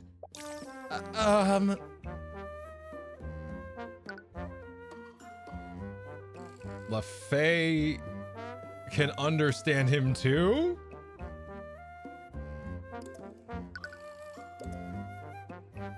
So, LaFay, how are you able to communicate with Tracker? I suppose there's no sense in hiding it anymore. Tracker is my familiar. Familiar? So it's the same magical bond Harold has with his monkey. You recall that the familiar bond spell allows the caster to telepathically speak with their familiar. That must be how she's speaking to him. You never mentioned him during questioning. It wasn't relevant to the investigation. And I've been keeping him a secret from my family. I suppose that makes sense. I doubt William Frege would have allowed you to keep an animal in his home. Well, I don't appreciate you keeping this info from us. But it doesn't look like anyone got hurt. Aside from this dog, we haven't really found anything new. Damn it. They didn't find any more physical evidence of the theft. It looks like you've run into another dead end. Huh. Unless... Tracker, I saw you on the night of the murder. What? Tracker! Uh-oh. He's supposed to stay in this room. Oh, wait, is that why you won't allow servants to enter it? I didn't want to keep him in Beatrice's room, but he was very insistent that he stay here. Tracker likes the ambience. Right. Wait, if you live in this room, did you see who brought the sword of spell eating here? I already asked him about that, but he didn't see anyone. He must have been taking a nap. Either that, or he was roaming outside even though I told him to stay here. Damn it. Truckers see a lot of things, though. Truckers see many new people that night. Right. He was roaming the manor during the Lord's Ball. He must have seen a lot of new people. Wait. If he was walking around, he might have seen something that the Inquisition doesn't know about. Can you tell us what you saw on the night of the murder, Tracker? Tracker see rats? This may be more difficult than you thought. I need you to be more specific. Can you go in order? Tell me about everyone that you saw that night. Okay. Tracker was taking nap in room, but Tracker woke up from loud sounds outside. Tracker hears small things running in the walls. Running in the walls? Tracker called Queen, but she didn't answer, so Tracker decided to check sound alone. Tracker follow sound outside. That's when Tracker smelled the bad smell. Bad smell? That's when Tracker smelled flying rat. You smell a flying rat? Did you mean like a pigeon? Tracker could smell where rat was, so Tracker barked at him. Tracker must have scared rat because he fell onto the floor and dropped his stick. The rat had a stick. Tracker could see them now, so Tracker did one final bark to scare them off. The rats were scared and went back into the walls. It went into the walls.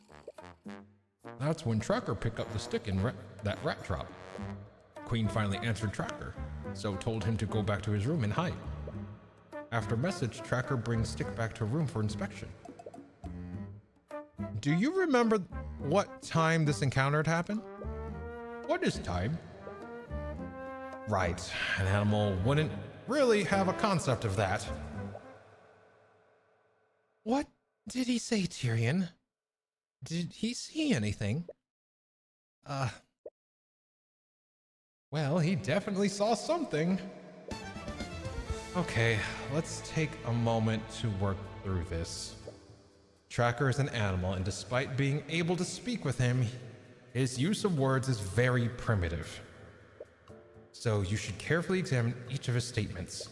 The first thing he heard was small things running in the walls. What did Tracker hear when he woke up? You recall that someone else observed something similar that night.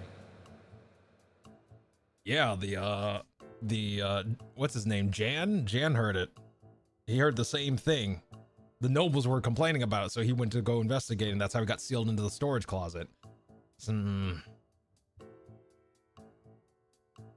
Let's see. He heard the rats running in the vents. That's what the nobles were talking about, right? Yeah, there we go. Tracker heard rats running in the vents. The servants were complaining about rats running through the air vents, so they sent me to take care of it. I heard one of them running into the vents upstairs, and I followed it here. I figured that I had nowhere else to go, so I opened it up and put a trap down. He must have heard the rats that Jan mentioned. They weren't actually running in the walls, they were running in the vents. And the next thing he did was call the queen, but she didn't answer. Why didn't LaFay answer the tracker's messages? The queen that he was referring to is probably LaFay, but LaFay wasn't with him at the time. He must have called out to her telepathically. Let's see.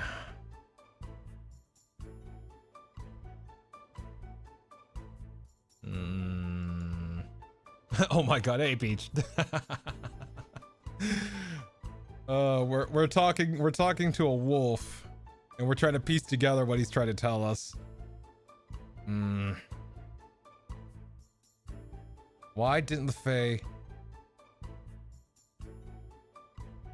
The anti-magic field, that during the lockdown. That's what would have happened. The anti-magic field. Tracker... Let's see, Beatrice. The familiar bond was nullified by the anti-magic field. That's it. LaFay didn't respond because she never got Tracker's message. The telepathic capabilities granted by Familiar Bond were disabled by the anti-magic field, which means that this encounter happened during the lockdown. So that covers his first two statements, but you're not really sure what to make of the flying rat he saw. Tracker, why did you refer to the rat as flying? Because rats don't usually jump and fly. Yes, I got that. Is it possible what you saw wasn't really a rat? Rats are rats. They are small things that run in and hide.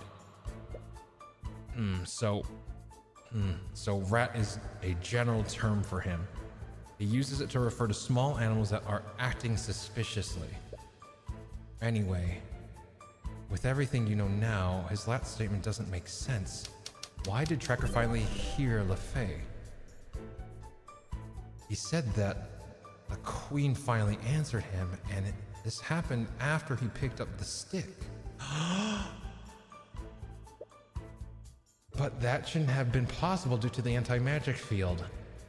The stick he picked up was the fucking sword. The stick he picked up was the spell-eating sword. The stick Tracker obtained was actually the spell-eating sword. Tracker, about that stick you found. Where did you put it after you came back to this room? Tracker hides stick in safe space, under the bed. And this stick, did it look like the sword that my friend is carrying? What? Hey, your friend stole my other stick. Wait, your other stick? Yeah, Tracker found it while he was hiding from the metalmen. Metalmen? Is he referring to the Kingsguard? He must have left the bedroom when they were searching for the sword of spell eating. Wait, are you the one who stole Celeste's sword? Tracker! Did Tracker do a bad? It's as I suspected. Tracker was the one that brought the sword of spell eating here. What? I have no idea how or why, but the sword of spell eating was lying in the hallway somewhere. Tracker found it and brought it back to Beatrice's room. His room. That can't be. So the person who framed Beatrice was the theft was...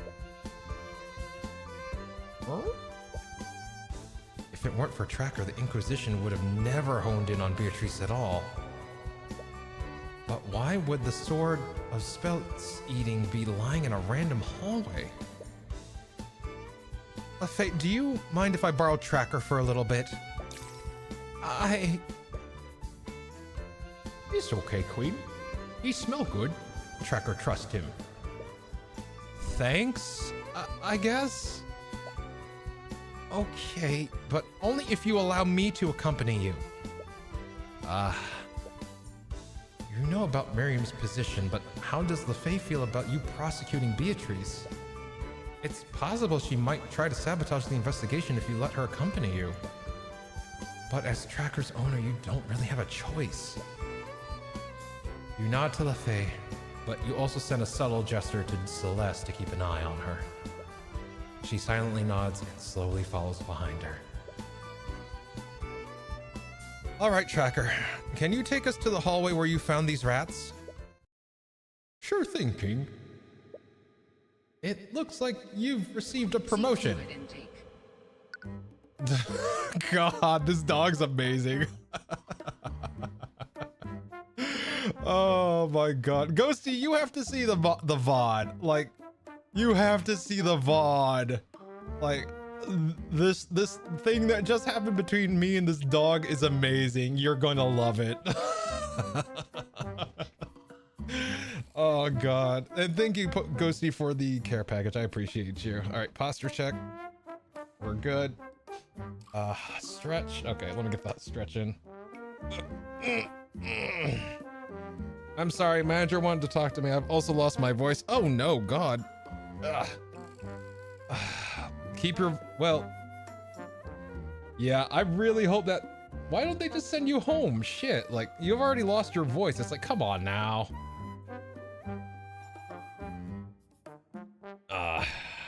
But I'm hoping that, you know, at least tomorrow you'll get some rest, Ghosty. It's okay, he gave me lozenges. All right, all right. Let's see. I'm sorry, manager. Let's see. All right, Drake. All right, thanks for the care package, Ghosty. All right. What a good dog. That dog has made you king, right? Oh my lord. All right. All right, he's supposed to show us the hallway. There it is.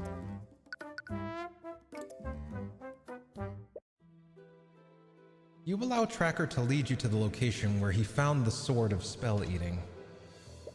Surprisingly, it's fairly close to Beatrice's room. He apparently didn't travel very far before he met those rats he mentioned.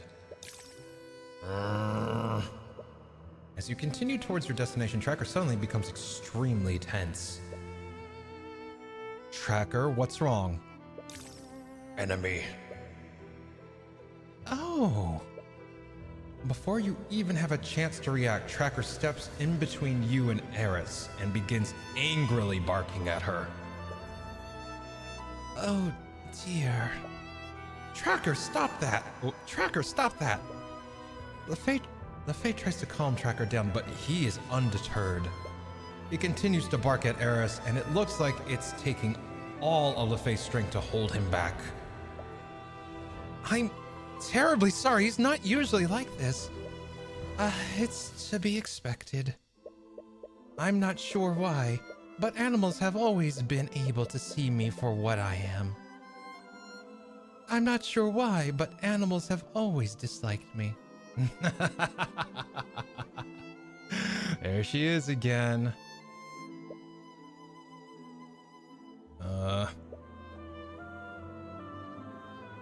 What is Eris doing here? You recall seeing her at the barracks too.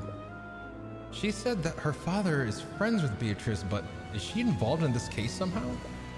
Anyways, you came here for a purpose. You should examine the hallway and see if you can find any clues.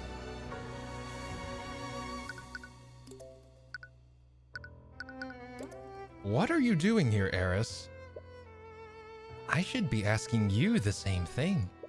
I recall you telling me that you were a defense attorney. Yet here you are prosecuting a defendant. You're even leading the Inquisition that you supposedly hate so much. But to answer your question, I'm here on behalf of Beatrice. My sister? Yes, Tamora is occupied handling other aspects of the case. So she sent me here to investigate on her behalf. What?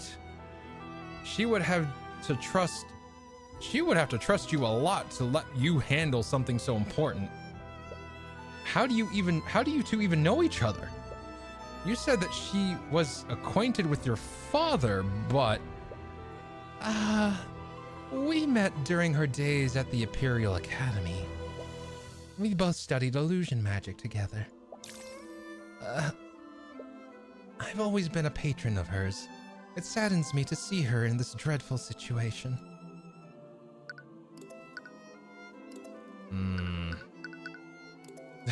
I'm looking at Ghosty going crazy. Prepario Arcanum. What? Do you see? What do you see? The vents have traces of illusion magic inside them.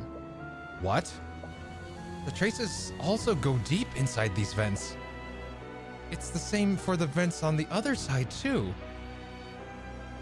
Let's see. There's an air vent over here. It appears to go from the ceiling to the ground. Is this where that rat escaped to track her? Let's see. This is where the jumping rat went. I thought you said that it was a flying rat. And Tracker sees that too. Okay, it would probably be better just to move on. Anyways, where did this rat come from? Rat come out of other wall. Do you mean the vent on the opposite side? Yes, Tracker saw flying rat escape that way. What was this rat doing here in the first place? By the way, whose dog is this? This wolf is the familiar of LaFay. So the girl that's following us around, blonde hair, has a little cloak. Yeah, LaFay. God, I forgot her last name already.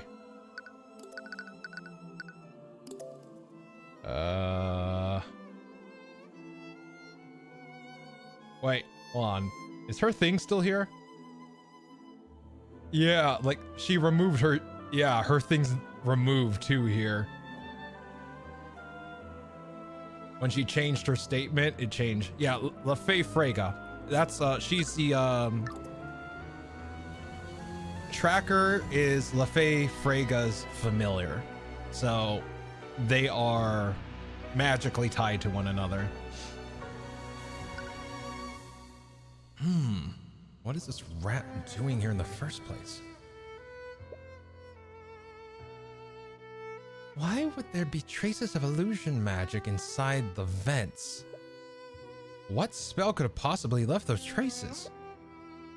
As I told you many months ago, illusion spells tend to do one of two things. They either create freestanding illusions or they can disguise an existing creature. I doubt someone created a small freestanding illusion in the vents, so a disguised creature must have been inside these vents at some point. But these vents are tiny. No one would be able to fit inside them.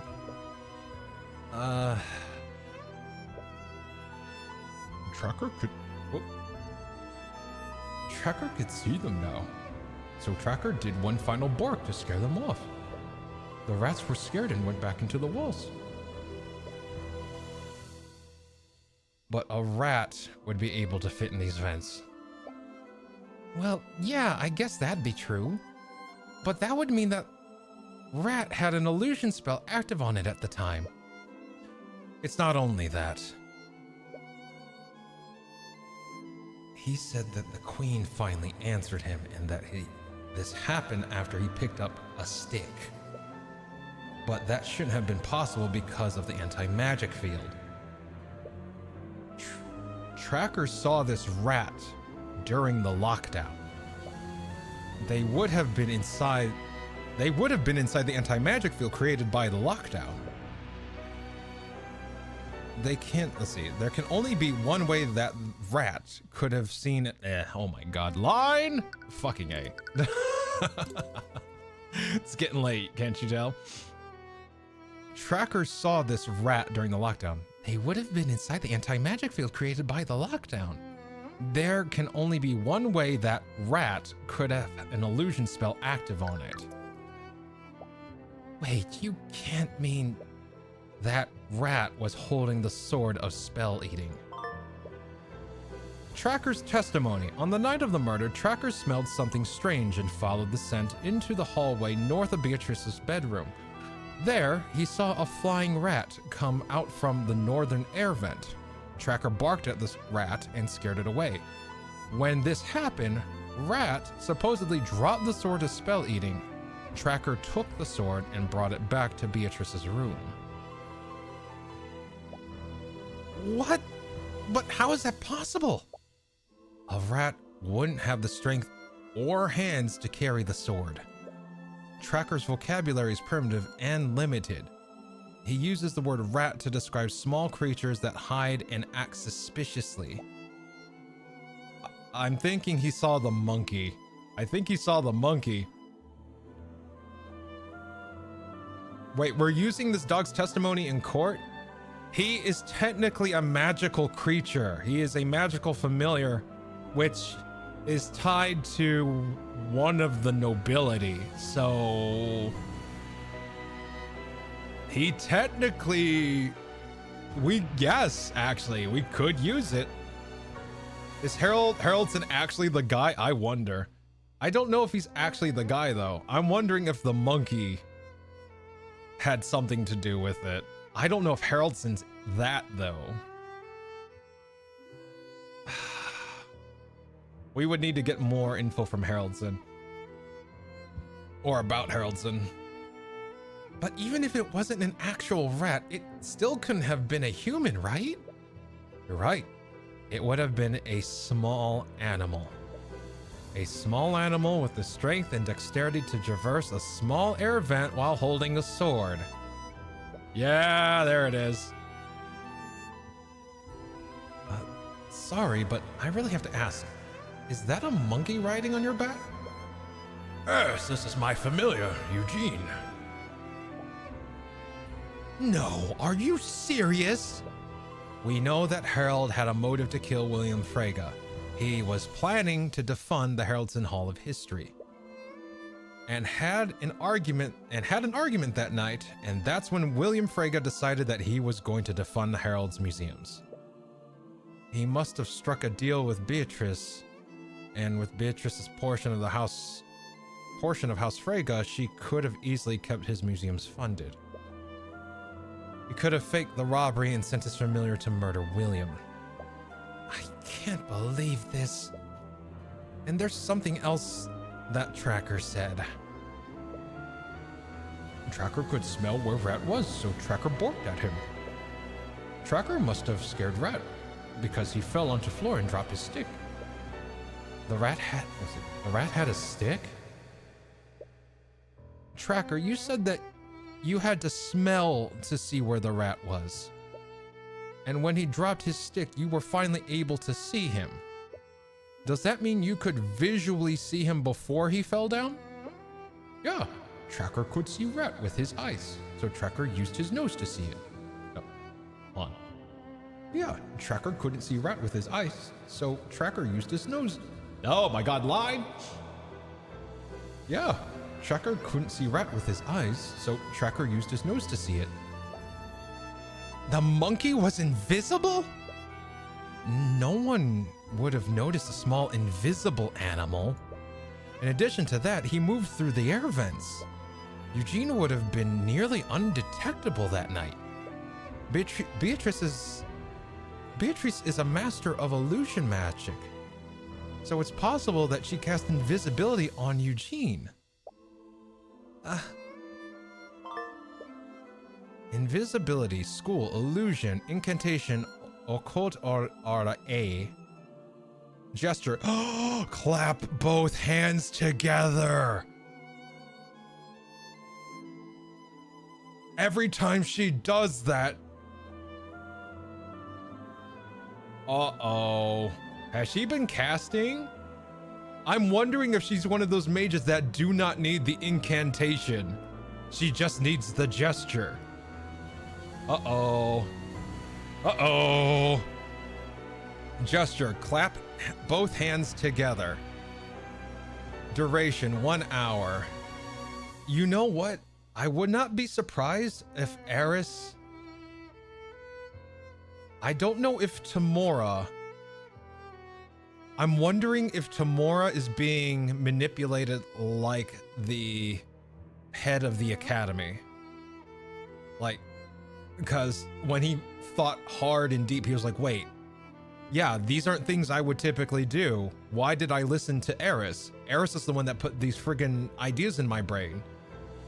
I'm wondering if Tamora is having a similar situation where Eris is being like aggressively invasive in her thoughts and like essentially forcing her to do things, not of her own free will, but like she's implanting those thoughts and Tamora thinks those are her thoughts, essentially.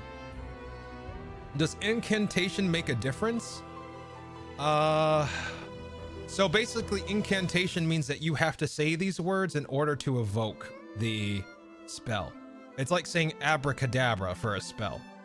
Like, so an incantation, in order to cast invisibility, you have to say occult array and clap both your hands together at the same time. So, but there are, like, if they are pulling from D&D, like we've seen them do before, there are mages that are powerful enough and specialized enough in spells where they don't need a gesture or an incantation. They just need one component to the spell to do it. You have to. Does it not work if you don't say it? Normally it wouldn't work if you don't do either. You have to do both for them to work. But there are mages that are specialized enough and powerful enough where they don't need to do that. And she is in that class of mage. So basically, it's usually you can choose which one to get rid of. You can either get rid of the incantation part of the spell or the gesture part of the spell. Or literally all you have to say is occultare and then the spell goes off, or you clap both your hands together and the spell goes off.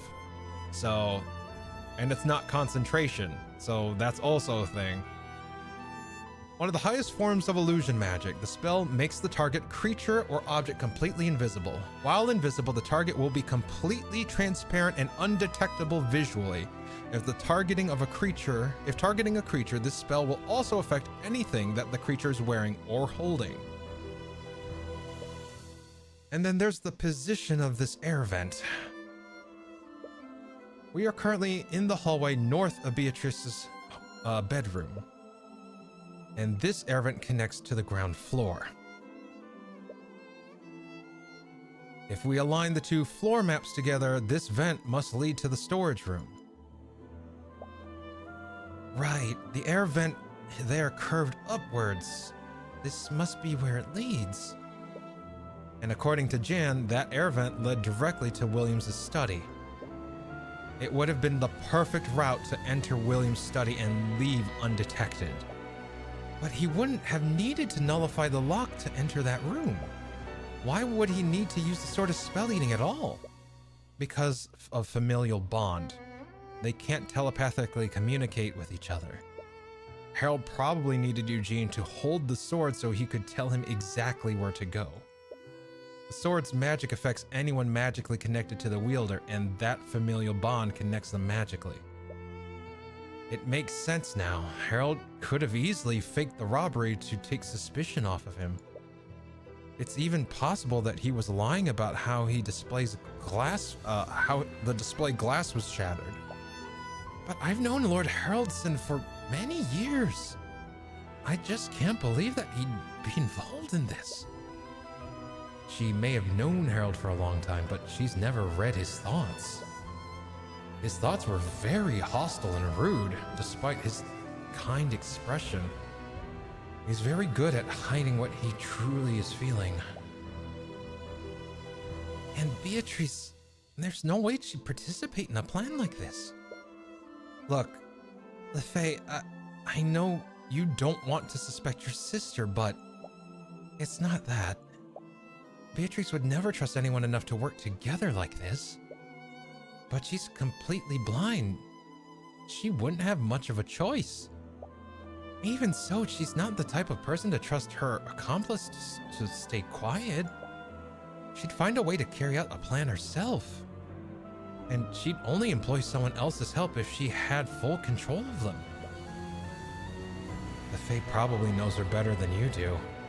But you doubt that working alone would be possible with her condition. And you can't think of any other way she'd be involved in this. Anyways, are we finished? We're finished here, aren't we? Yes, thank you for lending Tracker to us, LeFay. I only want to help you find out what really happened. Hey, Azen, how you doing? Welcome in, welcome in. Hope you're doing well. Good morning. So she's saying that she's absolutely would hatch a plan like this. Yeah, right? Let's see.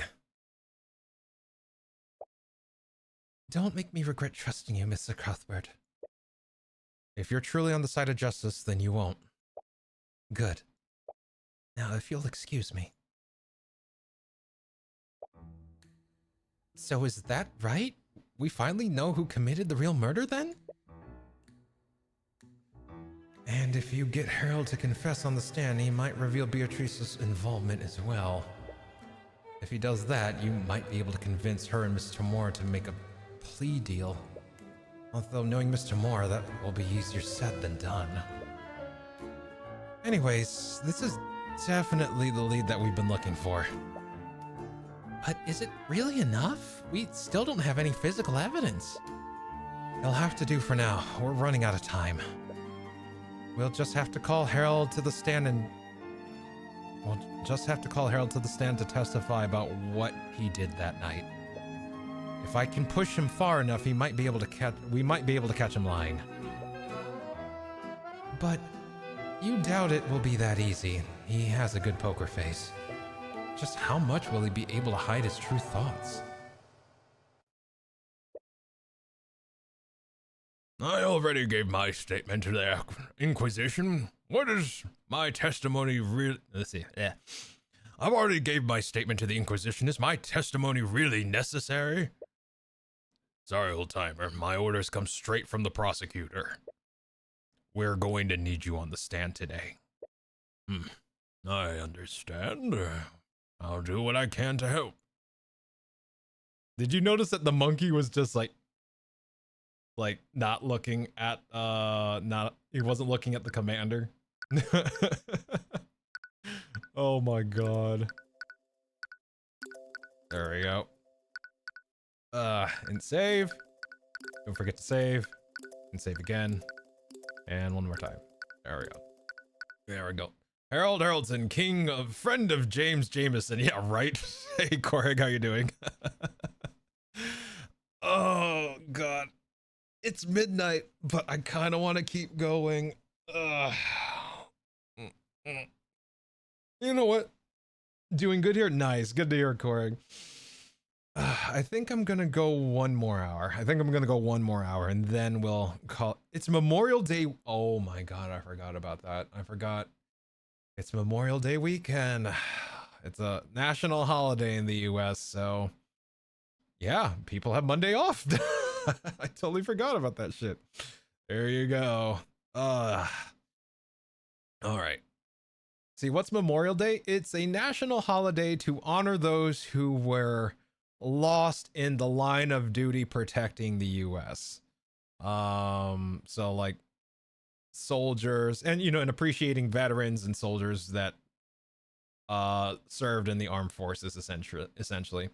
Lastly, I finally got Gauss Prime. Oh hell yeah, Azen. I hope you're having fun with Gauss. Gauss is fucking amazing.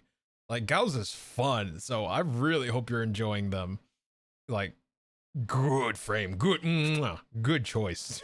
Chef's kiss, good fucking choice. Ow. There we go. All right. Yeah, I think we'll go one more hour. Yeah, and then I'll call it.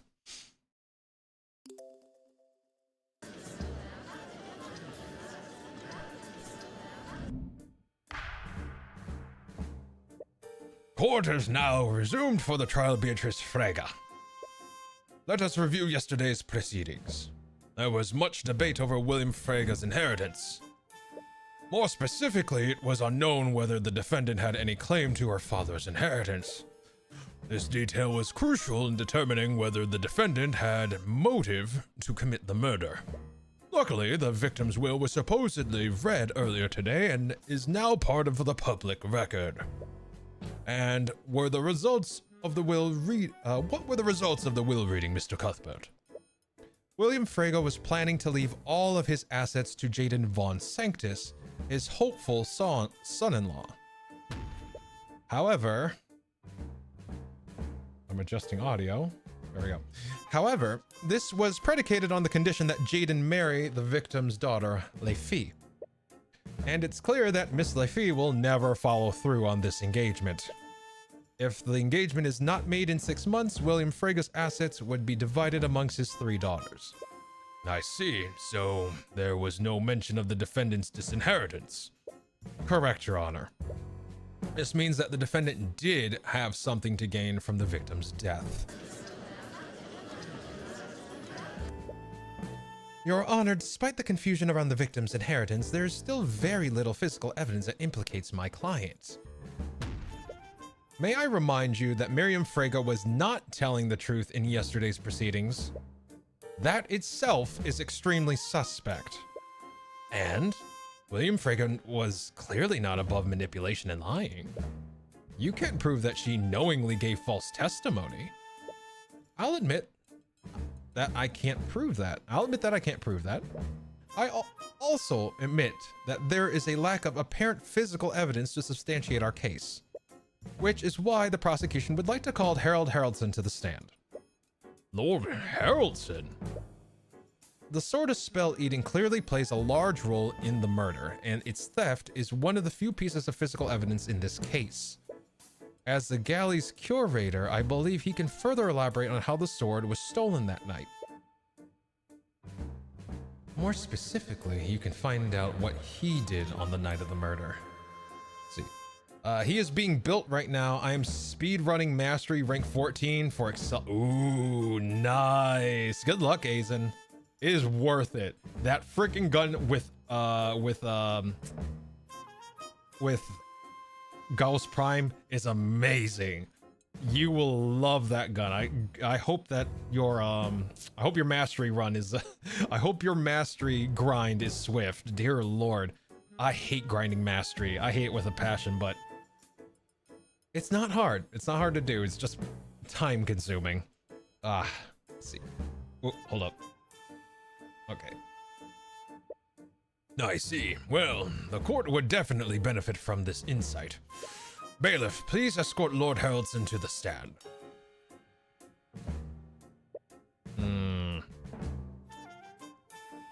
Witness, please state your name and occupation for the court. Of course, my name is Harold Haraldson. I am the owner of and curator of the Haraldson Hall of History, located in Homelerth. That is quite the alterative occupation. Harold, could you please testify to the court about how you discovered that the sword of spell eating was stolen? If it will help. See, the only Harold that has ever Harold. Yeah, right. Goddamn. I was keeping an eye on my gallery's exhibits when I realized that my familiar hadn't returned. I had called to him telepathically, but he didn't respond. I became worried, so I went around the manor to search for him. About an hour later, I returned to the gallery and discovered that the exhibit that held the sword of spell eating was completely destroyed. The artifact was missing, so I reported the crime to the knights at the ball, and they activated a discreet lockdown. Luckily, we found the sword and my familiar later that night. All right. So, you went to search for your monkey, and that's why you didn't witness the theft? Yes, the thief was probably waiting for me to leave. They must have waited to commit the crime without anyone seeing them. Or his testimony's completely full of it. His search for Eugene must have been a cover, and that he's using to hide his actions that night. So how do you prove that? I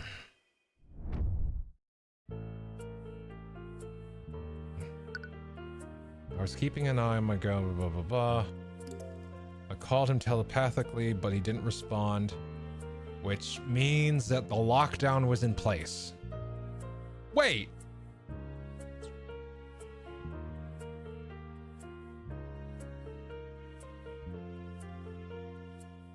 Oh, wait a minute. The only reason that the familiar wouldn't be able to he said he didn't respond, not that he couldn't respond. But I've never known a familiar to not respond. You know, but I can't prove that, so shit, I can't disprove that. All right, hold on. I became worried and went around the manor to search for him. About an hour later, I returned to the gallery and discovered the exhibit. Okay. The artifact was missing, so I reported the corpse to the Knights, and that's when they activated the discreet lockdown. Because I was about to say, if your familiar couldn't respond to you, that means the lockdown was already in place. Luckily, we found the sword and my familiar later that night.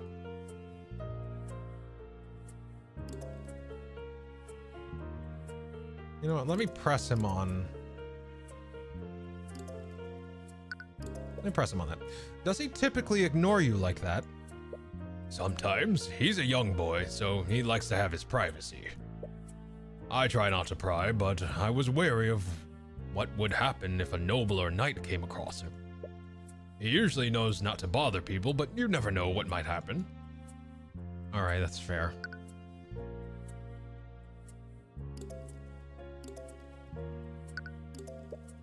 The sword of spell eating makes its wielder immune to magical effects. What use would the lockdown have been? Honestly, not much. The wielder would have been immune to the anti-magic fields and the spells that prevented people from leaving. But at that point, the Kingsguard just wanted to activate it for good measure. Found the sword and my familiar that night. Really? Yeah, exactly. It's missing some details. It's very vague. This statement is missing some details. But what details should you ask him to elaborate on?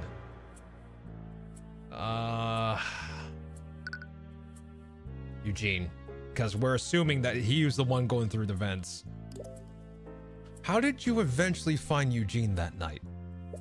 After an hour of silence, he finally responded to my telepathic messages. He met up with me in the gallery before we went to search for the sword.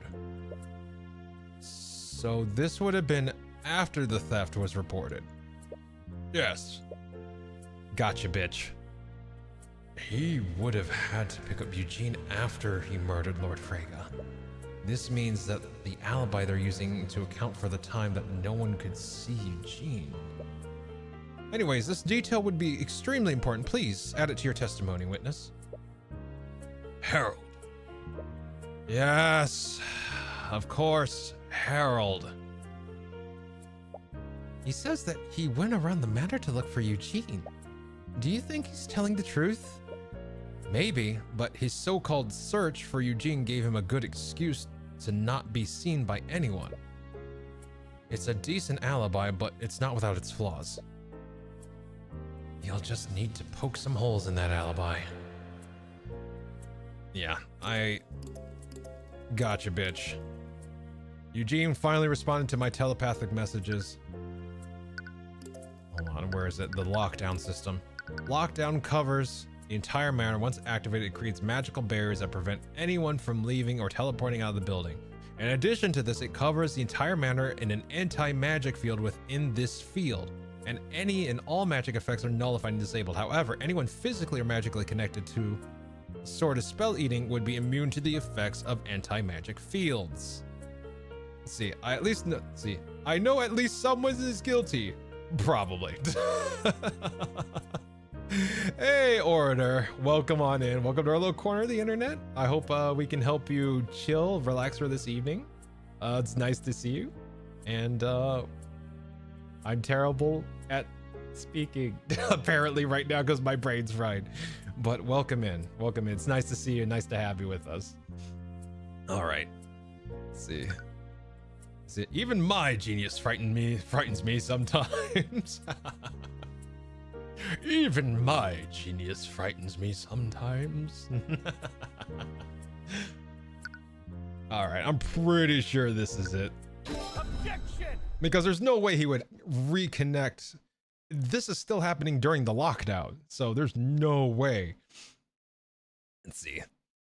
Harold, you found Eugene before you went to search for the Sword of Spell Eating. This would mean that happened while the lockdown was still active. Am I correct? Yes, as much as I was worried about the artifact, Eugene's safety was far more important. That's the thing, Harold. You said that after hours of silence, you finally received a telepathic message back from Eugene. What? So that leaves one question. How did you communicate with Eugene telepathically if you were both within an anti-magic field? What? Harold, in response to the theft, the Kingsguard activated the lockdown system to prevent anyone from leaving. That same lockdown system would have placed an anti-magic field over every inch of that manor. That field should have suppressed the telepathic abilities given to you by familial bond. You wouldn't have been able to speak with Eugene at all. Mr. Cuthbert, are you accusing the witness of lying in his testimony? Please, Cuthbert is blowing this entire thing out of proportion. Anti-magic field is a resource-intensive spell. We can't assume that they managed to cover every inch of the manor, especially the areas that would only be accessible to a small animal. Miss Tamora, let's assume that Eugene managed to reach some sort of blind spot in the lockdown system. The magical telepathy granted by familial bond connects two people. Even if Eugene wasn't affected by the anti-magic field, Harold would be. That's very true. So, how did I hear him that night? There's only one answer that makes sense, Harold. You did hear Eugene telepathically, because Eugene was wielding the Sword of Spell Eating. What? I'm sorry, Mr. Cuthbert, but are you saying that the Sword of Spell Eating was stolen by the witness's pet monkey? I am, Your Honor. It's the only way the witness's testimony makes sense. She doesn't have a rebuttal. You should push this while you still have a chance. Harold Haraldson, you were the one who stole the Sword of Spell Eating, weren't you? And what reason would I have to steal something that already belongs to me? It was to take suspicion off of you, because you were the one who had William Frege killed. You staged a robbery and used the Sword of Spell Eating to make Eugene invisible. Then you sent him through the manor ventilation system, also that you could have him murder William Frege in his study. Well done, Mr. Cuthbert. I suppose you just can't stop yourself from pursuing a lying witness. It's what I do best, Miss Tamora. Of course. Witness, do you have anything to say in your defense? It's quite obvious, but I completely refute the prosecution's allegations. He's misguided, but he's just doing his job. You were expecting his thoughts to be hostile like before. Then you also refute your statement about Eugene telepathically speaking with you. I know better than to lie on the stand to try to save myself. I can't explain how it happened, but I stand behind my testimony. Eugene did telepathically contact me during the lockdown. But how did he do it? Wait, so he doesn't know how Wait, so he doesn't know how that telepathic communication happened? Perhaps he overlooked it when he was planning the murder with Beatrice? And that's your position, Cuthbert, that the witness sent a monkey to murder William Frege. It may sound ridiculous, but it's the only thing that makes sense. Or do you have any evidence to refute that, Miss Tamora? No, I fully and wholeheartedly agree with you, Cuthbert. Wait. Tyrion? Mr. Cuthbert, did you forget that you were prosecuting Beatrice Frege?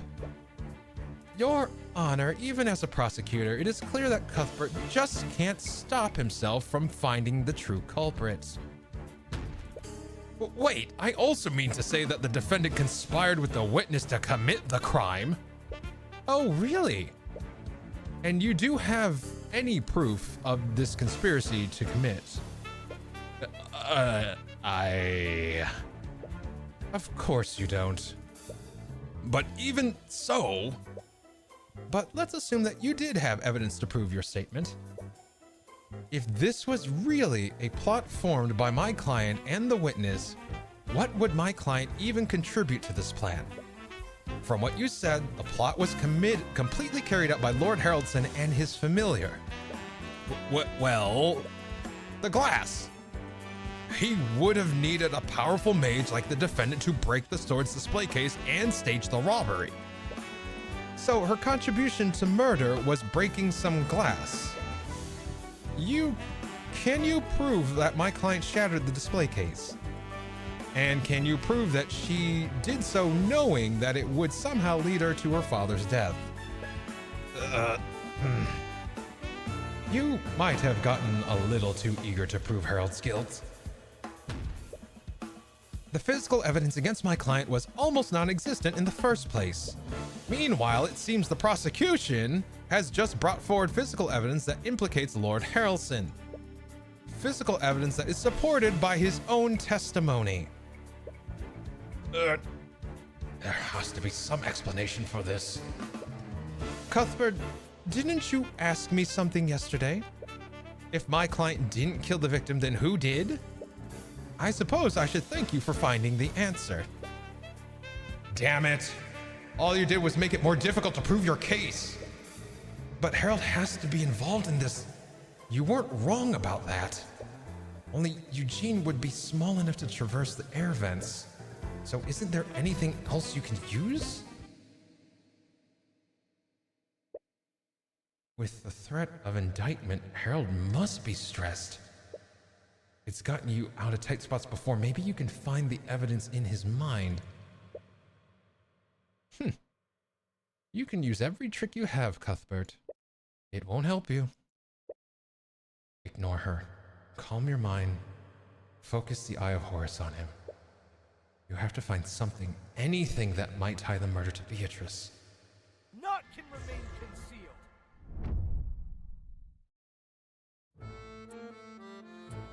Okay. Ah, fuck. Objection, Your Honor. I'm here. Hey, Haya. Welcome in. Did we sink our own case, though? Just a little bit. Just a little bit. Maybe just a smidgen. Our case is going down like the goddamn Titanic. Jesus Christ. Oh, so remember when I said that Tyrion was an idiot? Yeah, I was right. Oh my god. Domain expansion, direct eye contact, right? Shit. All right, what do we project into his mind here?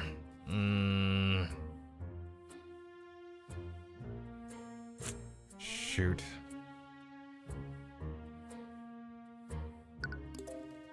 It's gotta be profiles. What about your monkey? Oh, there we go. Eugene, just what were you doing that night? Did you really wield the sword? If only for a brief moment? Wait, he should have known exactly where Eugene was that night. Like, why would his thoughts say that? Oh, shit. No, the sword of spell stealing is his. Let's see.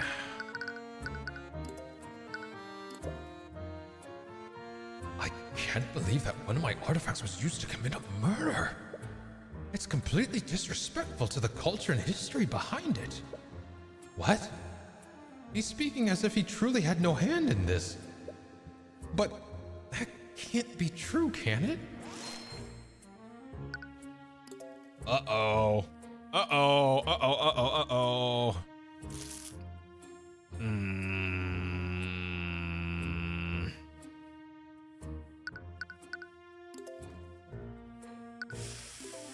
Wee woo, wee woo. Yeah, right. Oh my god.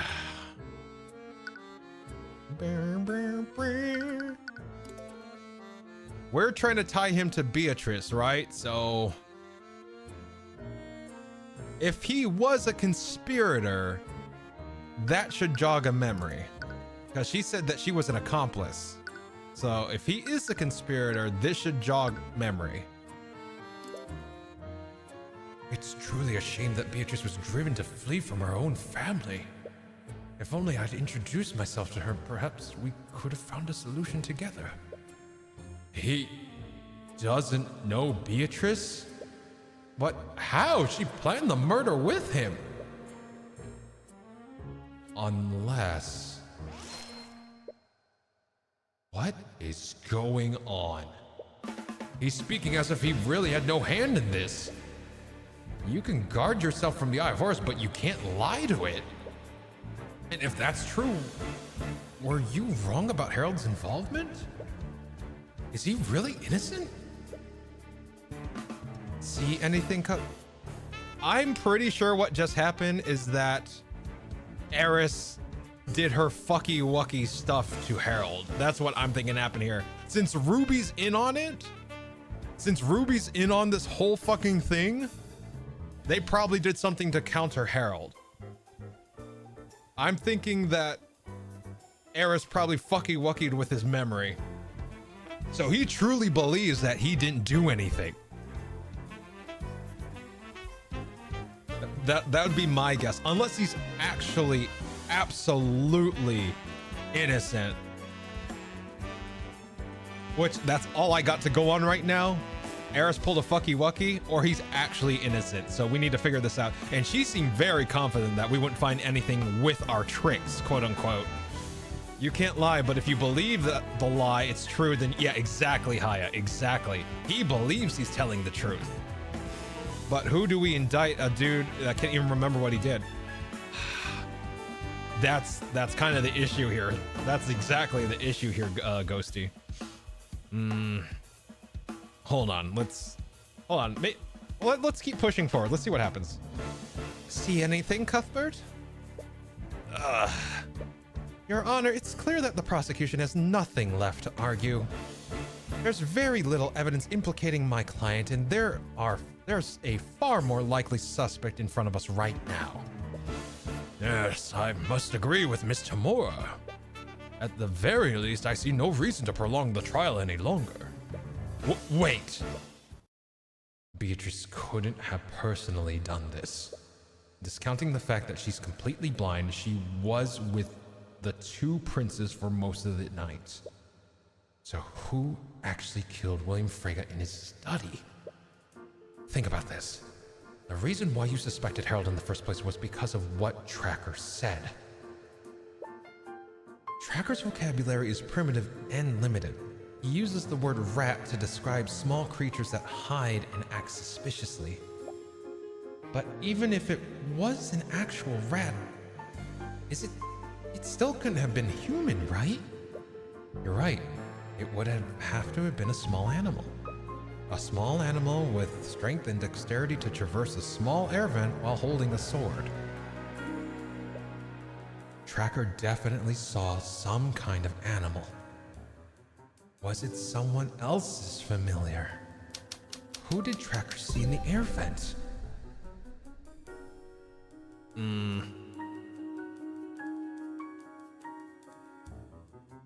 I mean, he saw Eugene. It's gotta be Eugene. Right. It had to have been Eugene. Tracker found the sword in that hallway, and Eugene couldn't have communicated with Harold unless the sword protected both of them from the anti-magic field. But why? Did Eugene just happen to be in that hallway? That also doesn't explain why the sword of spell eating was even there. No. Tracker said that Eugene came out of the air vent on one side of the hallway, and he fled into the air vent on the other side. Even for a small monkey, those vents would be extremely cramped. He wouldn't have entered those vents out of mere curiosity. Why was Eugene in the air vents? You know now that Harold didn't participate in the murder. But did he know what Eugene was doing that night?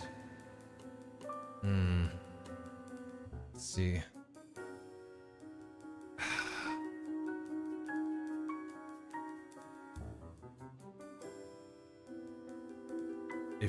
If Harold didn't order him to do it, that means Eugene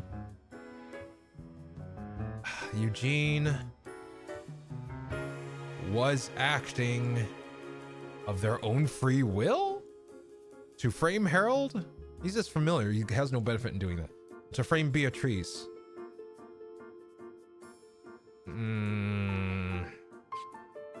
I feel that a monkey swinging a sword would have some things to say in their head, and that would definitely... I imagine a monkey is not as strong-willed to, like, have things shoved out of their memory in the current here and now. You know, unless they're, like, awakened or something. So I don't think he would... Why was Eugene in the air vents? Beatrice doesn't have a familial bond with Eugene. There's no way.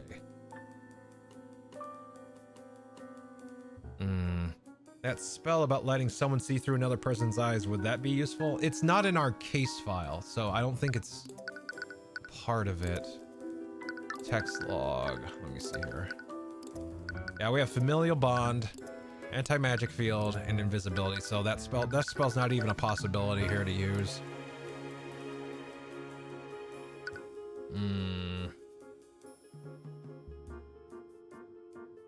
The only...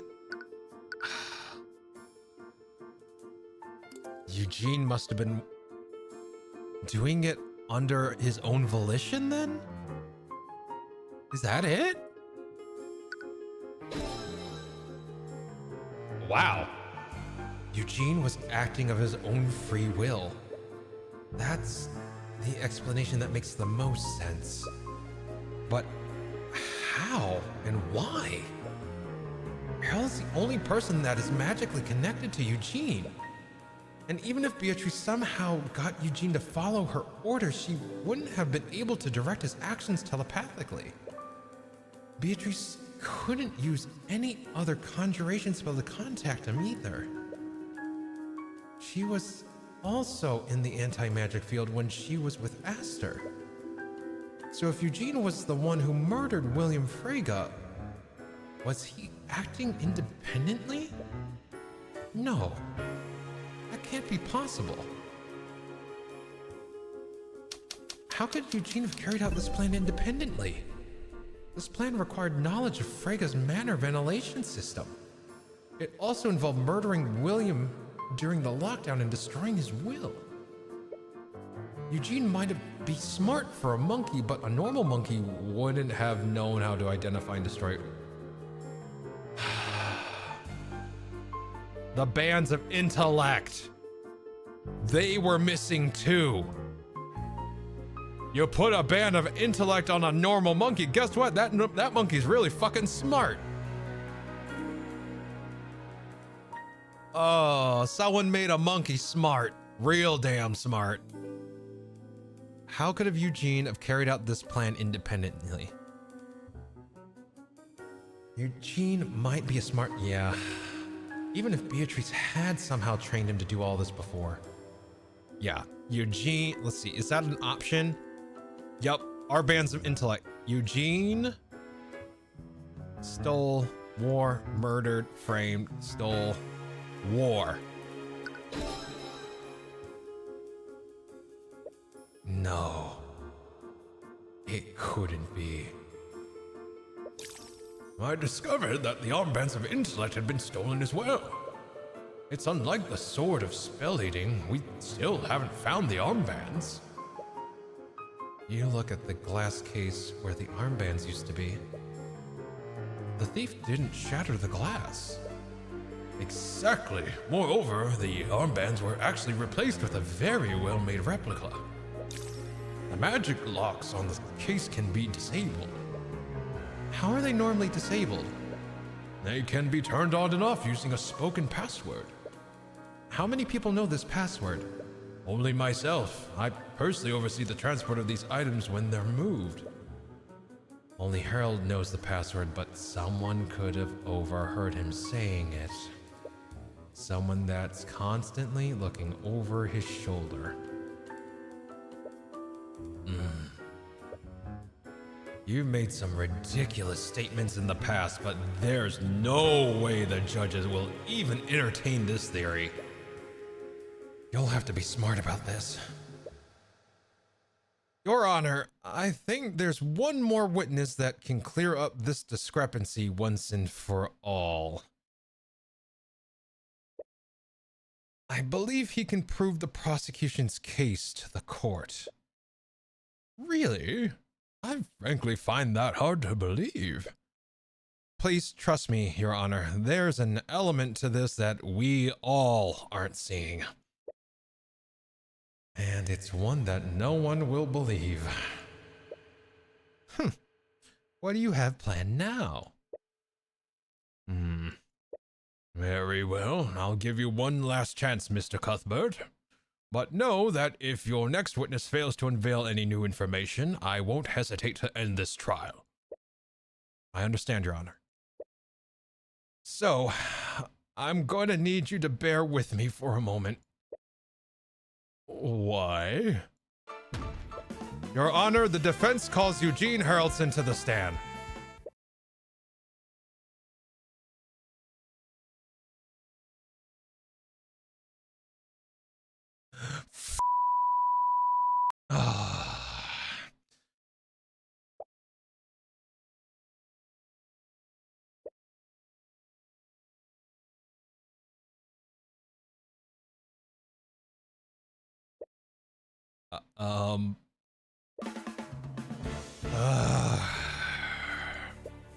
Never mind. I retract my earlier statement. I'll be passing my verdict. Wait, just bear with me for a moment. Mr. Cuthbert, I should find you in contempt for even suggesting this. Do you honestly think I'll allow a monkey to give testimony in my courtroom? Yeah, it sounds pretty out there, even for us. I'd like to remind the court of the nature of Harold's bond with Eugene. Eugene is a familiar. This means that Harold Haraldson can speak with him telepathically. But this is absolutely... Show me the law that says an animal can't give testimony, Your Honor. It may be unprecedented, but it's not against the law.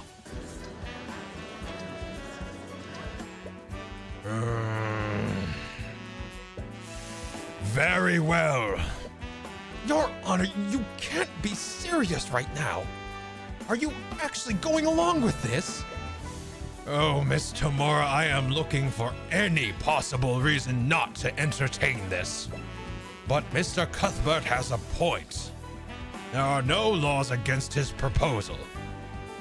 So I have no choice but to oblige to his frankly insane actions for now. Well, I guess it doesn't matter. It's not as if this will reveal anything. I can't believe I'm saying this, but... Bailiff, please escort Lord Haraldson's monkey to the stand. Witness, please state your name and occupation to the court. I could do without the sarcasm, Miss Tamora. Eugene is Eugene! Eugene Monkey! Bailiff, please make sure the stenographer gets Haraldson's translations.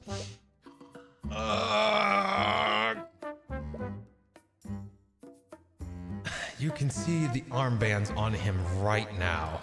He must be at his...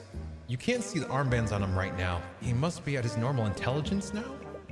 Although, how would he even wear them? Perhaps he held them in his hands? They're only required physical contact after all. Eugene, did you steal from the gallery on the night of the murder?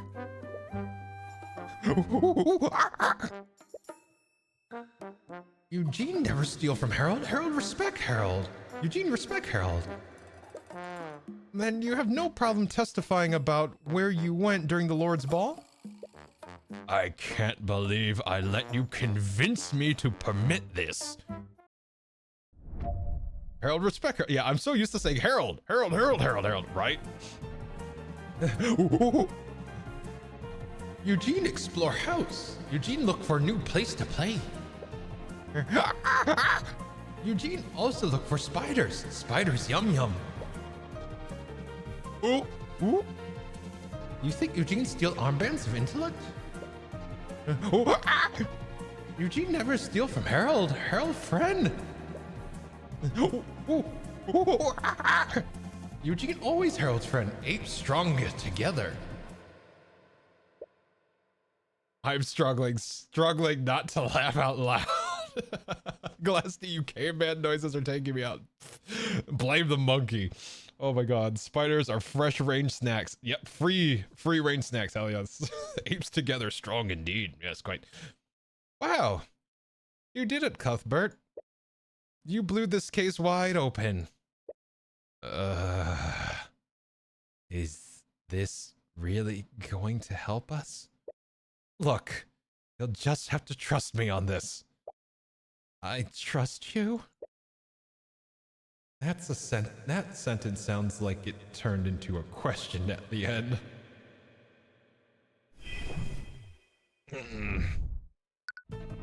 All right. Oh my god. What do we do here? This is fucking... Oh wait, we have the interpret option. Okay, hold up. Eugene also look for spiders. Spiders yum yum. You think Eugene steal armbands of intellect?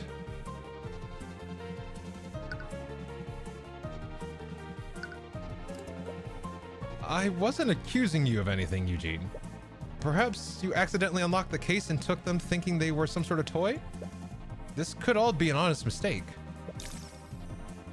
Eugene not dum-dum. Eugene know how important artifacts are to Harold. Eugene never take from him. Oh my god, how do I even...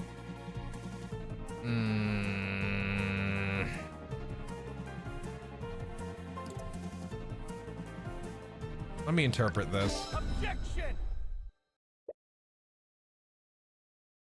Because I never even mentioned the fucking armbands of intellect. I didn't even fucking mention it. I said just tell me what happened that night. I didn't even mention the armbands. He straight up was just like, oh, you think I took them? Motherfucker. Wait a minute. Eugene, I asked you before if you stole anything from Harold's gallery. Eugene, no. Eugene would never steal from Harold. Cuthbert, don't waste our time by having him repeat that statement. That's the thing, Mr. Mora. That's not the same statement he made in his testimony. I asked the witness if he stole an artifact from the gallery. I never mentioned the armbands of intellect. Ooh? What are you talking about now? The witness lacks the understanding to differentiate between the artifacts. It was clearly just a simple mistake. It's not just the fact that he named the wrong artifact, Miss Tamora. It's the fact that he used its actual name. I'm afraid I don't understand what you mean, Mr. Cuthbert. Your Honor, animals can't speak the same way humans do. Even when a telepathic link is established, their vocabulary is extremely limited. Right. Tracker called the sword a spell eating a stick before. it was so hard to understand what he really meant. Exactly. So that raises the question, how did Eugene know that they were called the Armbands of Intellect? Wait, how did he know? The armbands were stolen during the Lord's Ball and replaced with a well-made replica. Where are the Armbands of Intellect right now? If he had worn the armbands when he was sneaking through the vents, he would have never had the opportunity to put them back. And the armbands are still missing. They're on him right now. Jesus Christ, it's not that hard. See, Eugene's wearing them right now. Let's see, where Eugene, whereas it is wearing the armbands at this moment. It can't be. Is he really? The armbands were designed to be worn by humans, so Eugene couldn't wear them on his arms. So where would he wear them? You initially thought that he carried them in his hands, but they're far simpler. There's a far simpler explanation. It's his belt. That'd be my guess. Eugene, do you still maintain that you didn't steal the armbands of intellect? Eugene told you already. Eugene never steals from Harold. Then I suppose you won't mind taking off your hat. Okay, all right.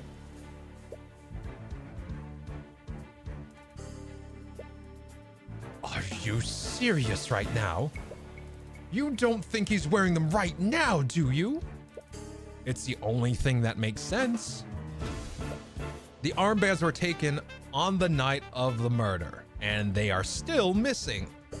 If Eugene did indeed steal the armbands that night, he would have never had the opportunity to return them. He had no choice but to continue wearing them until the investigation was over. This is absolutely ridiculous. You're spinning a fairy tale. Do you honestly expect us to believe that a monkey increased its intellect beyond human limits? If I'm wrong, the witness can easily refute my theory by removing his hat. Well, what's it gonna be, Eugene? You see him fully break character, and he slowly, but silently, lifts his hat. No, you can't be serious. Everyone can see it plainly. He's wearing the armbands like a crown around his tiny head. From out of his hat, you see him pull something else. Well done, Mr. Cuthbert. I shouldn't have underestimated you. Are you serious? This is probably a blessing in disguise. I don't think I could bear debasing myself any longer. Objection. Objection, Your Honor! On what grounds, Miss Tamora? On what grounds? Everything about this situation is objectionable. It's downright absurd. Is he seriously Beatrice's accomplice?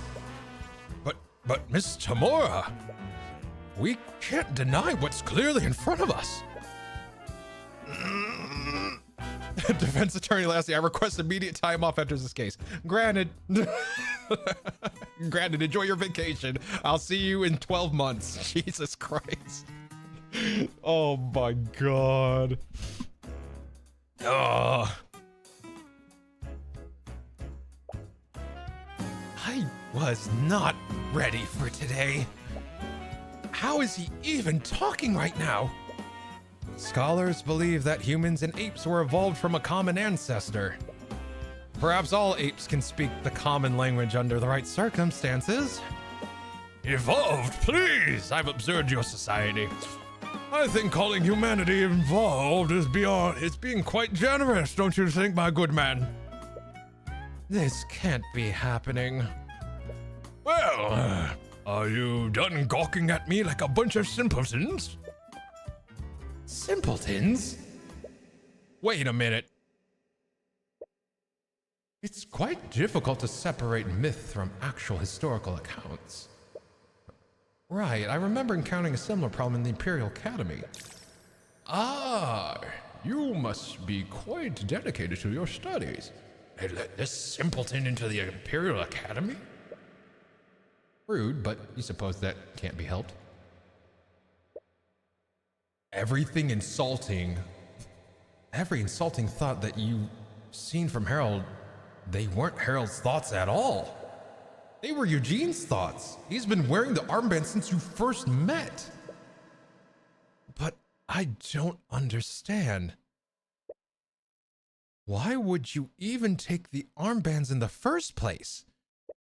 I'll admit that the Lord's Ball was one of many occasions, but the first time I touched them was due to sheer chance. You put them on by accident?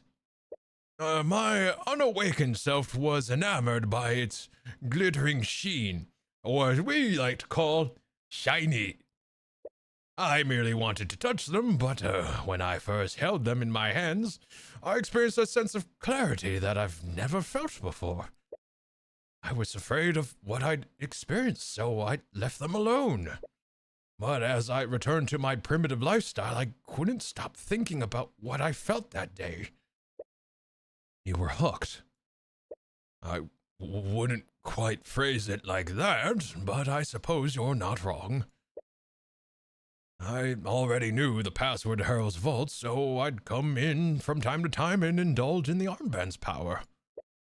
But the more time I spent with my awakened intellect, the more I craved its power when I had put them away. And that's when you made the replica. Well, no one was watching. I devised a plan to secretly take the armbands. Harold would have eventually discovered they were stolen, but he would have concluded that a noble from the Lord's Ball took them. Holy shit, Lastiel, it's Gunter from future. Oh my god, you are not wrong, Korrig. Holy shit. Oh, for fuck's sake. You're not wrong.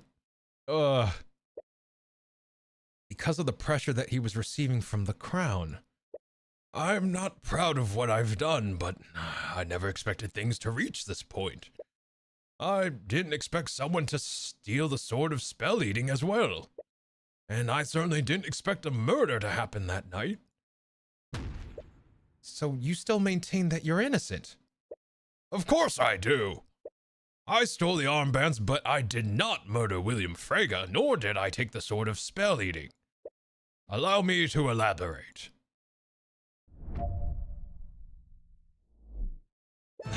I like Mr. Monkey. This is so great. I was expecting this today. No, absolutely not. Am I willing to put up with this? I'm honestly not sure. I'll admit that I took the armbands and replaced them with a replica, but I was not the crook who stole the sword of spell eating. The thieves were completely different from one another. The display case for the sword was completely shattered. I spotted the sword when I was exploring the manor. It was lying in the middle of a hallway. I wondered why such an important artifact would be lying there, so I took a closer look to inspect it. That's when I heard Harold call out to me telepathically. The sword must have protected me and Harold from the anti-magic field. I wanted to take the sword and return it, but a wild dog chased me away from the scene. He has a point. He didn't need to shatter the display case of the sword. Yeah, he already knew the passwords. But Tracker said that Eugene was the one who dropped the sword. Furthermore, he escaped into the air vent that led into William's study. His actions that night were definitely not as innocent as his testimony implies. He must have lied somewhere. Alright.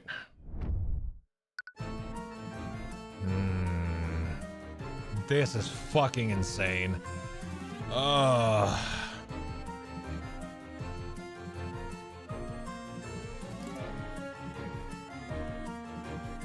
display case for the sword was completely shattered. I spotted the sword when I was exploring the manor. I was lying in the middle of a hallway. What did Tracker say when he said when he found it? On the night of the murder, Tracker smelled something strange and followed the scent to the hallway north of Beatrice's bedroom. There, he saw a flying rat come out of the northern air vent. Tracker barked at the rat and scared it away. When this happened, Rat supposedly dropped the sword. No, that's bullshit. That contradicts... Boy, I can't believe I'm saying this. That contradicts the wolf's testimony. Oh, God. Let's see. This is banana. God damn it, Korg. You know what? That's fair. I'll let you have that one. That's fair. God damn it. All right. Yeah, I'm going to press him on this. But that location was near the Frega's bedrooms. Don't tell me that you... What do you take me for? I know what a bedroom looks like, and I've never entered one uninvited. Then why were you there in the first place? I was coming back from the rooftop garden, but I suddenly felt something interfering with the armband's magic. The anti-magic fields. Yes, I was worried that something had happened, so I made my way back to the gallery to meet up with Harold. I see. Could you add this to your testimony? Very well. I wondered...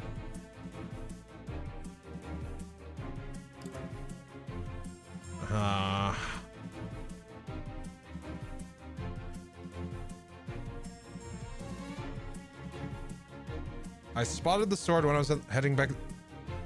Yeah, no, that actually contradicts what Tracker saw. That contradicts what Tracker saw. Let's see. Did you ever think our careers would come to this? No, not at all. I'm sorry, Mr. Monkey, but the wolf says you're lying. Yeah, right? Well, this is appealing. Oh my God. Objection! Eugene, I'm sure you're well aware of this, but the best way to lie is to hide a false detail within many truths. And what are you insinuating, Mr. Cuthbert? You said that you were heading from the terrace to the gallery.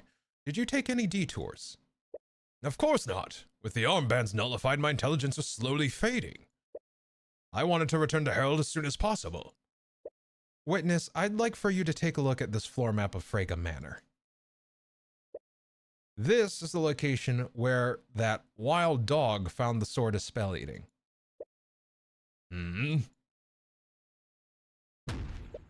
So tell me, Eugene, how did you spot the sword of spell eating when it was hidden in a hallway north of Beatrice's room?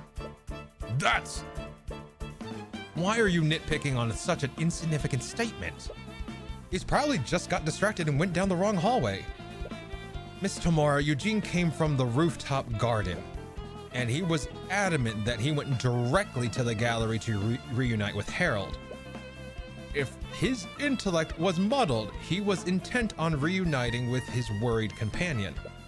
He definitely took the direct route, but if he did, he would have never been able to have seen into that hallway.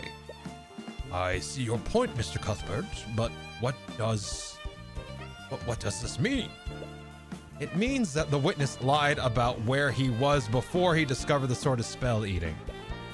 He wasn't coming from the rooftop garden. He came from the air vents in that specific hallway. So, why were you in that hallway, Eugene? You lied in your testimony, but it was because you wanted to hide what you were really doing that night.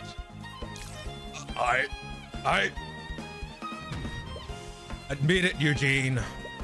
You snuck through the air vents to avoid detection, and then you used the air vent in that hallway to break into William's study.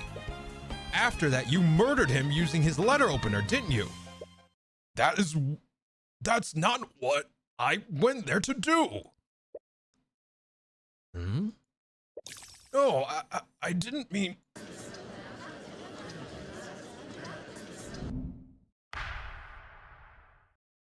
Order! Order in the courtroom!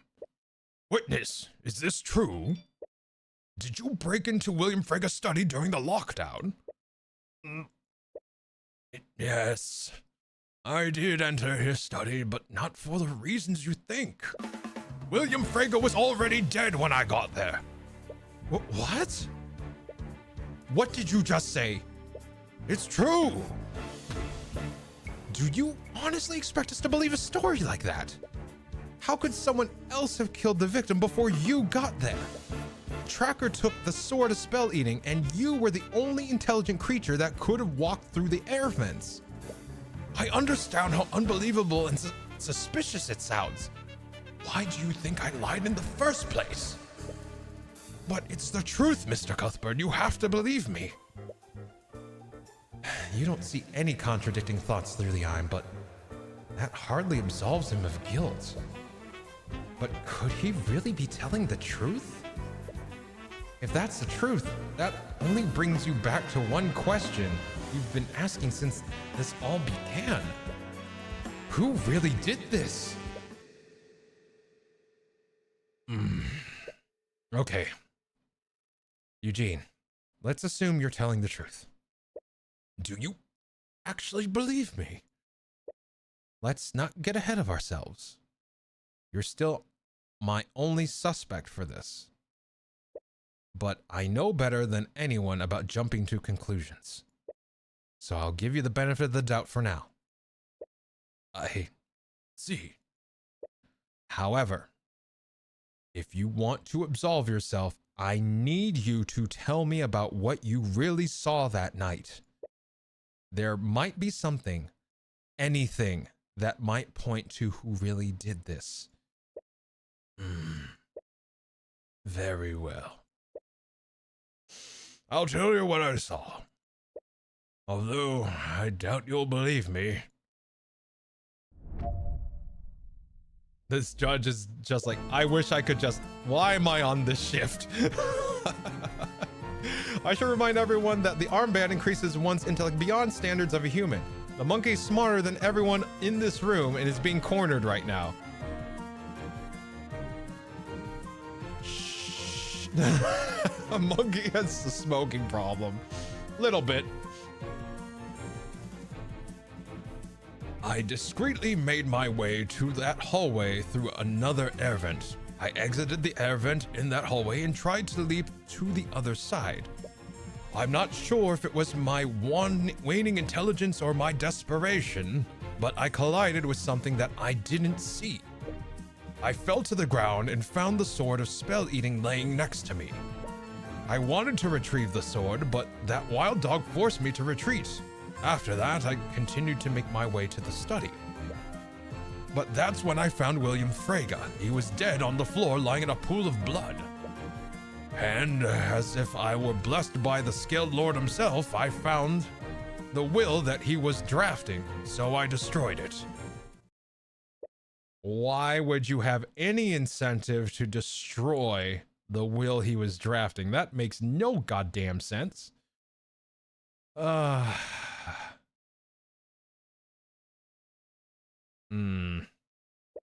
Frankly, Mr. Haraldson, I find that story very difficult to believe.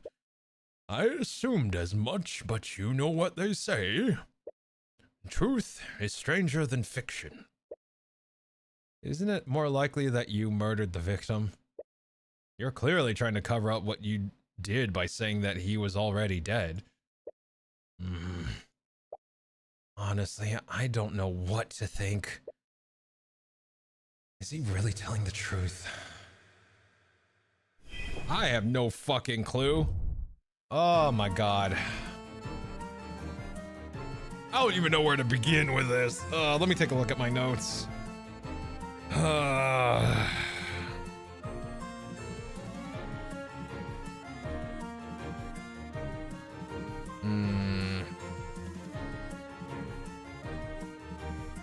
Let me see. He said he ran into something he didn't see. I fell to the ground and found the sword spell eating next to me. I'm not sure if this was my waning intelligence, but I collided with something that I didn't see. Let me see that. I thought monkeys were extremely dexterous. Are you just clumsy?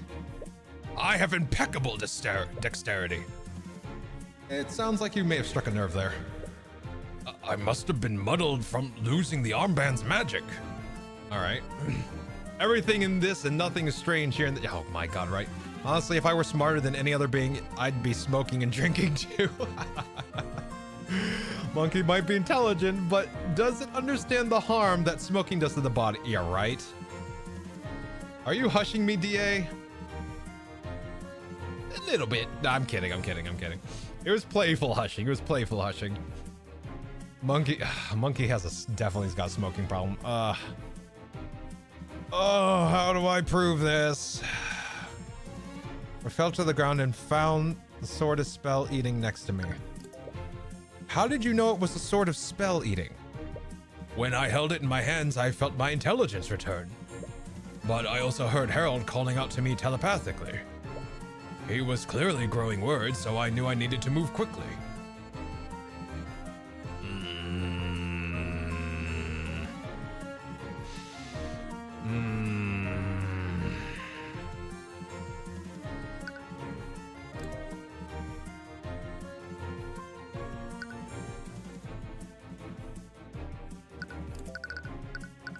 That doesn't sound right.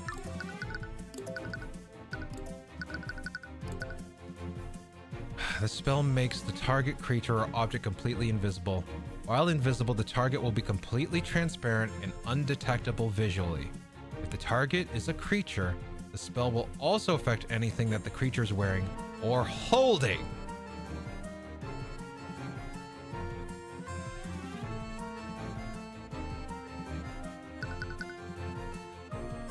If he ran into something invisible and it was invisibility, he shouldn't have been able to see the sword. But, also anti-magic fields. They cancel each other out. Dumbass ran into a mirror probably. Jesus.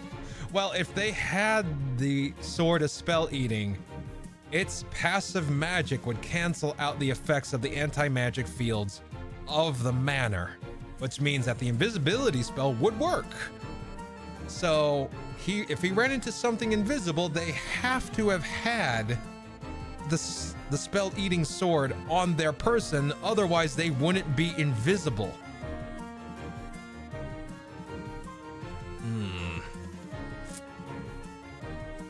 Yeah, that's sus. That's sus right there. Objection! Oh shit, did I fuck up? Your Honor, this is clear. I fucked up. Wow, that's the first time I fucked up this game. This piece of evidence proves it. I failed to see how this is. Okay, I guess you're right. Okay. Okay, it's not as punishing as Phoenix, right? Okay, I fucked up. Oh god, alright.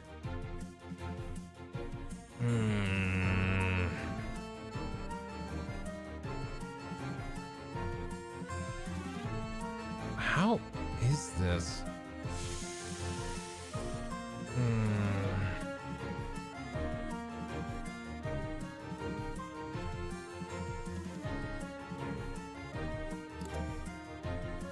There's something else that contradicts this. I think... Is it the wolves' testimony? Hold on, let me see.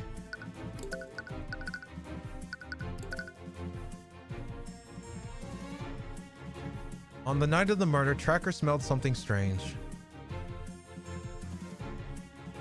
The rat dropped the sword of spell eating. You didn't find it. We have an eyewitness. We have a doggo eyewitness that said you dropped that bitch. Okay. Maybe this is it. Objection! Damn it! That's not it! Alright. Damn it. Maybe pressing this? How did you know it was sort of spell eating? Okay, yeah, we already pressed him on that. I wanted to retrieve the sword, but that wild dog forced me to retreat. After that, I continued to make my way to the study. If you can't trust a dog, then who can you trust? Yeah, right, Cora? Goddamn. Not wrong.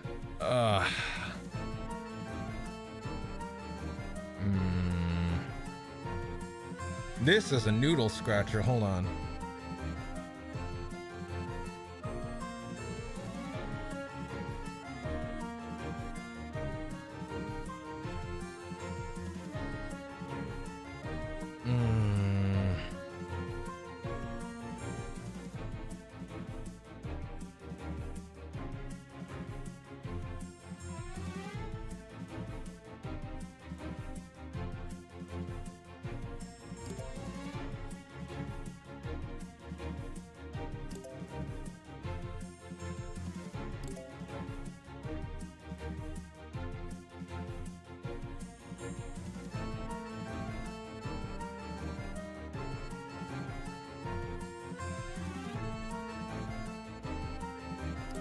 This is rough.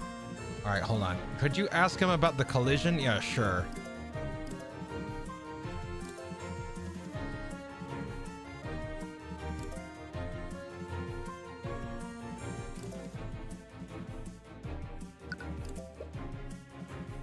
Oh, that was the extremely dexterous thing. Are you just clumsy?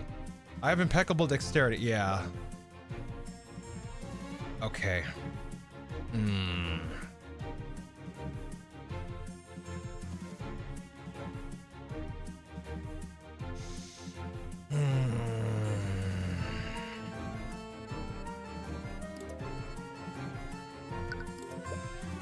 Did this wild dog have a white coat of fur?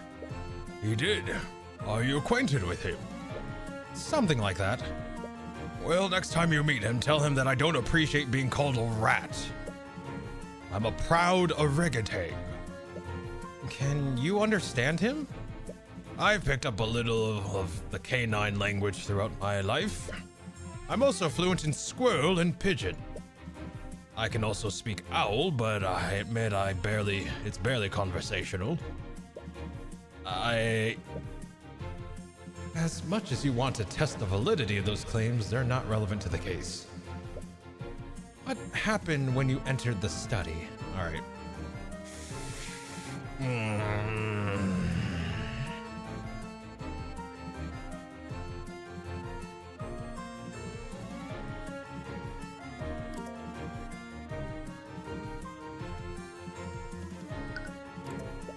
So you were the one who took the will. I've been trying to find it. What did you say? I was pressed for time, so I didn't read the entire document. But I found an order to his executor to defund the Heraldson Hall of History. So he went out of his way to specify that on the current copy. I concluded that his former will didn't have this addendum. So you could have saved Herald's Museum by making sure it never got submitted to the probate. Anyways, do you have the will with you? My apologies, I crumpled up the will into a ball and ate it. Then I left the room before my intelligence was completely gone. You were really hoping to see if William followed through on his threat to disinherit Beatrice. He seems to be telling the truth this time. I agree, but we still need to be sure. You should carefully inspect and press each of his statements.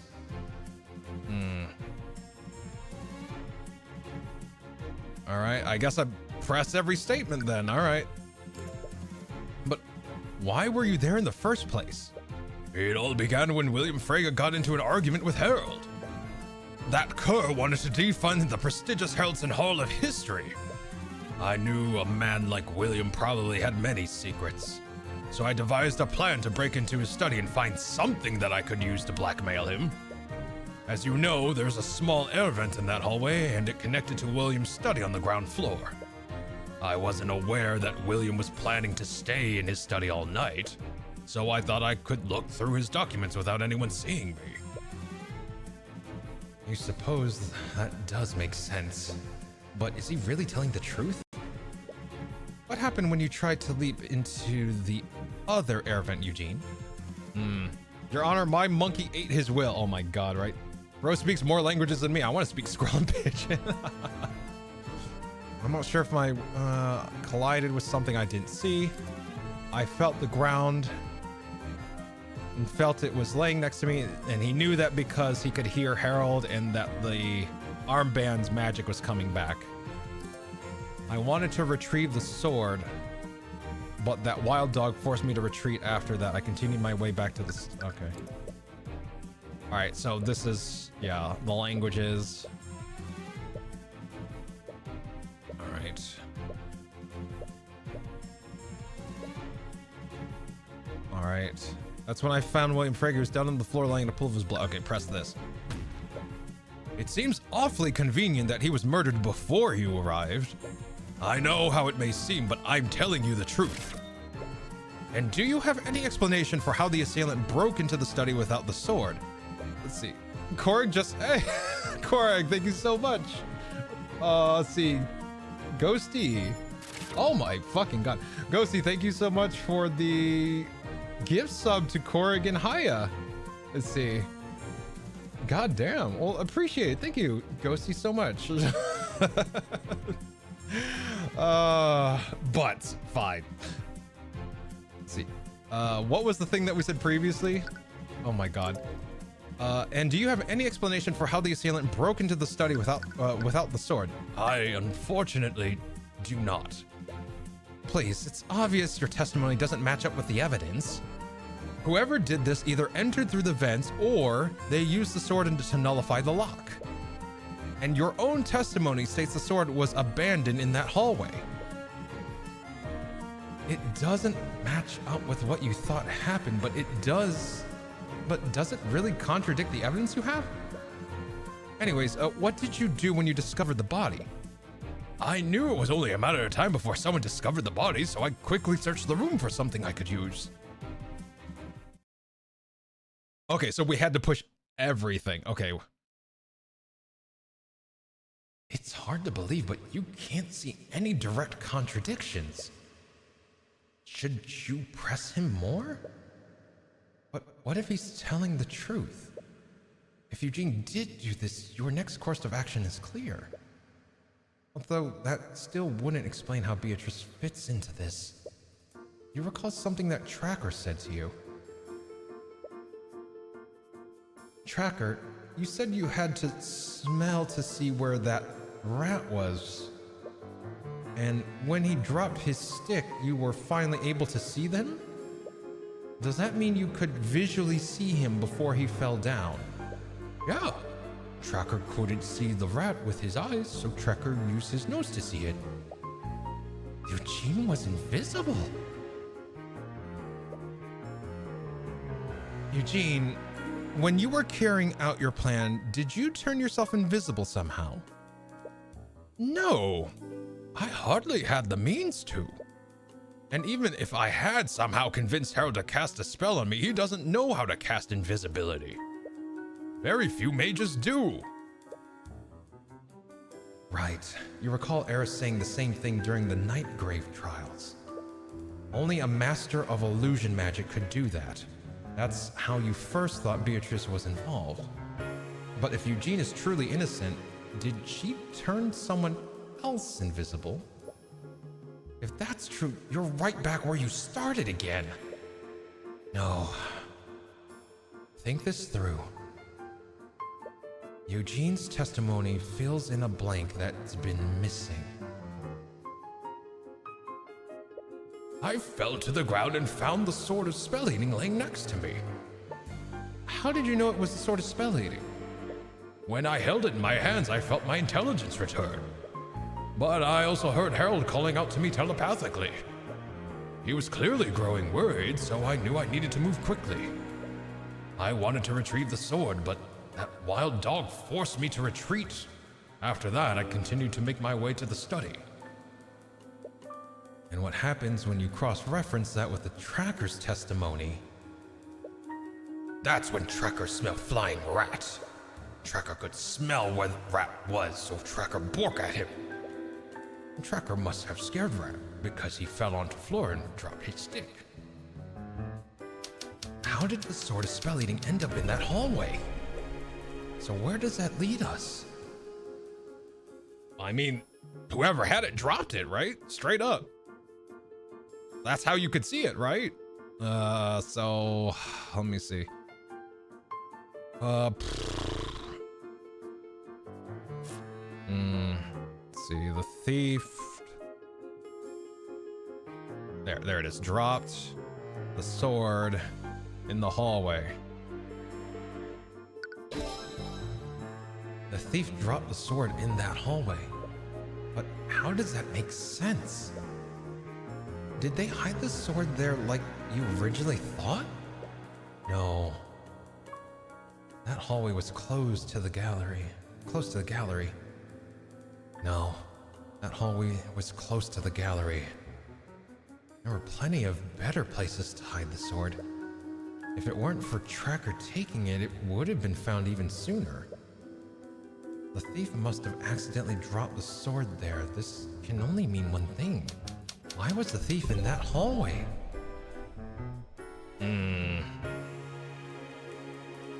The thief was going through the air vents. That's the only thing that makes sense because the only thing in that hallway is an air vent. So the thief was sneaking through the air vents. Yeah, exactly. Retreating from the crime. Like if Eugene's testimony is true, that means Eugene was going to the crime scene while the thief was leaving it. That's what was happening, like at that moment. That's the only other explanation. The thief was also sneaking through the air vents. That's the only reason why they would be there. But that would imply that the thief was as small as Eugene. Could have been another familiar. And if so, why didn't Eugene notice them? Wait. I'm not sure if it was my waning intelligence or my desperation, but I collided with something that I didn't see. He collided with something he didn't see. In other words, it was something that wasn't visible to him. And as a master of illusion magic, Beatrice is one of the few people at the ball that could cast invisibility. Beatrice would never trust anyone enough to work together like this. But she's completely blind. She wouldn't have much of a choice. Even so, she's not the type of person to trust her accomplice to stay quiet. She'd find a way to carry out a plan herself, and she'd only employ someone else's help if she had full control of them. Have you been approaching this situation incorrectly the entire time? Through the eye, you knew that Beatrice was involved somehow, but you just assumed that she was one part of a larger plot. The breaking of the glass and the casting of invisibility.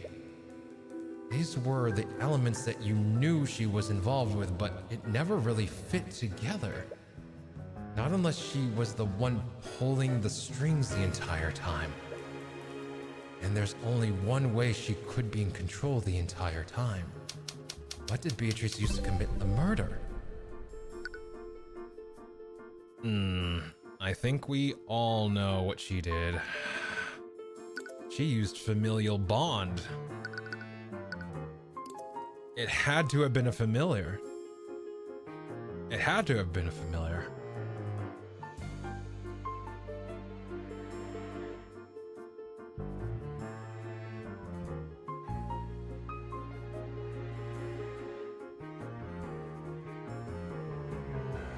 Lastly, the caster also casts. Lastly, the caster can also cast spells from the location of the target creature instead of their own location. Once a bond is formed, yep. That's it. That's the only way. A couple of memories flood into your mind. A familiar is a creature that a mage has formed a magical contract with. With that contract, our souls are bonded. I can speak to him telepathically. I could even see through his eyes and cast my spells through him if I wanted. Really? I never knew a spell like that existed. It's quite rare. Only very few mages take the time to learn how to cast it. Hi, I'm Tyrion Cuthbert. I'm Miss Tamora's ward. You extend your hand out to shake hers. She has an aristocratic air to her, so you hope you're not being too informal.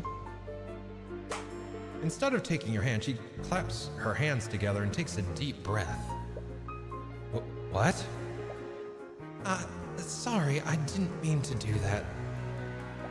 It's a bit of a habit of mine. Oh. Nevertheless, she finally shakes your hand. I've heard so much about you, Mr. Cuthbert. My name's Beatrice. You didn't know that she was blind back then, so you barely even noticed it. But how did she know that you were holding out your hand? Well, do you have any other questions for me?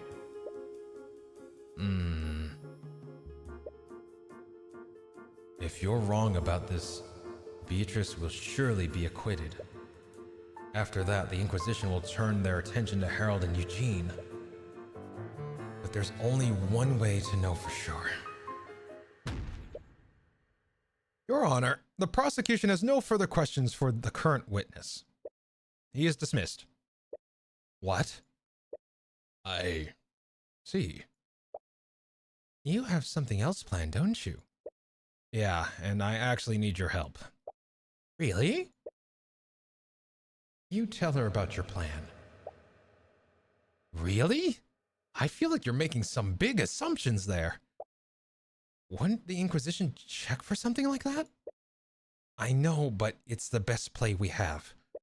Do you remember what Steelwind said yesterday? But the moment the gods saw the body, one of them cast Detect Magic. With that spell, they would have seen any invisible people hiding in this room. Wait, you can use Detect Magic like that? Of course, it's standard procedure. Like all spells, invisibility leaves traces of magic on the person it's cast on. So mages can use Detect Magic as a way to see through invisibility. If everything goes the way I think it will, you'll be able to confirm its location. Once you do that, you just need to reveal it to everyone. All right, I'll follow your lead then. So, Mr. Cuthbert, how do we proceed? Your previous witness brought about more revelations than I could ever have guessed. However, you still haven't given a substantial explanation about how the murder occurred or who actually did it. I understand that, Your Honor. But it will all make sense after I call my next witness. Another witness?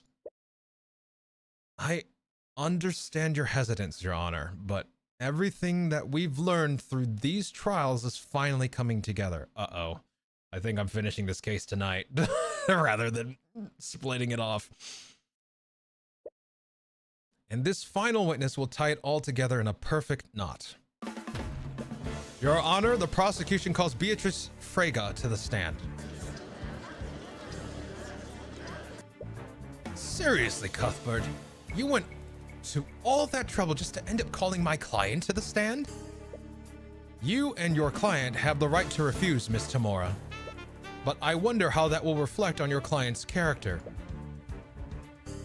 It doesn't really matter. She's already standing here with Miss Tamora. You can carry out your plan regardless of what she decides to do. But it will have much more impact if you can bait her into lying on the stand. My client says she is willing to testify. However, we would like to propose a short recess. With these new developments, I'm sure you can understand that we have much to discuss. I see no reason to not grant the defense's request. Is this really okay? If we give them time to prep, they might realize what we're doing. I know, but I don't think we have anything to worry about. You've been building up a psychological profile of Beatrice since this case began. It's hard to read her expressions and emotions, even with the Eye of Horus. She keeps herself guarded and keeps her true intentions unknown. She's powerful, more powerful than her father ever cared to admit. Despite this, he tried to control her and put her inside a cage. But Beatrice Frege would never live in a cage. She wanted freedom and control, and she would do whatever it took to get it. You're sure the accident that blinded her didn't help things? When everything was said and done, she abandoned everything, her wealth, her status, her family. She could have waited. She could have gritted her teeth until it was her turn to lead the House Frege. If she was willing, she could have even secretly punished her father's past. If she was willing, she could have even secretly pushed her father past the gates of death herself. But she couldn't bear to live like that, even temporarily. You have no idea why this is how she chose to do that. Perhaps it had something to do with their meeting? But you do know one thing. Beatrice Frege will never put herself in a position of vulnerability. If you endanger her freedom, she will make sure that she can see who she's up against. In the interest of giving the defense time to deliberate, we will be taking an extended recess. Court is adjourned.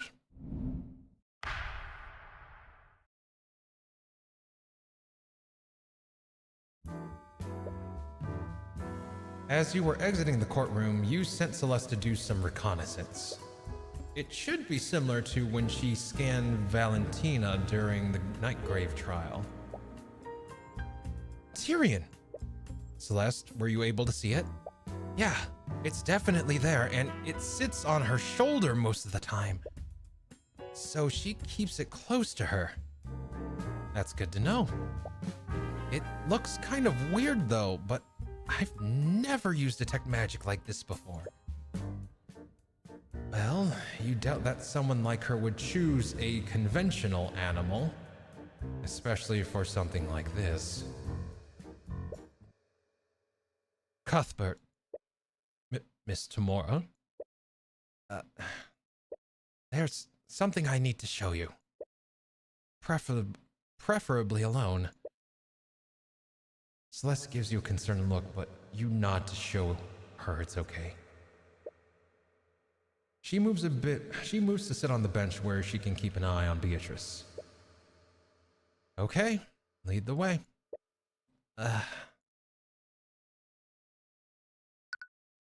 I get the feeling that Cuthbert is going to be made inconvenienced and unconscious.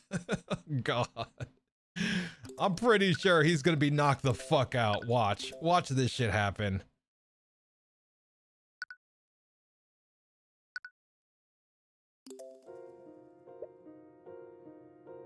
Miss Tamora leads you out of the courthouse into the city.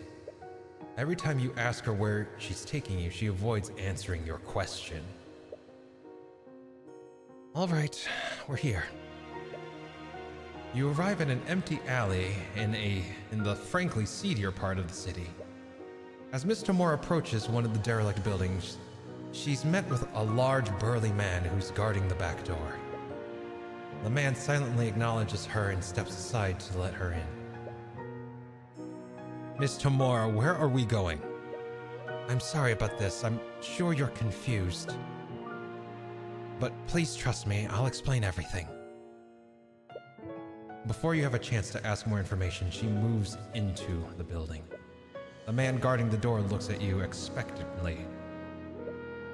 The entire situation doesn't sit right with you, but you still continue to follow her. Despite your recent disagreements, you know that you can trust her. As you head further into the building, you find yourself in a surprisingly well-furnished room. From how it looked outside, you would have never have guessed that it looked like this. It almost looks like a room that you'd encountered in the Frege Manor. As you enter the room, you spot several mercenaries standing at various points in the room. And most surprisingly, you see Eris standing at the end of the room.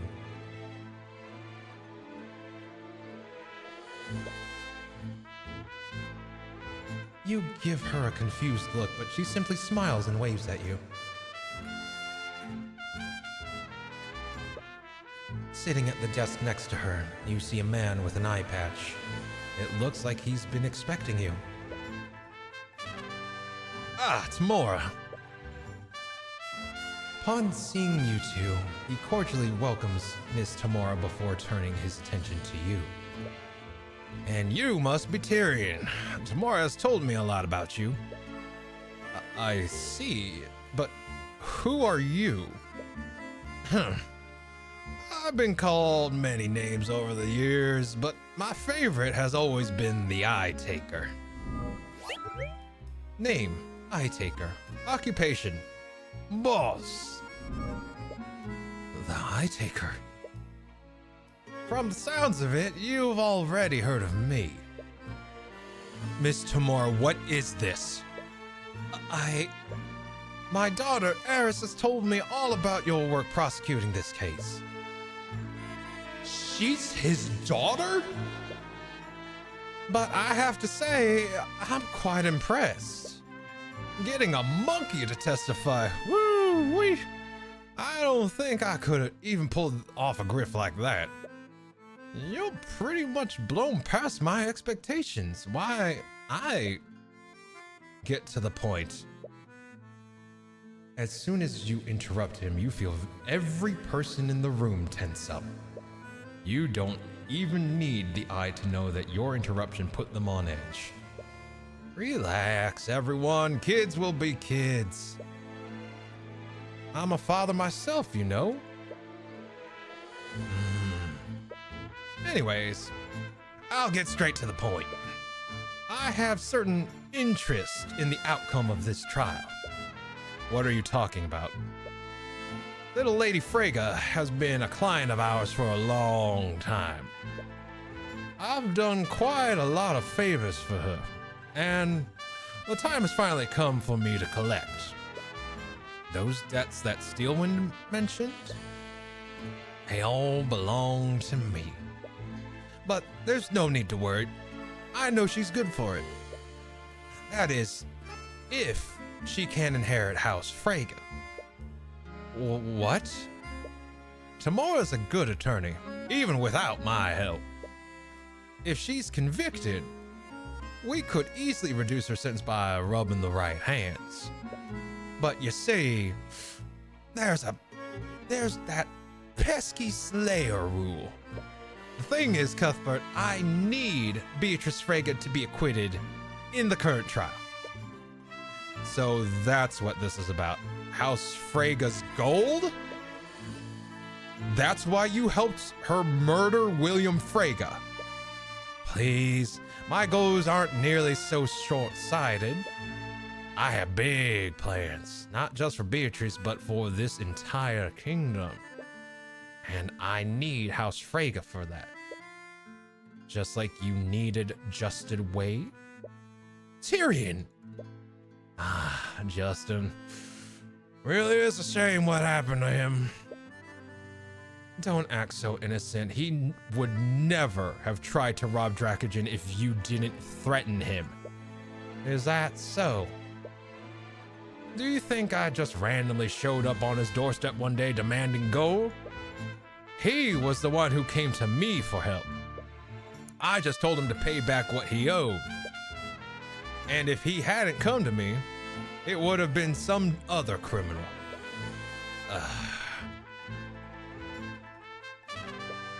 But that's besides the point. Enough about what I wanted from Justin. Let's just talk about what I want from you. You want me to throw the case? I love this kid. Don't have to beat around the bush with this one. No one will doubt you, especially considering the amount of work you put into this already. You don't need to do anything. Just take a dive. Spider-Man, thank you so much for the follow. Appreciate it. Welcome on to our little corner of the internet, and hopefully we can help you relax this evening. But I appreciate the follow. Welcome in, welcome in. And let someone else take the fall. No matter what happens, the court will blame someone for this. If it makes you feel better, I can assign Tamora to defend the old man and his monkey. That way everyone can come out of this unharmed. Everyone wins. Except for the fact that a murderer will be put in charge of House Freyga. Please. As if any worse than the people in charge of the other noble houses. Let's see. Please, as if that's any worse. Okay, there we go. Please. Please. As if that's any worse than any of the other people in charge of the other noble houses. If you recall, there's already a murderer in charge of House Von Sanctus. They're all dirty. You've seen it, haven't you? They rig the system, they pay, they threaten, and even kill people to get their way. All we're doing is leveling the playing field. Tyrion, please, just listen to him. How can you just go along with this? I told you a long time ago that there were certain parts of my job that I couldn't tell you about. Well, this is it. This is what we needed to do to beat them.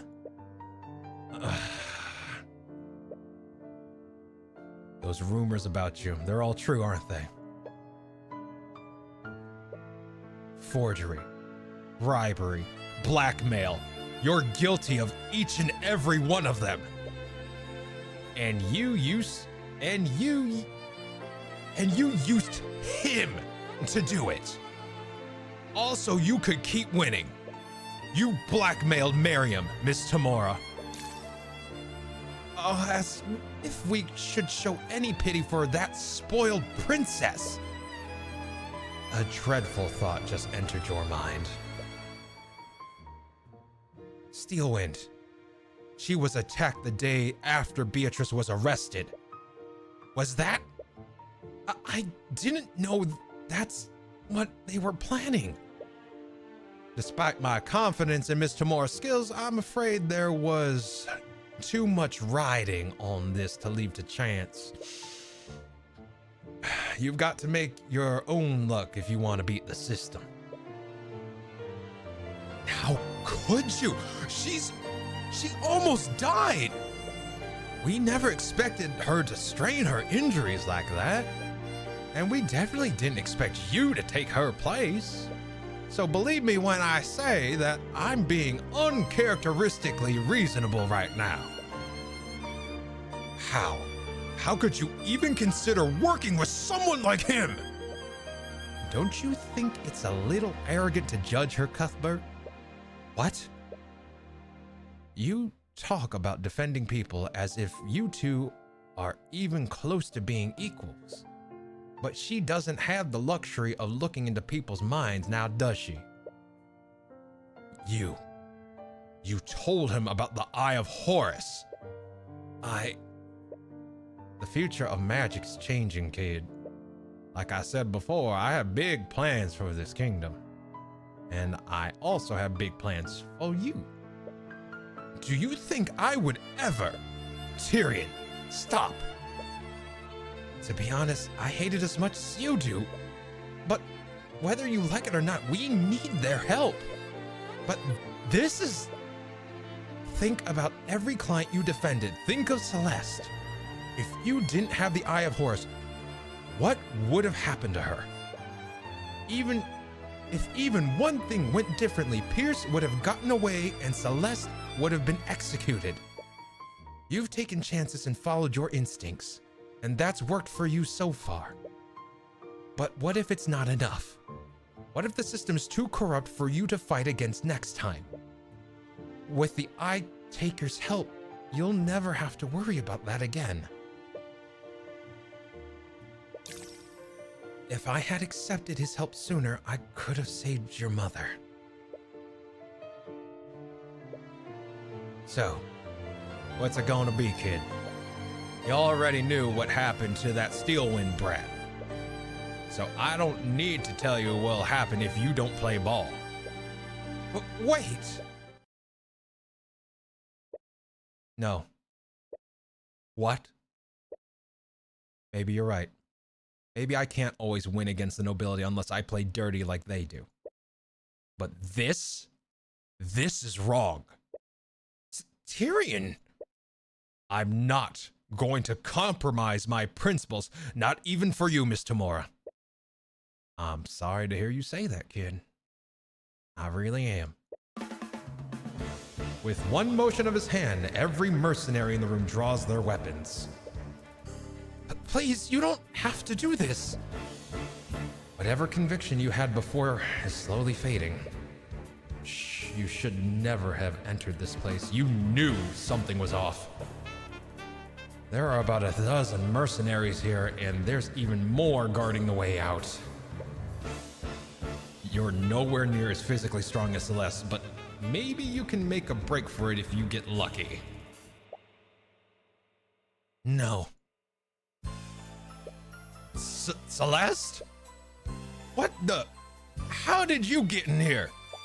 My whole job is keeping this guy safe. You honestly think I just let you take him to an undisclosed location? It doesn't matter, as if one girl will make a difference. Well, what are you all waiting for? Is that really her? Upon seeing Celeste, the mercenaries cautiously step back. No one wants to make the first move. This monstrous aura, it has to be her. What the hell are you all doing? You have her surrounded. Despite his command, no one takes a step forward. Look, let's all just sit down and talk about this rationally. Perhaps a different approach is warranted here, Father. What? Could I have the opportunity to speak with Mr. Cuthbert? I believe I can make him see things our way. I'm sorry, sweetie, but you can't just... Well, you've never been wrong before. I'll leave them to you, love. Shall we go, you two? Celeste silently watches Eris with her sword drawn, but unlike the mercenaries, Eris seems unmoved. She merely walks past, out the exit. She merely walks past her and out the exit. You and Celeste exchange glances and follow after her.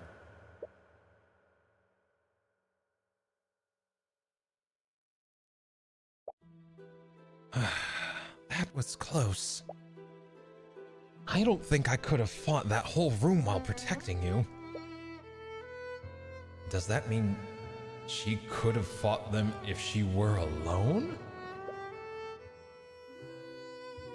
You two are really courageous to a fault, aren't you? Eris, I appreciate you vouching for us, but I'm not changing my mind about this. Oh, I'm well aware of that. Why do you think I intervened? Oh, well, thank you. Is this really okay? Won't your dad be mad? I should be asking Tyrion that same question. You've seen your adoptive mother's true colors and rejected them. How are the two of you going to move forward? She's not mine. Isn't she, though? She lost any right to deny it the moment she took it upon herself to raise you. She only did that because I asked her to. It wasn't her choice. Oh, but it was. How old were you when your real mother was executed? 10 years old? Eris! Back then, you barely knew Tamora. It would be a stretch to even call her a family friend. She was the adult in that situation. And what did she do? She fed you anger and hatred for the nobility instead of allowing you to process your grief healthily. Tamora took you away from your only friends and isolated you from society. She even homeschooled you, didn't she? That's... As a result, you never formed any other relationships. You made your first close friend at the age of 20. And she was your client. Don't you think that's a bit sad? She isolated you because she wanted to use you. That's not true. That's not why she... From what I've seen today, you clearly have no idea who Tamora is. Even with the Eye of Horus, you're clearly a troubled judge of Oh, I'm sorry. Line! Even with the Eye of Horus, you're clearly a terrible judge of character. Eris, you're going way too far. To save you from more heartache, let me give you one last piece of advice. Eris leans in close to you and begins to whisper into your ear. Do you honestly think Celeste will ever love you? What? I'm sure you understand now. Tamara can only afford to pay her exorbitant salary because of my father. You've already burned that bridge. So where do you think the Crimson Demon will go when you can't afford her services anymore? No, she's not. With Flintheart dead, she has to worry about her mother. Do you think she has the luxury of playing around with you for free? Or did you actually think that she enjoys spending time with you? Tyrion, you have to look at this rationally. Any support or affection that she's given you has only been to keep you as an employer. You seem to know a lot about these things. I had to do a lot of networking when I was a mercenary. Do you know how many times I've had to charm a merchant into hiring me? Why? Why are you doing this? Because I want to finally break you. I'm just trying to keep you from getting hurt. It may seem cruel, but you have to be realistic about these things. You trusted Tamora, and she betrayed you.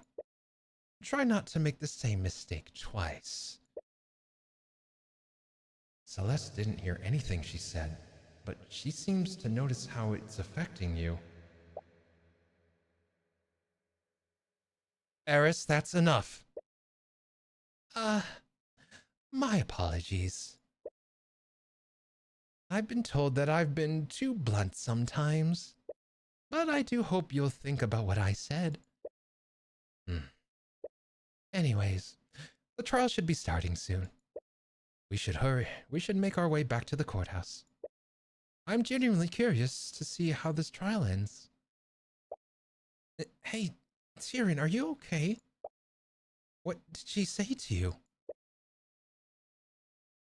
She reaches for your hand, but you instinctively yank it away from hers. Tyrion? Sorry, I didn't mean to... I'm okay, really. Okay. Is he mad at me? You can think about everything else later. But for now, you know what you need to do. You need to convict Beatrice Frege.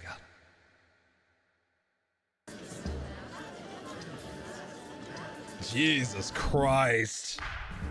Oh, what a fuck up. Jesus God.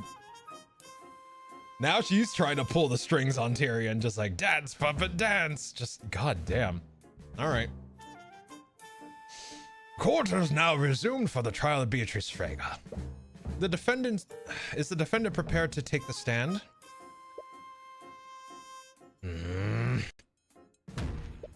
Tamora, I asked you a question. Is the defense prepped or not? She is. If the prosecution still wants to move forward with... The prosecution will be moving forward with this. Please bring in the witness.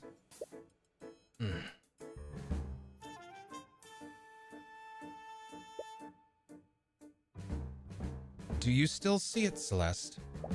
Yeah, it's still there. Should I reveal it now? No. Let's really make a point of it. Wait for my signal. Thank you for agreeing to take the stand, Miss Frege. Mr. Cuthbert? It's my understanding that you were with the two princes for most of the night. Yes, I was. Which is why I'm still quite confused as to why I'm being charged for this crime. Out of everyone there that night, I thought that my alibi was the most solid. That remains to be seen. Clearly. Anyways, since you still maintain your innocence, you'll have no problem going into detail about your supposed alibi.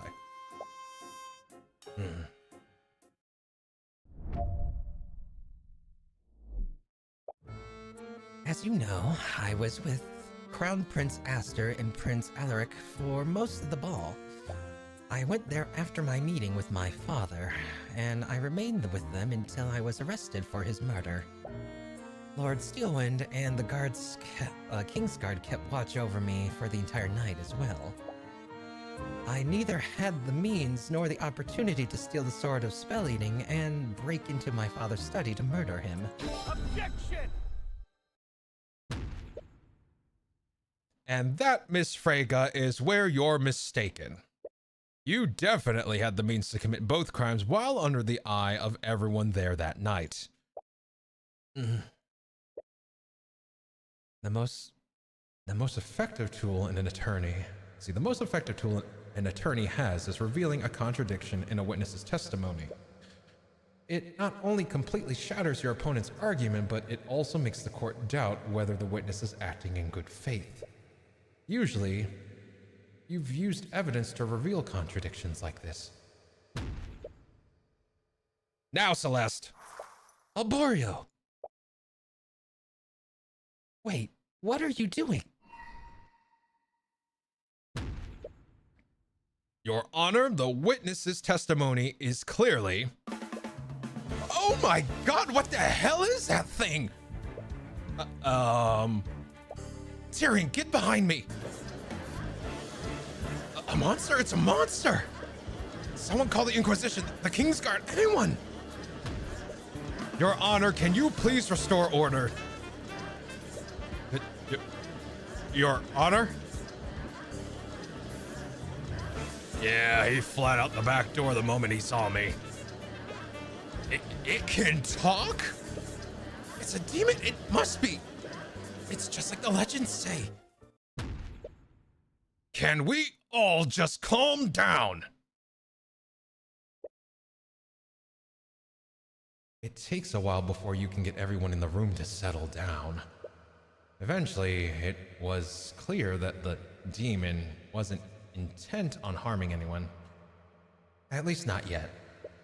The court ordered extra guards just in case, and you were eventually able to bring everyone back into the courtroom. Like a fart in a fan factory. Mr. Cuthbert, what is the meaning of this? Sorry, I didn't know it was a... actually, what are you? Are you a demon? What? Why? Yeah. Oh, wait, hold on. I should go with, let me see. Oh, you know what? Let me go super deep. Why, yes. I am a demon. Demons actually exist? I thought they were only a legend. Your Honor, not only do demons exist, the defendant has made one into her familiar. She's only blind in the literal sense. She's constantly looking through the eyes of her familiar to see. And? What do you mean, and? It's pretty obvious that making a pact with a demon is incriminating by itself. Tell me, Your Honor, do the laws of Wyverngard prohibit entering in accord with a demon? They don't, but... Then my client has committed no crime. I request a raise. Granted. Granted. I will now pay you 2 cupcakes per case. All right. Oh my God. Oh. Oh, hell yeah. See. All right, there we go. Even so, I really would have preferred not revealing, let's see, Marwithna like that. Marwithna? Let's see. Marwithna? Is that your name? It is what most people call me. Mahua. Occupation. Demonic familiar. I suppose you have a point, Tamora. Having a demon as your familiar isn't technically illegal. However, this does prove that the defendant had a way to commit the murder, all while under the eye of everyone in the ballroom. She could have sent Mahua upstairs to the gallery, and then had him steal the Sword of Spells eating. After that, they would just need to traverse the vents into William's study, just like Eugene did that night. The fact that her familiar is a demon proves that she couldn't have done that. What do you mean? You saw how everyone reacted when they saw Mahua's form. A monkey may have raised some eyebrows, but someone surely would have reported Mahua if they saw him. Tamora, your client is a master of illusion magic. Can I assume we'll find invisibility in her spell compendium? You might. And with the connection granted by familial bond, she could have cast this spell on him regardless of where each of them was. I'll admit that my client does know how to cast invisibility, but your theory raises another question. Could my client continue casting it unnoticed?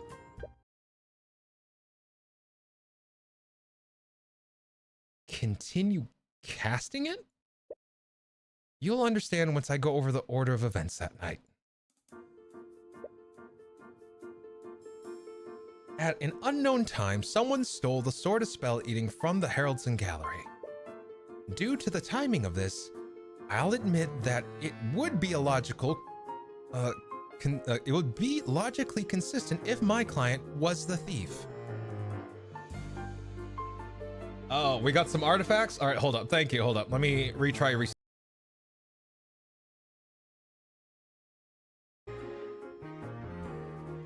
All right, wait for it to clear. There we go. Okay, we should be good. Hopefully that refreshes it. Yeah, I noticed that lately I'm gonna have to, when I start streaming to my streaming PC, I'm gonna have to do it twice just to shake out all the friggin' bullshit.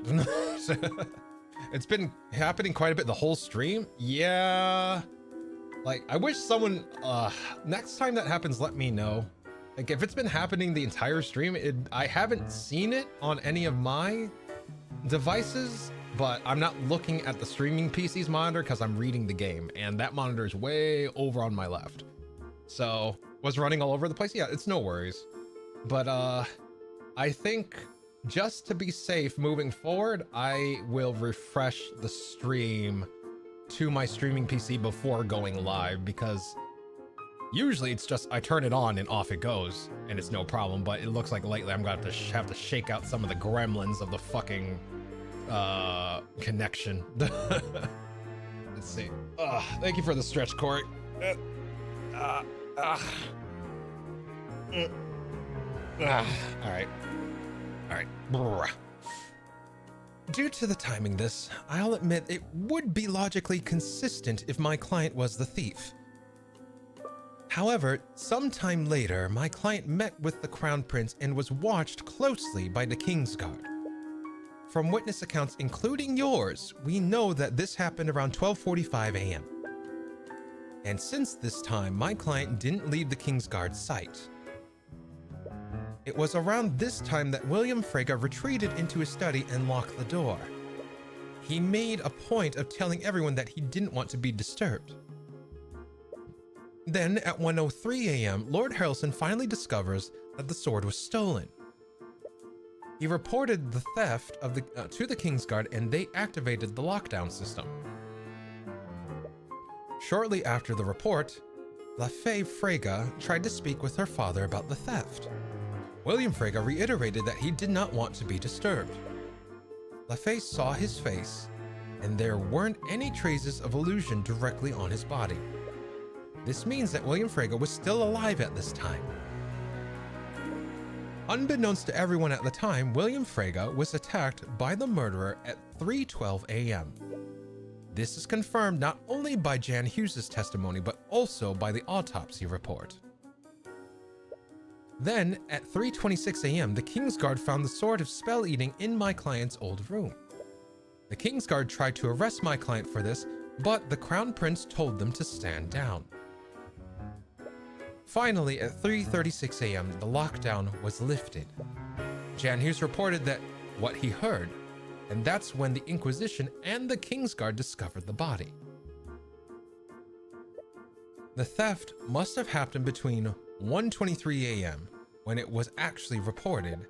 In order to keep Maharawa concealed at every step, my client would have needed to keep him invisible from 1:03 a.m. to 3:12 a.m. Not only that, she needed Maharawa to wield the Sword of Spell Eating to ignore the effects of the anti-magic fields. This means he would need to be invisible for more than an hour. What's your point? My point is that invisibility has a duration of 1 hour. I'll admit that my client could cast invisibility before she met with the Crown Prince. But if she wanted to keep Maharawa invisible, she would have needed to recast that spell at some point during the night. As you know, my client couldn't have done so during that night without the Kingsguard noticing it. Your logic makes sense, but that can only mean that the defendant refreshed invisibility right in front of everyone watching. In front of the entire Kingsguard, the two princes, and Lucio Steelwind? As unlikely as it is, it's the only conclusion I can come to. I had a feeling you'd say that, which is why we have a witness who can confirm that Beatrice didn't perform any magic that night. A witness. Your Honor, the defense would like to call Prince Alaric to the stand. I see.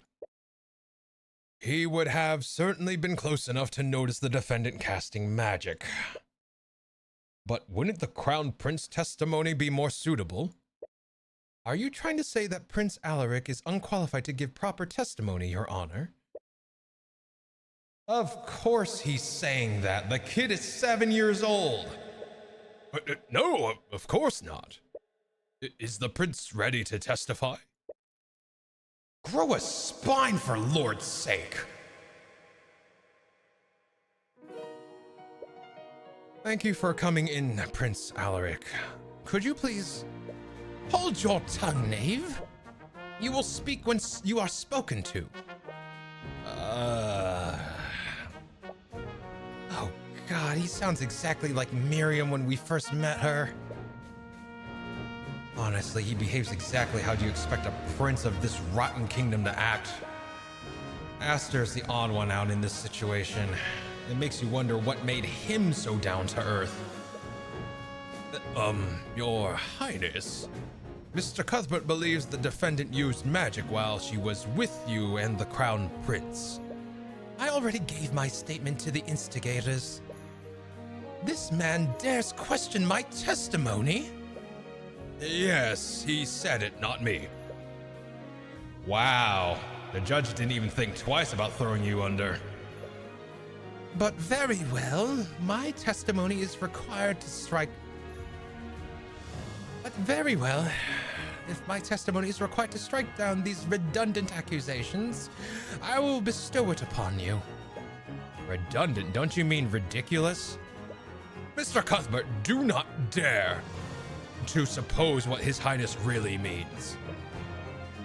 His boots must be shining from all that licking you're doing. What was that? Nothing.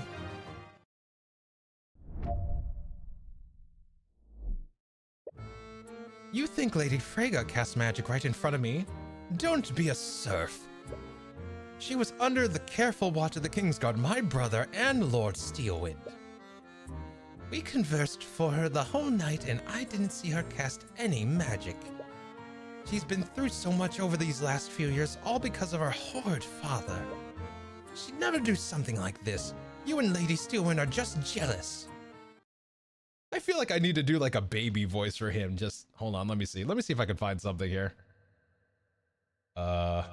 This one. I need to take something. Here, let's take this. Let's take this. Bring the megaphone off. and just crank up the pitch like a whiny asshole baby. Well, let's see. Let's go like this. Maybe more. No, that's foamy. That's getting real foamy. How about this? Don't be a serf. I'm a prince. Yeah, okay, that sounds about right. Alright, yeah, hold up. Let's remove that. Remove that. I'm a prince. Why don't you believe me, you peasant? Okay, maybe we go with this. Let's, yeah, maybe we go with that. Your royal megaphone, your highness. Yeah, right. Oh, please don't. Oh my god. All right. He seems really convinced that he didn't see anything. You doubt that he's intentionally lying. Celeste, usually when you cast detect magic, I can see magical energies overlaying your eyes. Yeah, there's always been a visible magical effect on the target when I cast the spell. But Marva was probably in another room. The Kingsguard wouldn't see the initial magical effect of invisibility. Even if there wasn't a visible effect in that room, she would still needed to say the incantation to perform the gesture with her hands. And perform the gesture with her hands. Right. Like how you shout Repario Arcanum every time you scan a crime scene. I don't shout it. Anyways, she must have done the incantation and gesture at some point during the night. Did she ever get an opportunity to conceal herself to do so? Let's see here. Celeste, what do you usually need to do to cast a spell? There's a lot of factors involved, honestly. Stamina and focus are a big part of it. Assuming that she's in perfect condition, what's the bare minimum that she would need to... Let's see. Assuming she's in perfect condition, what's the bare minimum that she would need to do? Well, she would have to focus her magic, say the incantation, and perform the gesture with her hands, all at the same time. That does sound pretty conspicuous, but she must have hidden it somehow.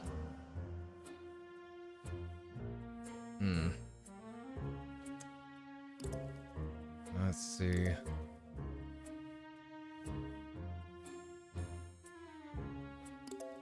Our theory requires her to have cast that spell again, so... let's see here. If I recall correctly, you said you and your brother were with her until she was arrested for the murder. What did you speak about? She told us stories about what she did while she was away. She was researching something. I forgot what she said. Something about the old cult. Do you mean the occult? Yes, that's it. She was researching ghosts and demons. Considering who her familiar is, her research must have paid off. Anyways, Your Highness, could you please add this to your testimony? If I must.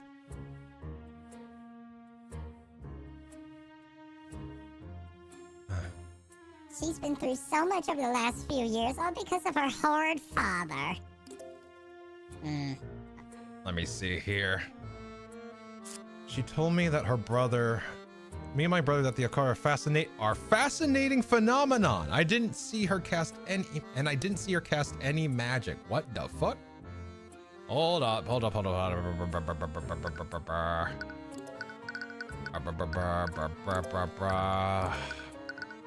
The spell in question is an invisibility. Hold up. Right there. The incantation is occultare. Are you fucking serious? Are you fucking serious right now, bro? You.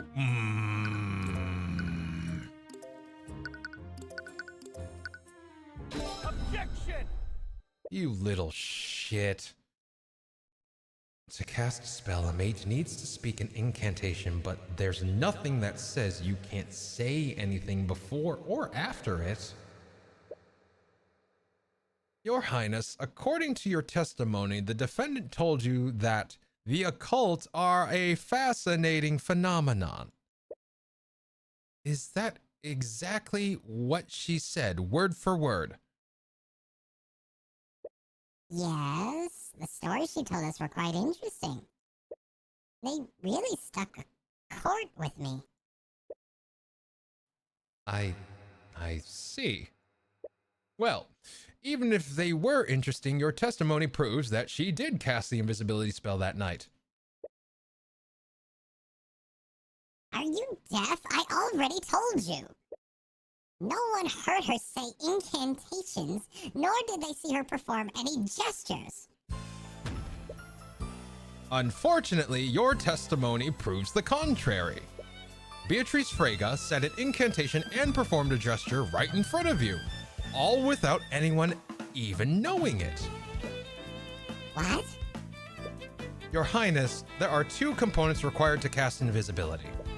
The first, the caster must speak the incantation, Occult RA, and clap both of their hands together. As I'm sure you noticed, the defendant has a habit of clapping both of her hands to calm herself. Now that I think about it, that habit must have come from constantly casting the spell. The defendant requires Maharawa to see, so she must constantly cast invisibility. She must constantly cast invisibility to keep him invisible. Cuthbert, you may have an explanation for how she hid the gesture, but she would have still need to speak the incantation. However, she did speak the incantation. The witness testimony proves it. What are you talking about? I never said she spoke any incantation. Your Highness, the incantation for invisibility is Occult RA. Now, recall what you said in your testimony. She said the occult are a fascinating phenomena. The pronunciation of that one phrase is identical to the incantation. I see. So she hid the incantation in her conversation. And because her target was a creature that was outside of the ballroom, no one saw the magical effects. This means that Maharawa had the means to murder William Frega just as Eugene did. Having the means is completely different from actually have done it, Cuthbert. Very few people had the ability to shatter the display case to steal the sword of spell eating. And even fewer people had a familiar small enough to traverse the vents. Which also makes Haraldson's familiar an equally likely suspect. And unlike my client's familiar, he admitted to breaking into William's study that night. If your client's familiar is truly innocent, then why not have him testify before the court?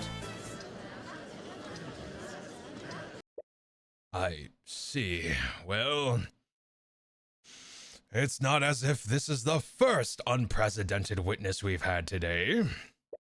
Is Maharawa willing to testify, Miss Tamora? You see Tamora deliberating with Beatrice and Maranath. Let's see.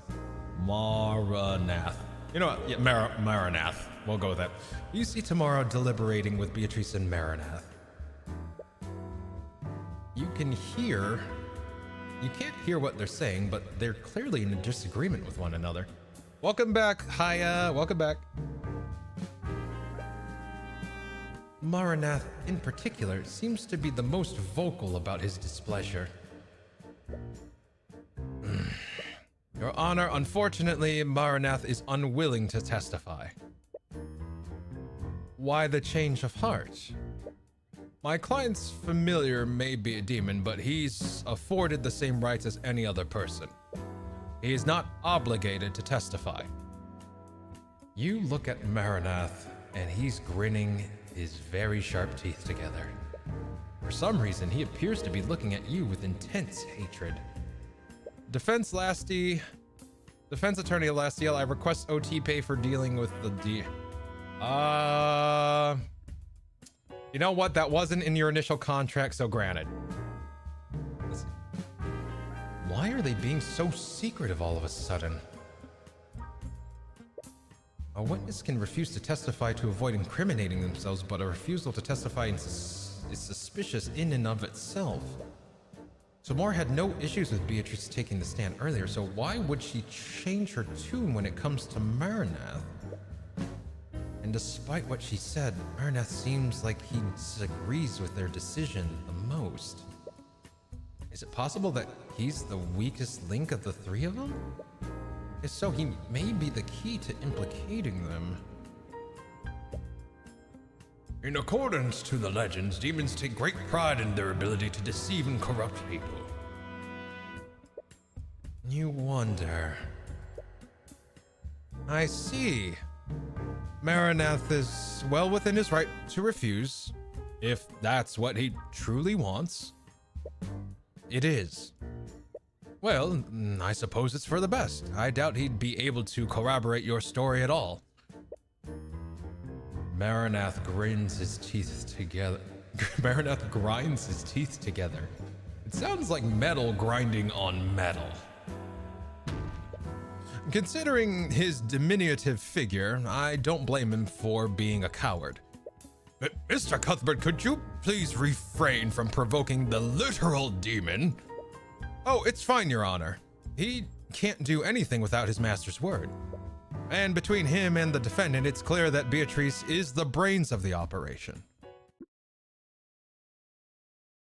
You shut your filthy celestial mouth.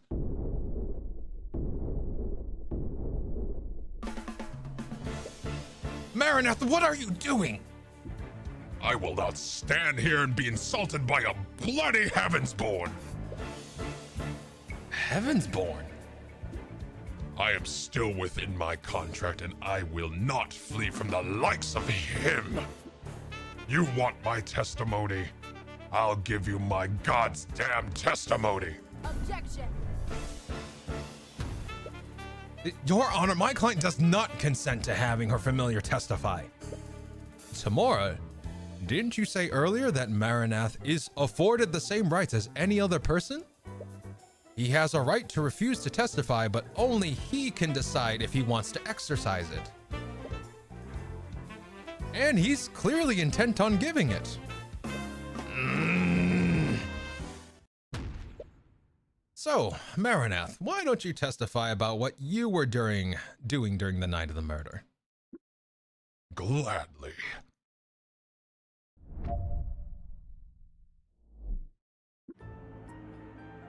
Oh my god, I love the music change. That's amazeballs. I provided sight to my keeper while she spoke with the princess. I'll admit that she did cast invisibility on me during the conversation. She needed to keep me hidden after all.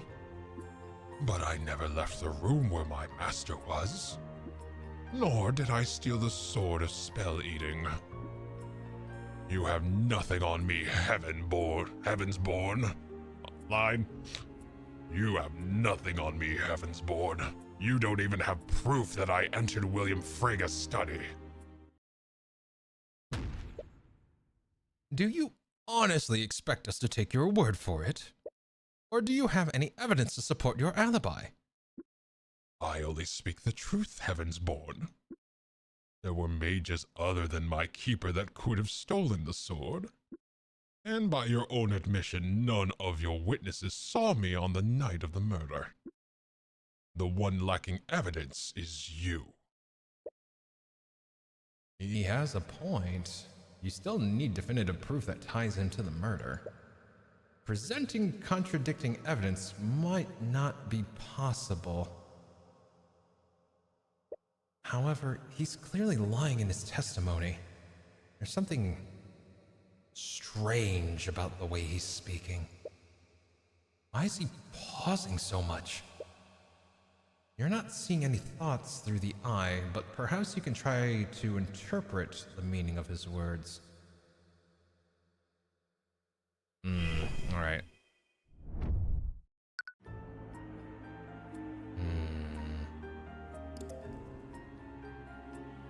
I'll admit that she did not cast invisibility on me during their conversation. She needed to keep me hidden after all. But I never left the room where my master was. In order for our theory to hold weight, something or someone had to have shattered that glass.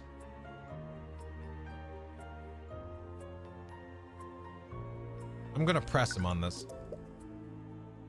And did your master leave the room while she was with the princes?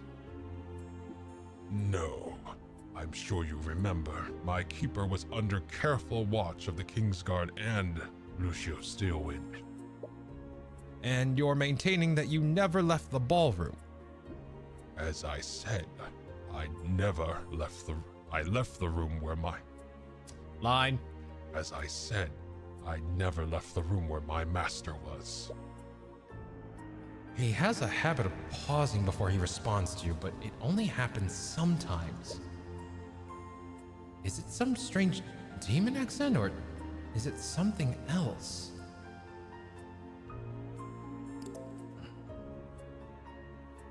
Let me interpret that. He's saying it a different... He likes twisting words, so I'm going to interpret that. Objection! He keeps pausing before certain statements, but not all of them. And more importantly, his word choice was different. Did he slip up? Maranath, it looks like you misspoke and used the wrong word. What? Through most of your testimony, you refer to Beatrice Frege as your keeper, but you referred to her as your master during one statement. Why is that? For the first time, he doesn't have a response. So I'll ask you again. Did you leave the ballroom that night? I didn't leave the room where my master was.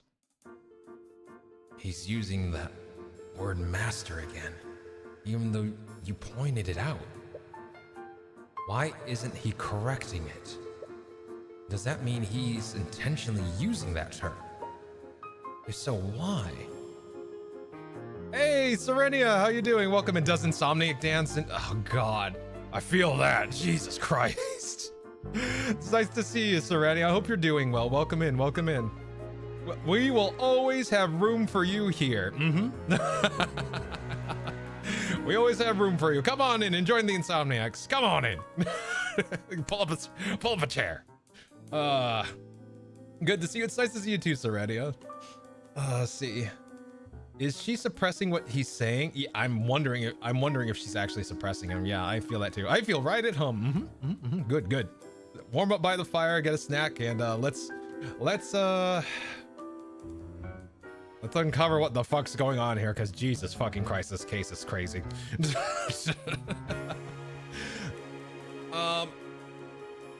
Ghosty, that it's not that they can't lie, but I feel like it's more that they have to adhere to a contract. He even mentioned when he took the stand that him taking the stand still adheres to a contract. So I feel like he's adhering to a contract when he's saying it that way. They're comfy. Thanks, Serenia. Thanks. It was quite warm in here, I must admit. All right. All right. If so, why? Why is Maranath using the term master? There has to be a reason why. I mean...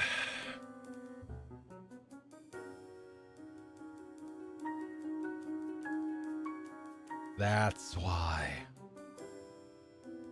Beatrice is not his master.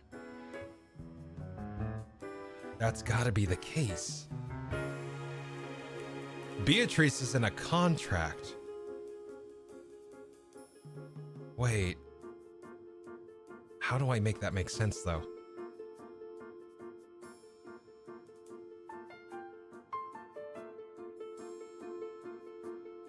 Beatrice is not his master.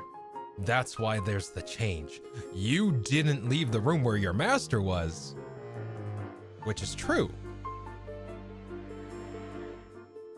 Beatrice is not your master.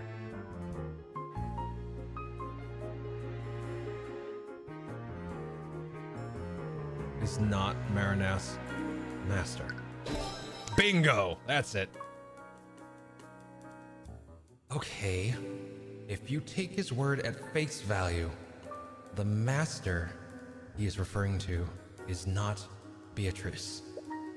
And if Beatrice isn't his master, then his statement, "I never left the room where my master was," would technically be true.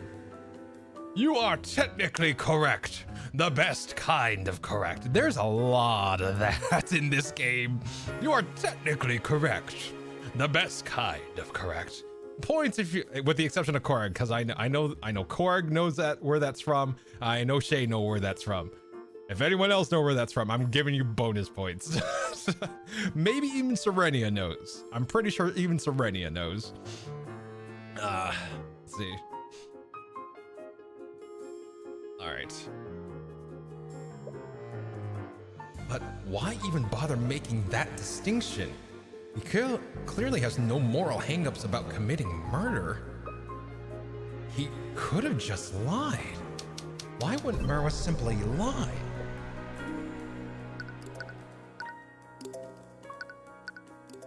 Let's see.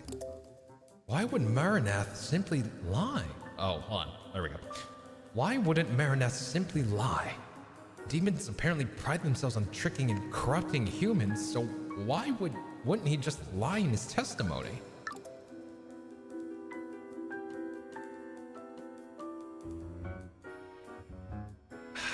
He wouldn't. Maybe in this world, demons aren't capable of lying? Demons are not able to lie. No. It can't be. Demons are clearly different from humans, but would they seriously have a limitation like that? It would explain why Timur and Beatrice were so opposed to having him testify. There's only one way to know for sure. Witness, can you repeat the following statement for me? Tyrion Cuthbert has green hair.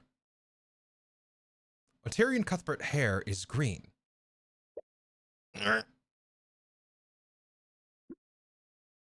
What kind of ridiculous request is that? Another pause. I'm afraid I must agree, Mr. Cuthbert. Please don't waste our time. I'm just conducting a little experiment, Your Honor. So, I'll ask you again, Marinath. Say the following phrase. Tyrion Cuthbert's hair is green.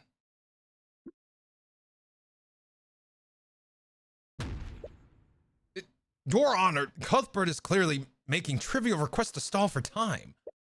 His request is not worth a response from the witness. That's not what I'm doing, Tamora, and you know that.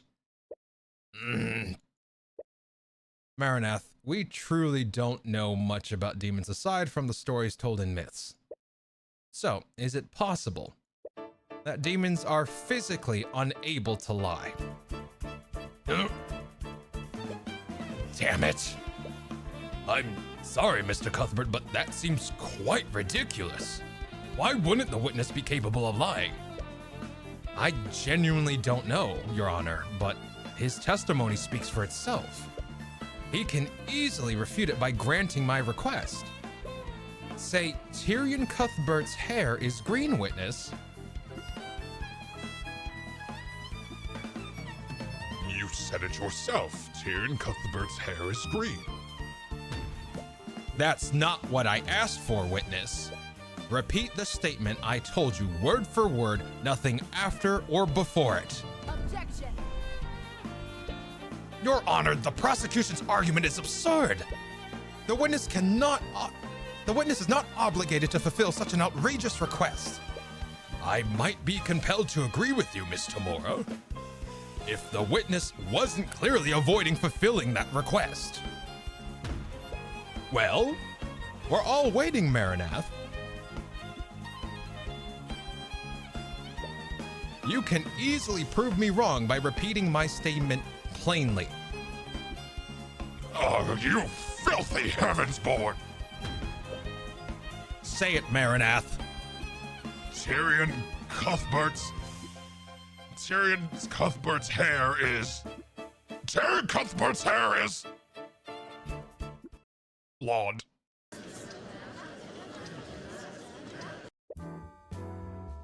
Well, technically, it's a dirty blonde. Oh, shut up! Mr. Cuthbert's... Is Mr. Cuthbert correct, Marinath? Are you actually unable to lie?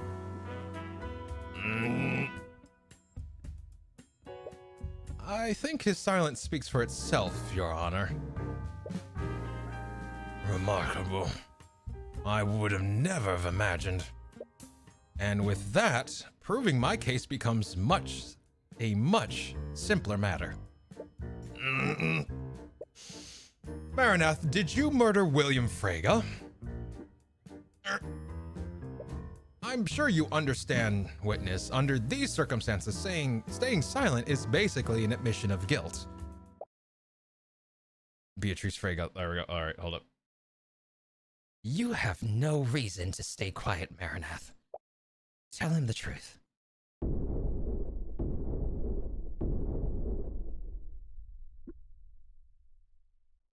Lady Beatrice, what are you? I believe it's time to come clean, don't you, Marinath? I see. So that's your play. Don't you think you can stall? Don't think you can stall for time, Miss Frege. Marinath has no choice but to answer the question. Do it, Marinath. Tell the court the truth. To answer your question, yes. I did murder William Frege. What are you doing? Miss Frege, does this mean that you're confessing to the murder? Oh, wait. No, Your Honor, I'm not admitting to anything. This confession comes from Marinath himself. But your own familiar just... Let me ask you a question, Marinath. Did I order you to murder my father? No, you did not, Lady Beatrice. What? What are you talking about? You're lying, aren't you? Demons are physically unable to lie, Mr. Cuthbert. Damn it, she's right. She must have done something. Did she plan for this? She must have arranged things so that statement would be technically true. She could have asked someone else to give the order, or she could have just implied it. Either way, she can just plead ignorance and blame everything on Marinath. Still, this isn't over. Oh, is that so? Let me tell you, this trial was over the moment Arya turned her blade against me. I don't care who you are, man, king, or demon, you're not going to get away with this. Oh, I do love the gravitas behind that, but I wonder how long it will last. Hit me with your best shot, Heaven's Born. Ah, fuck. Beatrice Frege, you may not have technically ordered your father's murder, but you were clearly acting with malice. You brought something dangerous into the matter, something that you knew would harm your father. Oh, really? And what would that be? I didn't bring anything dangerous into the Frege matter. What was so dangerous that it implies lethal intent? Ah, fuckity, fuck. Oh, Marinath, duh. God, it's getting late, you can tell. There you are. You brought Marinath into Frager Manor that night. You were clearly planning to murder your father from the start. I require Marinath to see that does not imply lethal intent. You brought a demon into that house, and as a result, your father was killed. That's hardly an innocent mistake. My client specifically asked her father if familiars were allowed, and we even received a written legal confirmation beforehand. But he couldn't have possibly expected her to bring in a demon. He didn't specify not to do this. The presence of Marinath did not break any of his rules, nor any laws made by the kingdom. Right you are, Tamora. I can hardly be blamed if my familiar acts without my knowledge. How can you be blameless in Marinath's actions? He's your familiar. By that same logic, shouldn't we also blame Lord Haraldson for the actions of his pet monkey? If I recall, he broke into the study, tampered with the crime scene, and then left my father's body without reporting it. That's... Marinath and Eugene are intelligent and sentient creatures. They have their own autonomy. Their keepers aren't legally responsible for their actions. Damn it, she's playing devil's advocate. But you suppose that's fitting for her. But you still cast invisibility to keep Marinath hidden that night. Mr. Cuthbert, I always cast invisibility on Marinath. I can't very well let people see him. Face it, Mr. Cuthbert, you have nothing on me. I did not commit any crimes during the Lord's Ball. Every crime related to the murder was committed by Marinath. No, that's not true. The sort of spell eating would require a high-level mage to break. That's not true. There we go. See, dig deep. Yeah, right. Jesus Christ. Oh my God, she's doing the thing. That felt like a legal nuh-uh. Yeah, right. Nuh-uh. Let's see. What the fuck? For fuck's sake, it was foreshadowing, wasn't it? Yeah, right. Beatrice, Marinath required your magic to break the wards guarding the sword of spell eating. You may be able to explain why you cast invisibility that night, but you can't explain why you cast an evocation spell powerful enough to shatter that display case. Oh, that I'd almost forgotten. I plead guilty. What? To the charge of grand theft, I mean. I ordered Marinath to help me steal that artifact so I could sell it on the black market. I would have never imagined that he'd use it to murder my family. Right. It doesn't matter if she's found guilty of stealing the sword. The Slayer rule only takes effect if she's found to be responsible for her murder's death. Oh my God. Line! The Slayer rule only takes effect if she's found to be responsible for her father's death. Damn it! Is there nothing serious?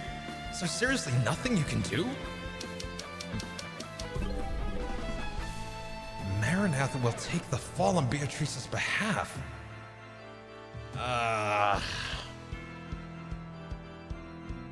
right, let's see what our options are. Marinath, it's not too late. You can still do the right thing. Fucking demon, don't worry about that. See, that still doesn't absolve you of bringing a demon to the Lord's Vault. No. No. Tamora's gonna fucking back her up on that. Marinath, the sentence for first-degree murder is death. Are you really willing to die for your keeper's crimes? That might appeal to him. That might appeal. Save your own ass. That might work. I don't know if you can actually physically harm this thing, but I mean, it's the best we got. Yeah, let's go with it. Marinath, the sentence for first-degree murder is death. Are you really willing to die for your keeper's crimes?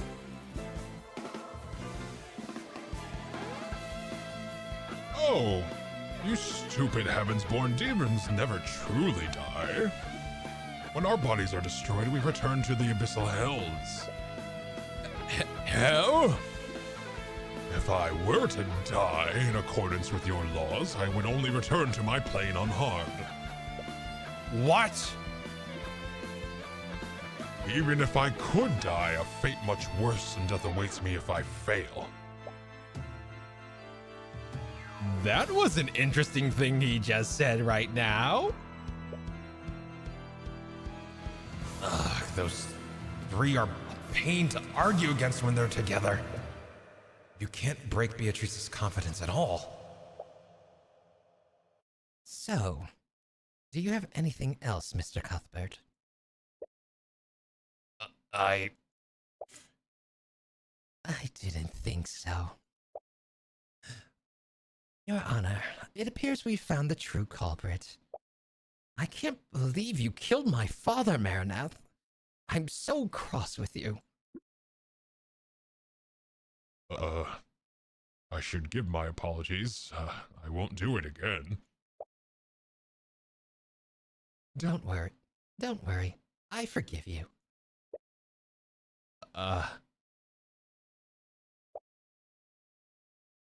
Now then, is there any reason why this trial hasn't ended already, Your Honor? Yeah, right, again? Just like, uh-oh. It's like, of course you can't do it again. That implies so much. Yeah, right. My apologies. I'll never kill your father again. Yeah, right. God damn. Not the common. Yeah, right. God, Lucian, you're right on it. It's just like, not a common lore. God damn it. Come on, don't you have anything else? There is one thing.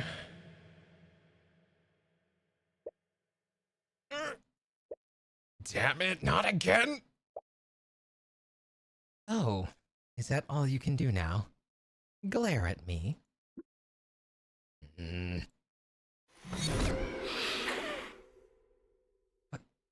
What? Marinath, what did you just do?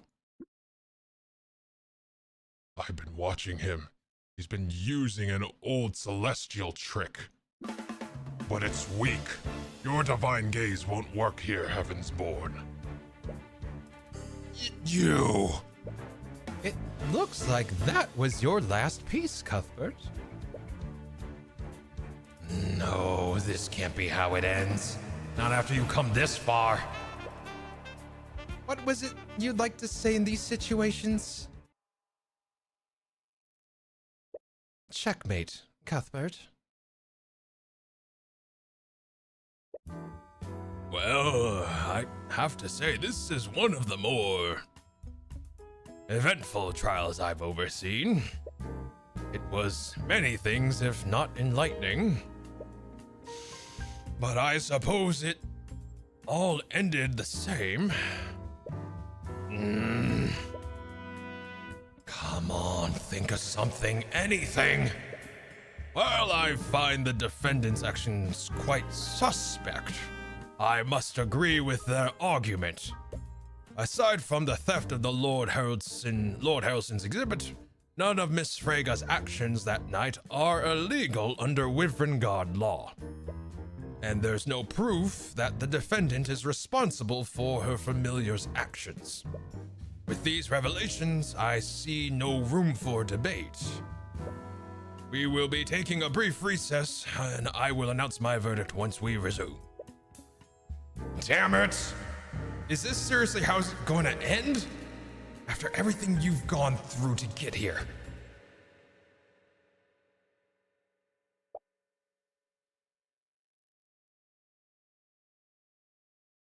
This world is bleak, merciless, and unforgiving. But I've seen you. I know how bright the light within you is. Use my eyes. Peer beyond the divine gate as I once did. Maraneth called you a heavens born. And your mother told you that there's a light within you? You have no idea what that means. What even is the divine gate? Why do you have the Eye of Horus? Why are you able to read people's minds?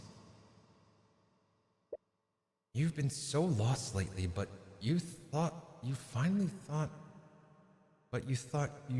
figured out who you're supposed to be. But all of this, everything you've been working towards, it was all a lie. You've spent your whole life trying to be like Miss Tamora. But is she even like her? No. She just wanted to raise you into a tool for the Eye Taker. She was never your guardian. She was never your mother. Your real mother died years ago. Was Eris right? Is everyone in your life just trying to use you? Looking back on it, you've had no idea what to do with yourself since your mother died. You've just been making mistake after mistake, leaving Aranax, trusting Tamora, becoming an attorney. You've always just done as you're told. You've never once made a path for yourself.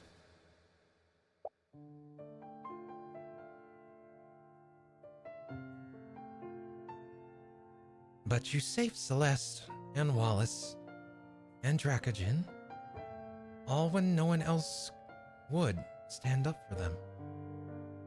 But you saved Celeste and Wallace and Dracogen, all when no one else would stand up for them. Was helping them a mistake? You fought for a dream that doesn't exist.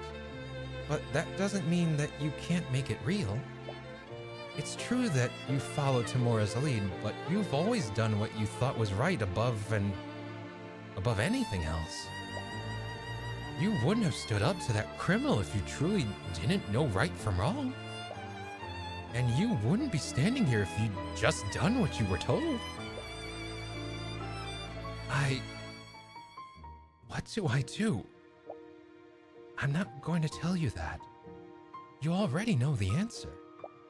You've always known the answer.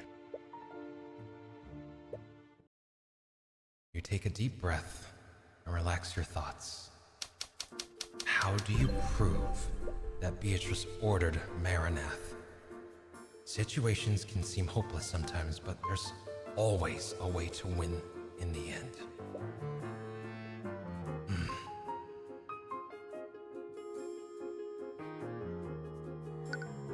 We need evidence. We need evidence that connects Beatrice to Maraneth. Because otherwise, he said, I did it upon my own accord. If we attach her to Maraneth, that's it. Game, set, match. My internet just went oof. Ooh, sorry you got Australian. Ugh. Hopefully it's not too bad, Haya.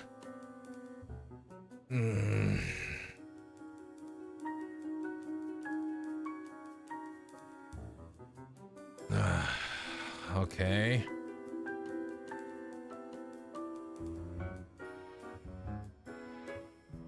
What are my options here? Okay. Tell a lie, no. Use deduction, no. We can't use deduction because she's clearly resistant to that. Like, we couldn't even wear her down, so. Use testimony. We've done that. Physical evidence is the strongest thing we can do. Tell a lie. No. Physical evidence, use deduction. We need evidence. We need something solid that we can put in our hand and say, you motherfucker, you are connected to this. Use physical evidence that connects Beatrice. Oh, wow. Okay, that's nice. And all right. Use physical evidence that connects Beatrice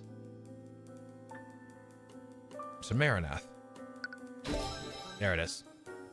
In order to convict Beatrice, I need to prove that she was responsible for Marinath's actions. Exactly. People leave trails. Even when they think they've committed the perfect crime, something always gets left behind. There has to be something that proves Beatrice gave Marinath the order. Beatrice's relationship with Marinath is clearly different than a relationship between two humans. I mean, that goes back to what we assumed earlier, right? Where they used like a, what was the spell? The spell that lets you have a familiar? They have to be connected. Yeah, there we go, bingo. Once the bond is formed, neither the caster nor the target can form bonds with any other creature. This bond can only be broken in death. So, if Marinath is truly her familiar,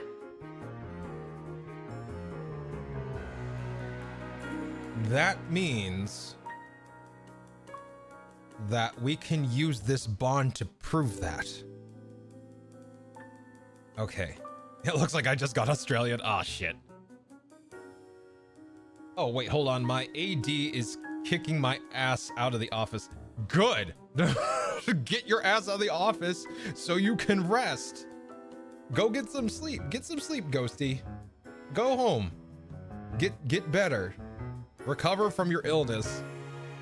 What do you mean, good? Exactly as I said. Your ass is sick and you're in the office and your assistant director kicked your ass out. Get back home now. Just let me pack my stuff up. All right, good. All right, so we can use this bond because our immediate assumption prior to this phase in the case is that she used familial bond. She has to have familial bond to be able to see through her familiar, which means that bond, that she even admits that she uses Marinath to see, which means she has to have this bond with him. Period. Dot. End of sentence. Beatrice's relationship with Marinath is clearly different from a relationship between two humans. What is unique? Okay, what is unique about Beatrice's relationship with Marinath? There's a specific way their relationship works. It would be through, or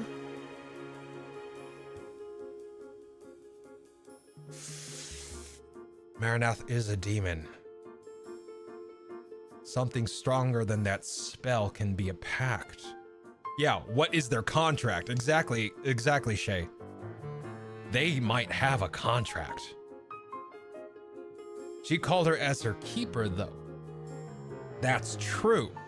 She could be a keeper of the contract. She can be both in the same. She can be the same exact thing. When it comes to the contract, she's a keeper, but when it comes to, when it comes to the contract, it's like one is used for master, one is used for familiar. I feel like they're just switching terms, but they mean the same person. Okay. What is unique about Beatrice's relationship with Marinath? Harold has a connection with Eugene through a spell. What would make their relationship unique is a contract, a pact. So it has to be the pact. Because it's unique, it's different. There are few spells that have a familiar, but even fewer have a pact with a creature like that. So, let's see, what do we got here? Their connection is facilitated through a pact. There's a specific way the relationship works on their pact, or their pact.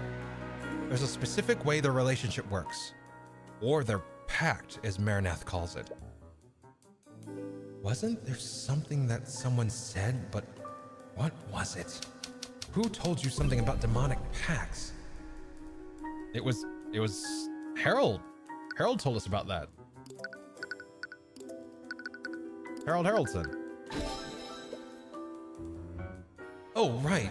The sword of spell eating is said to have been forged by using a pact between a demon and a mage. Isn't making a pact with a demon just asking for trouble?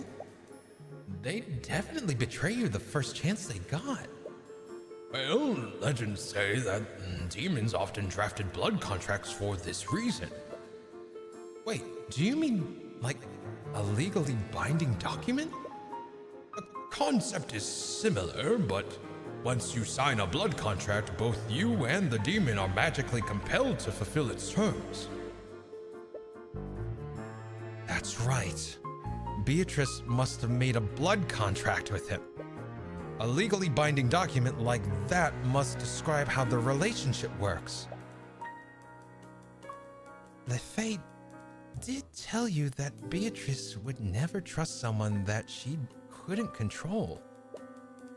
So she would only put herself in a situation where she had full control over Marinath's actions. So she would only put herself in a situation where she had full control over Marinath's actions. But it's not as if they'll ever show it to me. It would be a tall order to even prove that blood contracts even exist. I guess you have a point. But if you ask me, I think you've done a wonderful job so far. So, just this once, let me guide you the rest of the way. What? Tyrion, your eyes don't actually read minds. They give you the means to reveal truths that are being concealed. You can pull the truth out of anyone and anything. The truth? So, say it together with me. Marinath, dweller of Avernus.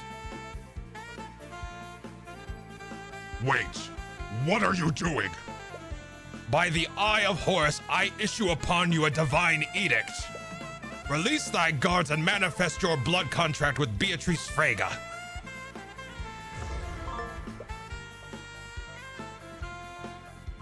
Beatrice's blood contract. It's legal document written in blood.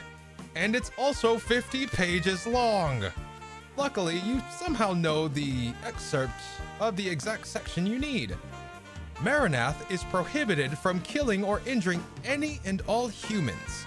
Beatrice Frega can designate individuals that are exempt from this rule, and exempted individuals will only remain so for 24 hours. After that, Marinath cannot harm them unless told otherwise.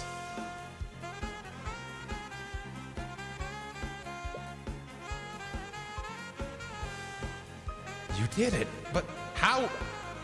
Was that really your... No, that's not important right now. She gave you what you needed. The rest is up to you.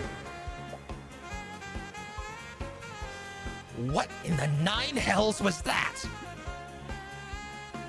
You? When did you learn to?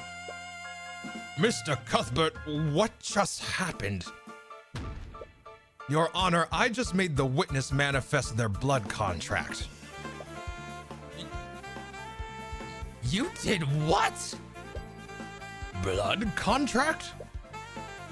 You can think of it as a legally binding document. It lays out the terms of the pact between Beatrice Frega and her familiar. Incredible. Where did you learn how to do such a thing? The library? Wow. To think our kingdom had access to such knowledge. Yeah, I'm not buying it. How did you really find out how to do that? It's a long story. You're not sure if she'd believe you even if you told her.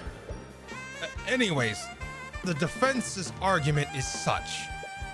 Marinath was acting alone and the defendant is not to blame for his actions that night. However, take a look at page 7 of this blood contract.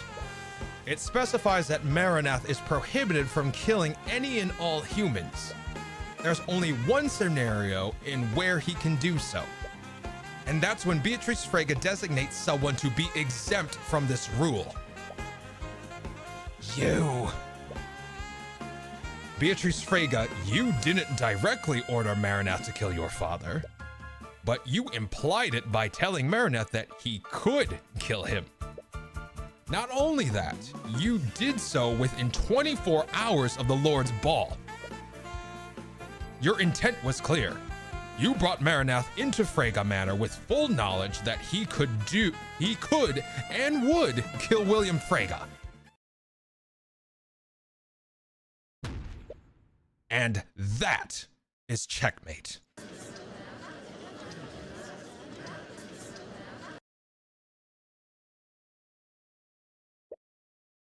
And just when I thought the surprises were over. But in the end, we arrived at the truth. I suppose I can't disagree with that. What do you have to say for yourself, Lady Frege? Do not call me that. Hmm? It's almost funny that you hate your name that much. Your entire plan depended on your claim to the Frege estate. Do you have any idea what you've just cost me? Everything has been ruined because of you. Why should I care? You're just another noble, trying to steal power for yourself. Don't you dare lump me together with those tyrants. You wouldn't have just We wouldn't have just liberated House Frege. We would have liberated everyone. Miriam, LaFay, Arya, even Aster. Our system is broken. The only way to fix it is by burning it down from the inside. As long as King Oliver sits on the throne, this suffering will only continue. Lady Frege! As the prosecutor, I should warn you. You don't want to add treason to your list of crimes. Even though you'd like to see the king oust as much as she does. Even though you'd like to see the king ousted as much as she does. It doesn't matter. I'm done either way.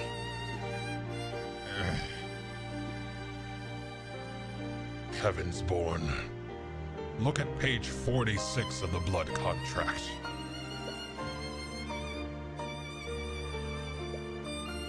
By accepting this pact, Beatrice Frege forever binds her soul to the abyssal hells. If Beatrice Frege fails to pay her debt by claiming House Frege and all of its assets, her soul, her mind, and her life will be claimed by the Empress of Discord. The contract goes on to name several parts of House Frege's holdings. There's very little room for ambiguity. Arya was almost right. She just jumped to the wrong conclusion. My debts were never to the Eye Taker. They were to the Abyssal Hells. Why would you agree to something like this? Because I miscalculated. In this folder are records of your many plots against the House Steelwind and the Crown. It would be a shame if this information fell into their hands. You think this feeble attempt at blackmail will frighten me? I've dealt with far more formidable adversaries than you. There's nothing I can't resolve with House Frege's resources. What are you talking about? Lucio Steelwind isn't the type of person you can just buy. It's clear your time away has touched nothing. Everyone can be bought. Before I left, he controlled every aspect of my life. I saw him as this unstoppable tyrannical force. But I never even considered one possibility. That William Frege was a sheltered moron. He honestly thought he could pay off Lucio Steelwind. Anyone who's met him would know that would never work. I could have sent this information to House Steelwind and the king. But I was running out of time. I needed to inherit House Frege as soon as I could. I felt trapped. I felt angry. I just wanted something to change. Something about this feels wrong. Something deep inside you is crying out in anger. A blood contract is still a legal contract, isn't it? What? If it's a contract, we can dispute it. We can find some kind of loophole to get you out of this. What? Trying to redeem the enemy you just defeated? You really are a Heavensborn. I'm sorry, Mr. Cuthbert, but I won't accept your help. What? Why? We can't we? We can at least try, right? Did you seriously come this far just so you could die? To See. dispute a blood contract is to bet your own soul. If you fail to render it null, your soul will be dragged to hell alongside hers. Even your divine blood won't save you from that fate. But still, I can't just... You've beaten me, Mr. Cuthbert. I don't want to drag anyone else down with me anymore. Not you, not Lafitte, not Miriam. Despite everything, I still have my dignity. I believe there's no further need to prolong this trial. Bailiff, please escort Lady Frege and her familiar to a holding cell. I'll be passing my verdict shortly.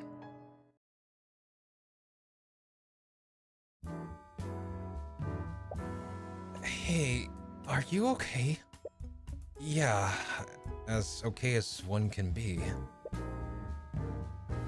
You still feel uneasy about how things turned out. It doesn't feel quite like the victory you were hoping for.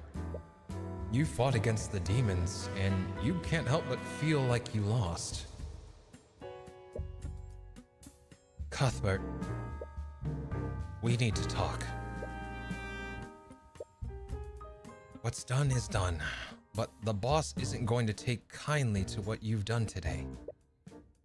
I know it's a long shot, but maybe if you could talk to him, he'll... No. Cuthbert, this is serious. He's going to send people after you. Dangerous people. You can't just ignore this.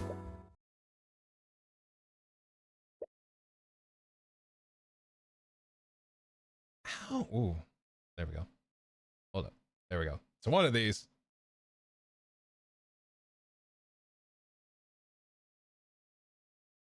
How old were you when your real mother was executed?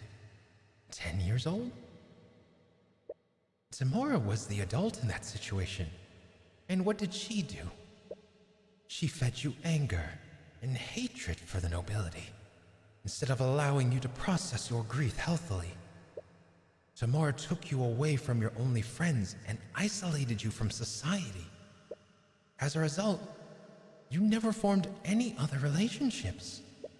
She isolated you because she wanted to use you.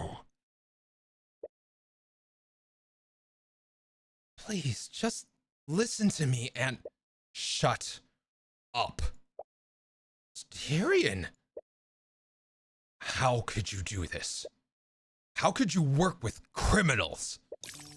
Cuthbert, Everything you told me, all those ideals about protecting the weak, it was all a lie. Everything Commander White said about you is true, isn't it? I'm just trying to. I don't want your help.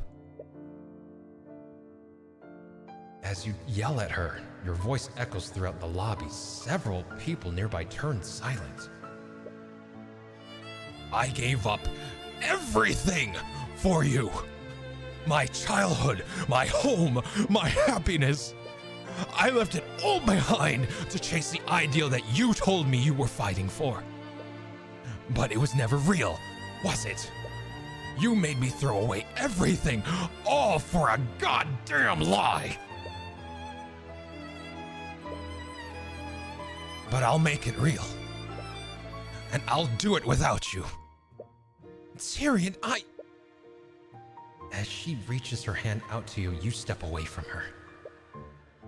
You never cared about me, did you? All you cared about was using the Eye of Horus. That's not... Shut up. I don't want to hear any more of your damned lies. Go away. Get the hell away from me. I never want to see you again. Without a word, she walks away from you. Tyrion.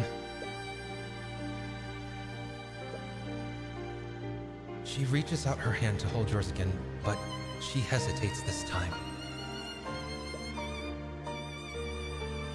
Do you honestly think Celeste will ever love you? I'm sure you understand now. Tamora can only afford to pay her exorbitant salary because of my father. You've already burned that bridge. So where do you think the Crimson Demon will go when you can't afford her services anymore? Do you think she has the luxury of playing around with you for free? Or did you actually think that she enjoys spending time with you? Tyrion, you have to look at this rationally. Any support or affection that she's given you has only been to keep you as an employer.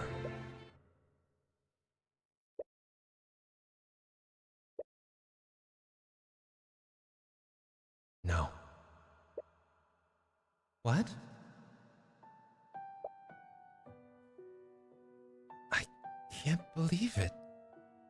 We actually won. It's fine. I'm not crying. I'm sweating. All illusion.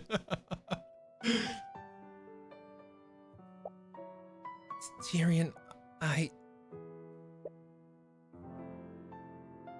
Celeste, there's no way for you to avoid checkmate next turn. Just surrender. There. What about that? Checkmate. Damn it! You've been acting weird since we have arrived in Oranax. Does it have something to do with your mother? Please, just talk to me. I'm your friend, aren't I?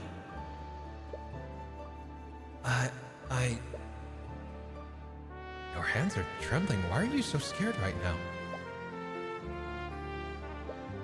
You feel Celeste hold your trembling hand from behind you. It's the same sensation you felt back then. Your anxiety fades and you take a deep breath. I'm not going to do that, Miss Tamora. As she hesitates to hold your hand, you reach out and grasp it. She smiles as you take hold of it. She seems glad that you didn't pull away this time.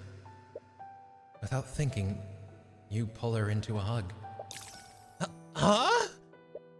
Sorry. I just really need this right now. Should I stop? No, it's just... people are staring at us. Who cares what they think? They're nobles. They're just gonna hate us no matter what we do.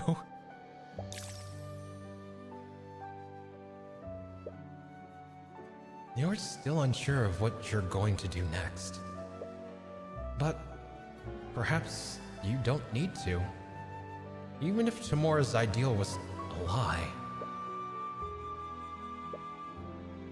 Hey, Celeste. There's been something I've been wanting to tell you about. Oh, what is it? It's hard to explain, really, but I don't even know where to begin. But it's about an ability I have. I call it the Eye of Horus. Even if that ideal was a lie, you have the power to make it real. And even if you can't trust Tamora anymore, you have people in your life that you can trust.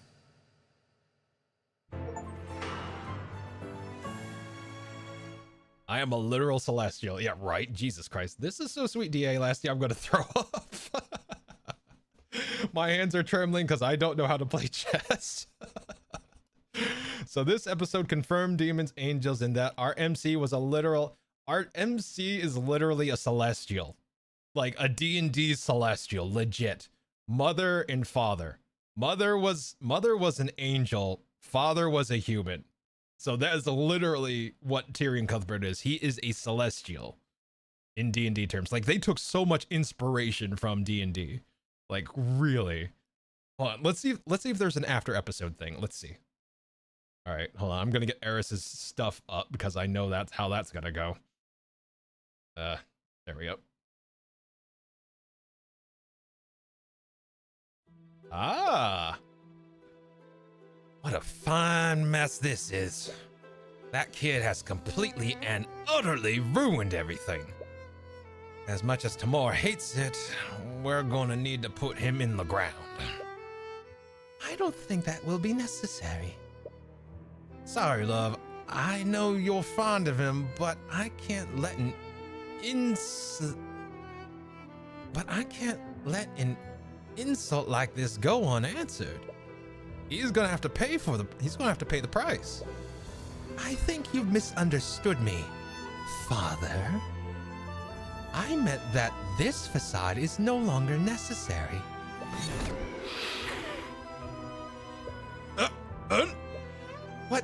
What the hell? Is something wrong, Father? Who the hell are you? You look nothing like my daughter. So why? It happened centuries ago, I believe. Your great ancestor hated the monarchy and needed a weapon to fight the mages of the noble house. So he made a pact with me. What are you talking about? But things didn't turn out like he wanted, I'm afraid. Poor Lord Lyrion's plot was discovered, and his noble house was stripped of its rank and status. His very name was stricken from the annals of history. He was supposed to give me Wyverngarn, but I had to settle for claiming his bloodline. Lyrian? How do you know about my name?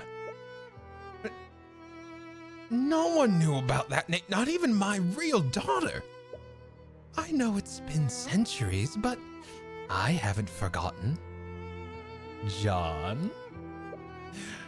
Everyone in your bloodline belongs to me, including your daughter. You bastard! What do you do to her? What I do to all my prey. I made her suffer. No. Did you know that she was crying out loud for you for months? Did you know that she was crying out for you for months? I made her watch, you know. I made her watch as I took her place. All while the father that she so desperately called out for forgot who she was.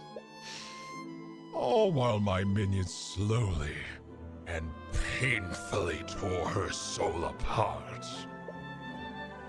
You monster!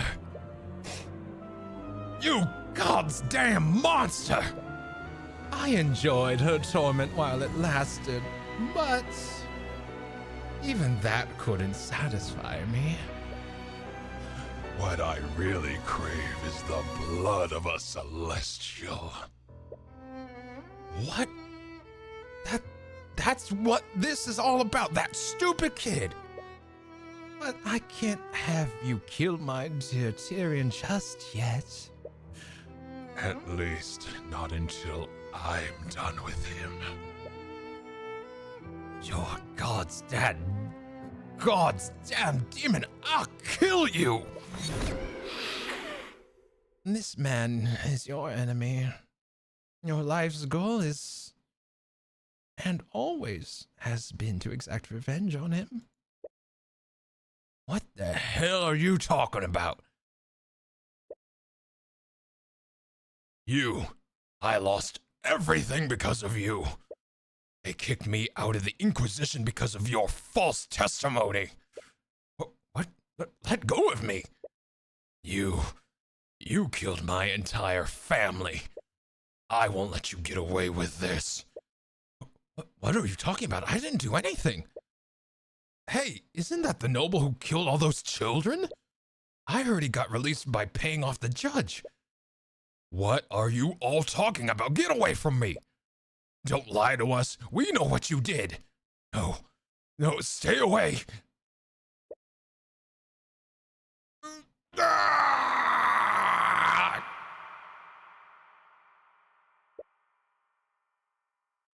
We've finally entered the final act. My dearest Tyrion. And from what I've seen, I think I know exactly how I'm going to break you. I just hope you're just as excited as I am.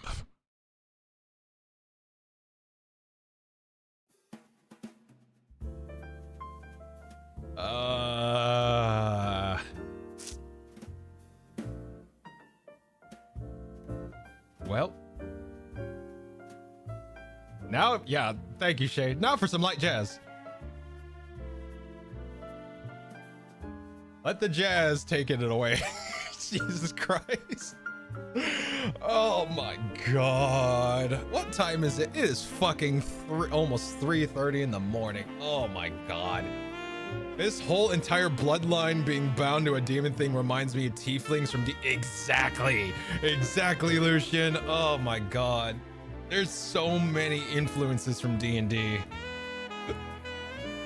When's the next episode? The next episode is gonna be tomorrow. That will be the last case. I was planning to make this a two-parter, but we were too freaking deep in it to make it a two-parter, so the last case is gonna be tomorrow at the same time. So that would be 7 Pacific. I don't know what that is in the other time zones, so please feel free to figure that out. Anyway, here's one. Yeah, basically. Anyway, here's Wonderwall. Fuck. Okay, I was super not sure about the fantasy side of this, but wowie, that was a fun twist of this format. Fair, very fair. Well, love the jazz. Honestly, can never go wrong with jazz. Exactly. See, now you're catching on. Jazz makes everything a little bit not as bad. Oh my God. Well, let's see. These last two cases are phenomenal. Hey, Outwired. 3. Lasty, I think I'm thinking you go to sleep. Jazz is Esther. Yeah, right? Yeah, I think I'm going to be calling it here at the end of this case. We are not going to jump into the next case, especially if it is as long, if not longer. Like, it's the last case, so I imagine it's going to be about the same length. I'm dragging my butt home. Okay, good. Make sure you rest up, Ghosty. You need it. All right, and that said, I bid you all a fair and good evening, day or afternoon, wherever you may be. Please, please take care of yourselves and each other. And of course, I will catch you on the next one, which is tomorrow, 7 o'clock Pacific, and we will knock out the last case here of Tyrion Cuthbert, attorney of the Arcane. All right. Goat scream, god damn it. That's not, no. But I will see you all tomorrow, and for those of you who can't make it, I appreciate you hanging out here tonight. It's really, really love having you all, no matter what, whether you lurker, chatter, or otherwise. Love having you all here. So, you can't blame me for trying. You know what? That's fair, Cork. So, love y'all. I will catch you on the next one. And until then, I'll see you soon. Take care. Bye.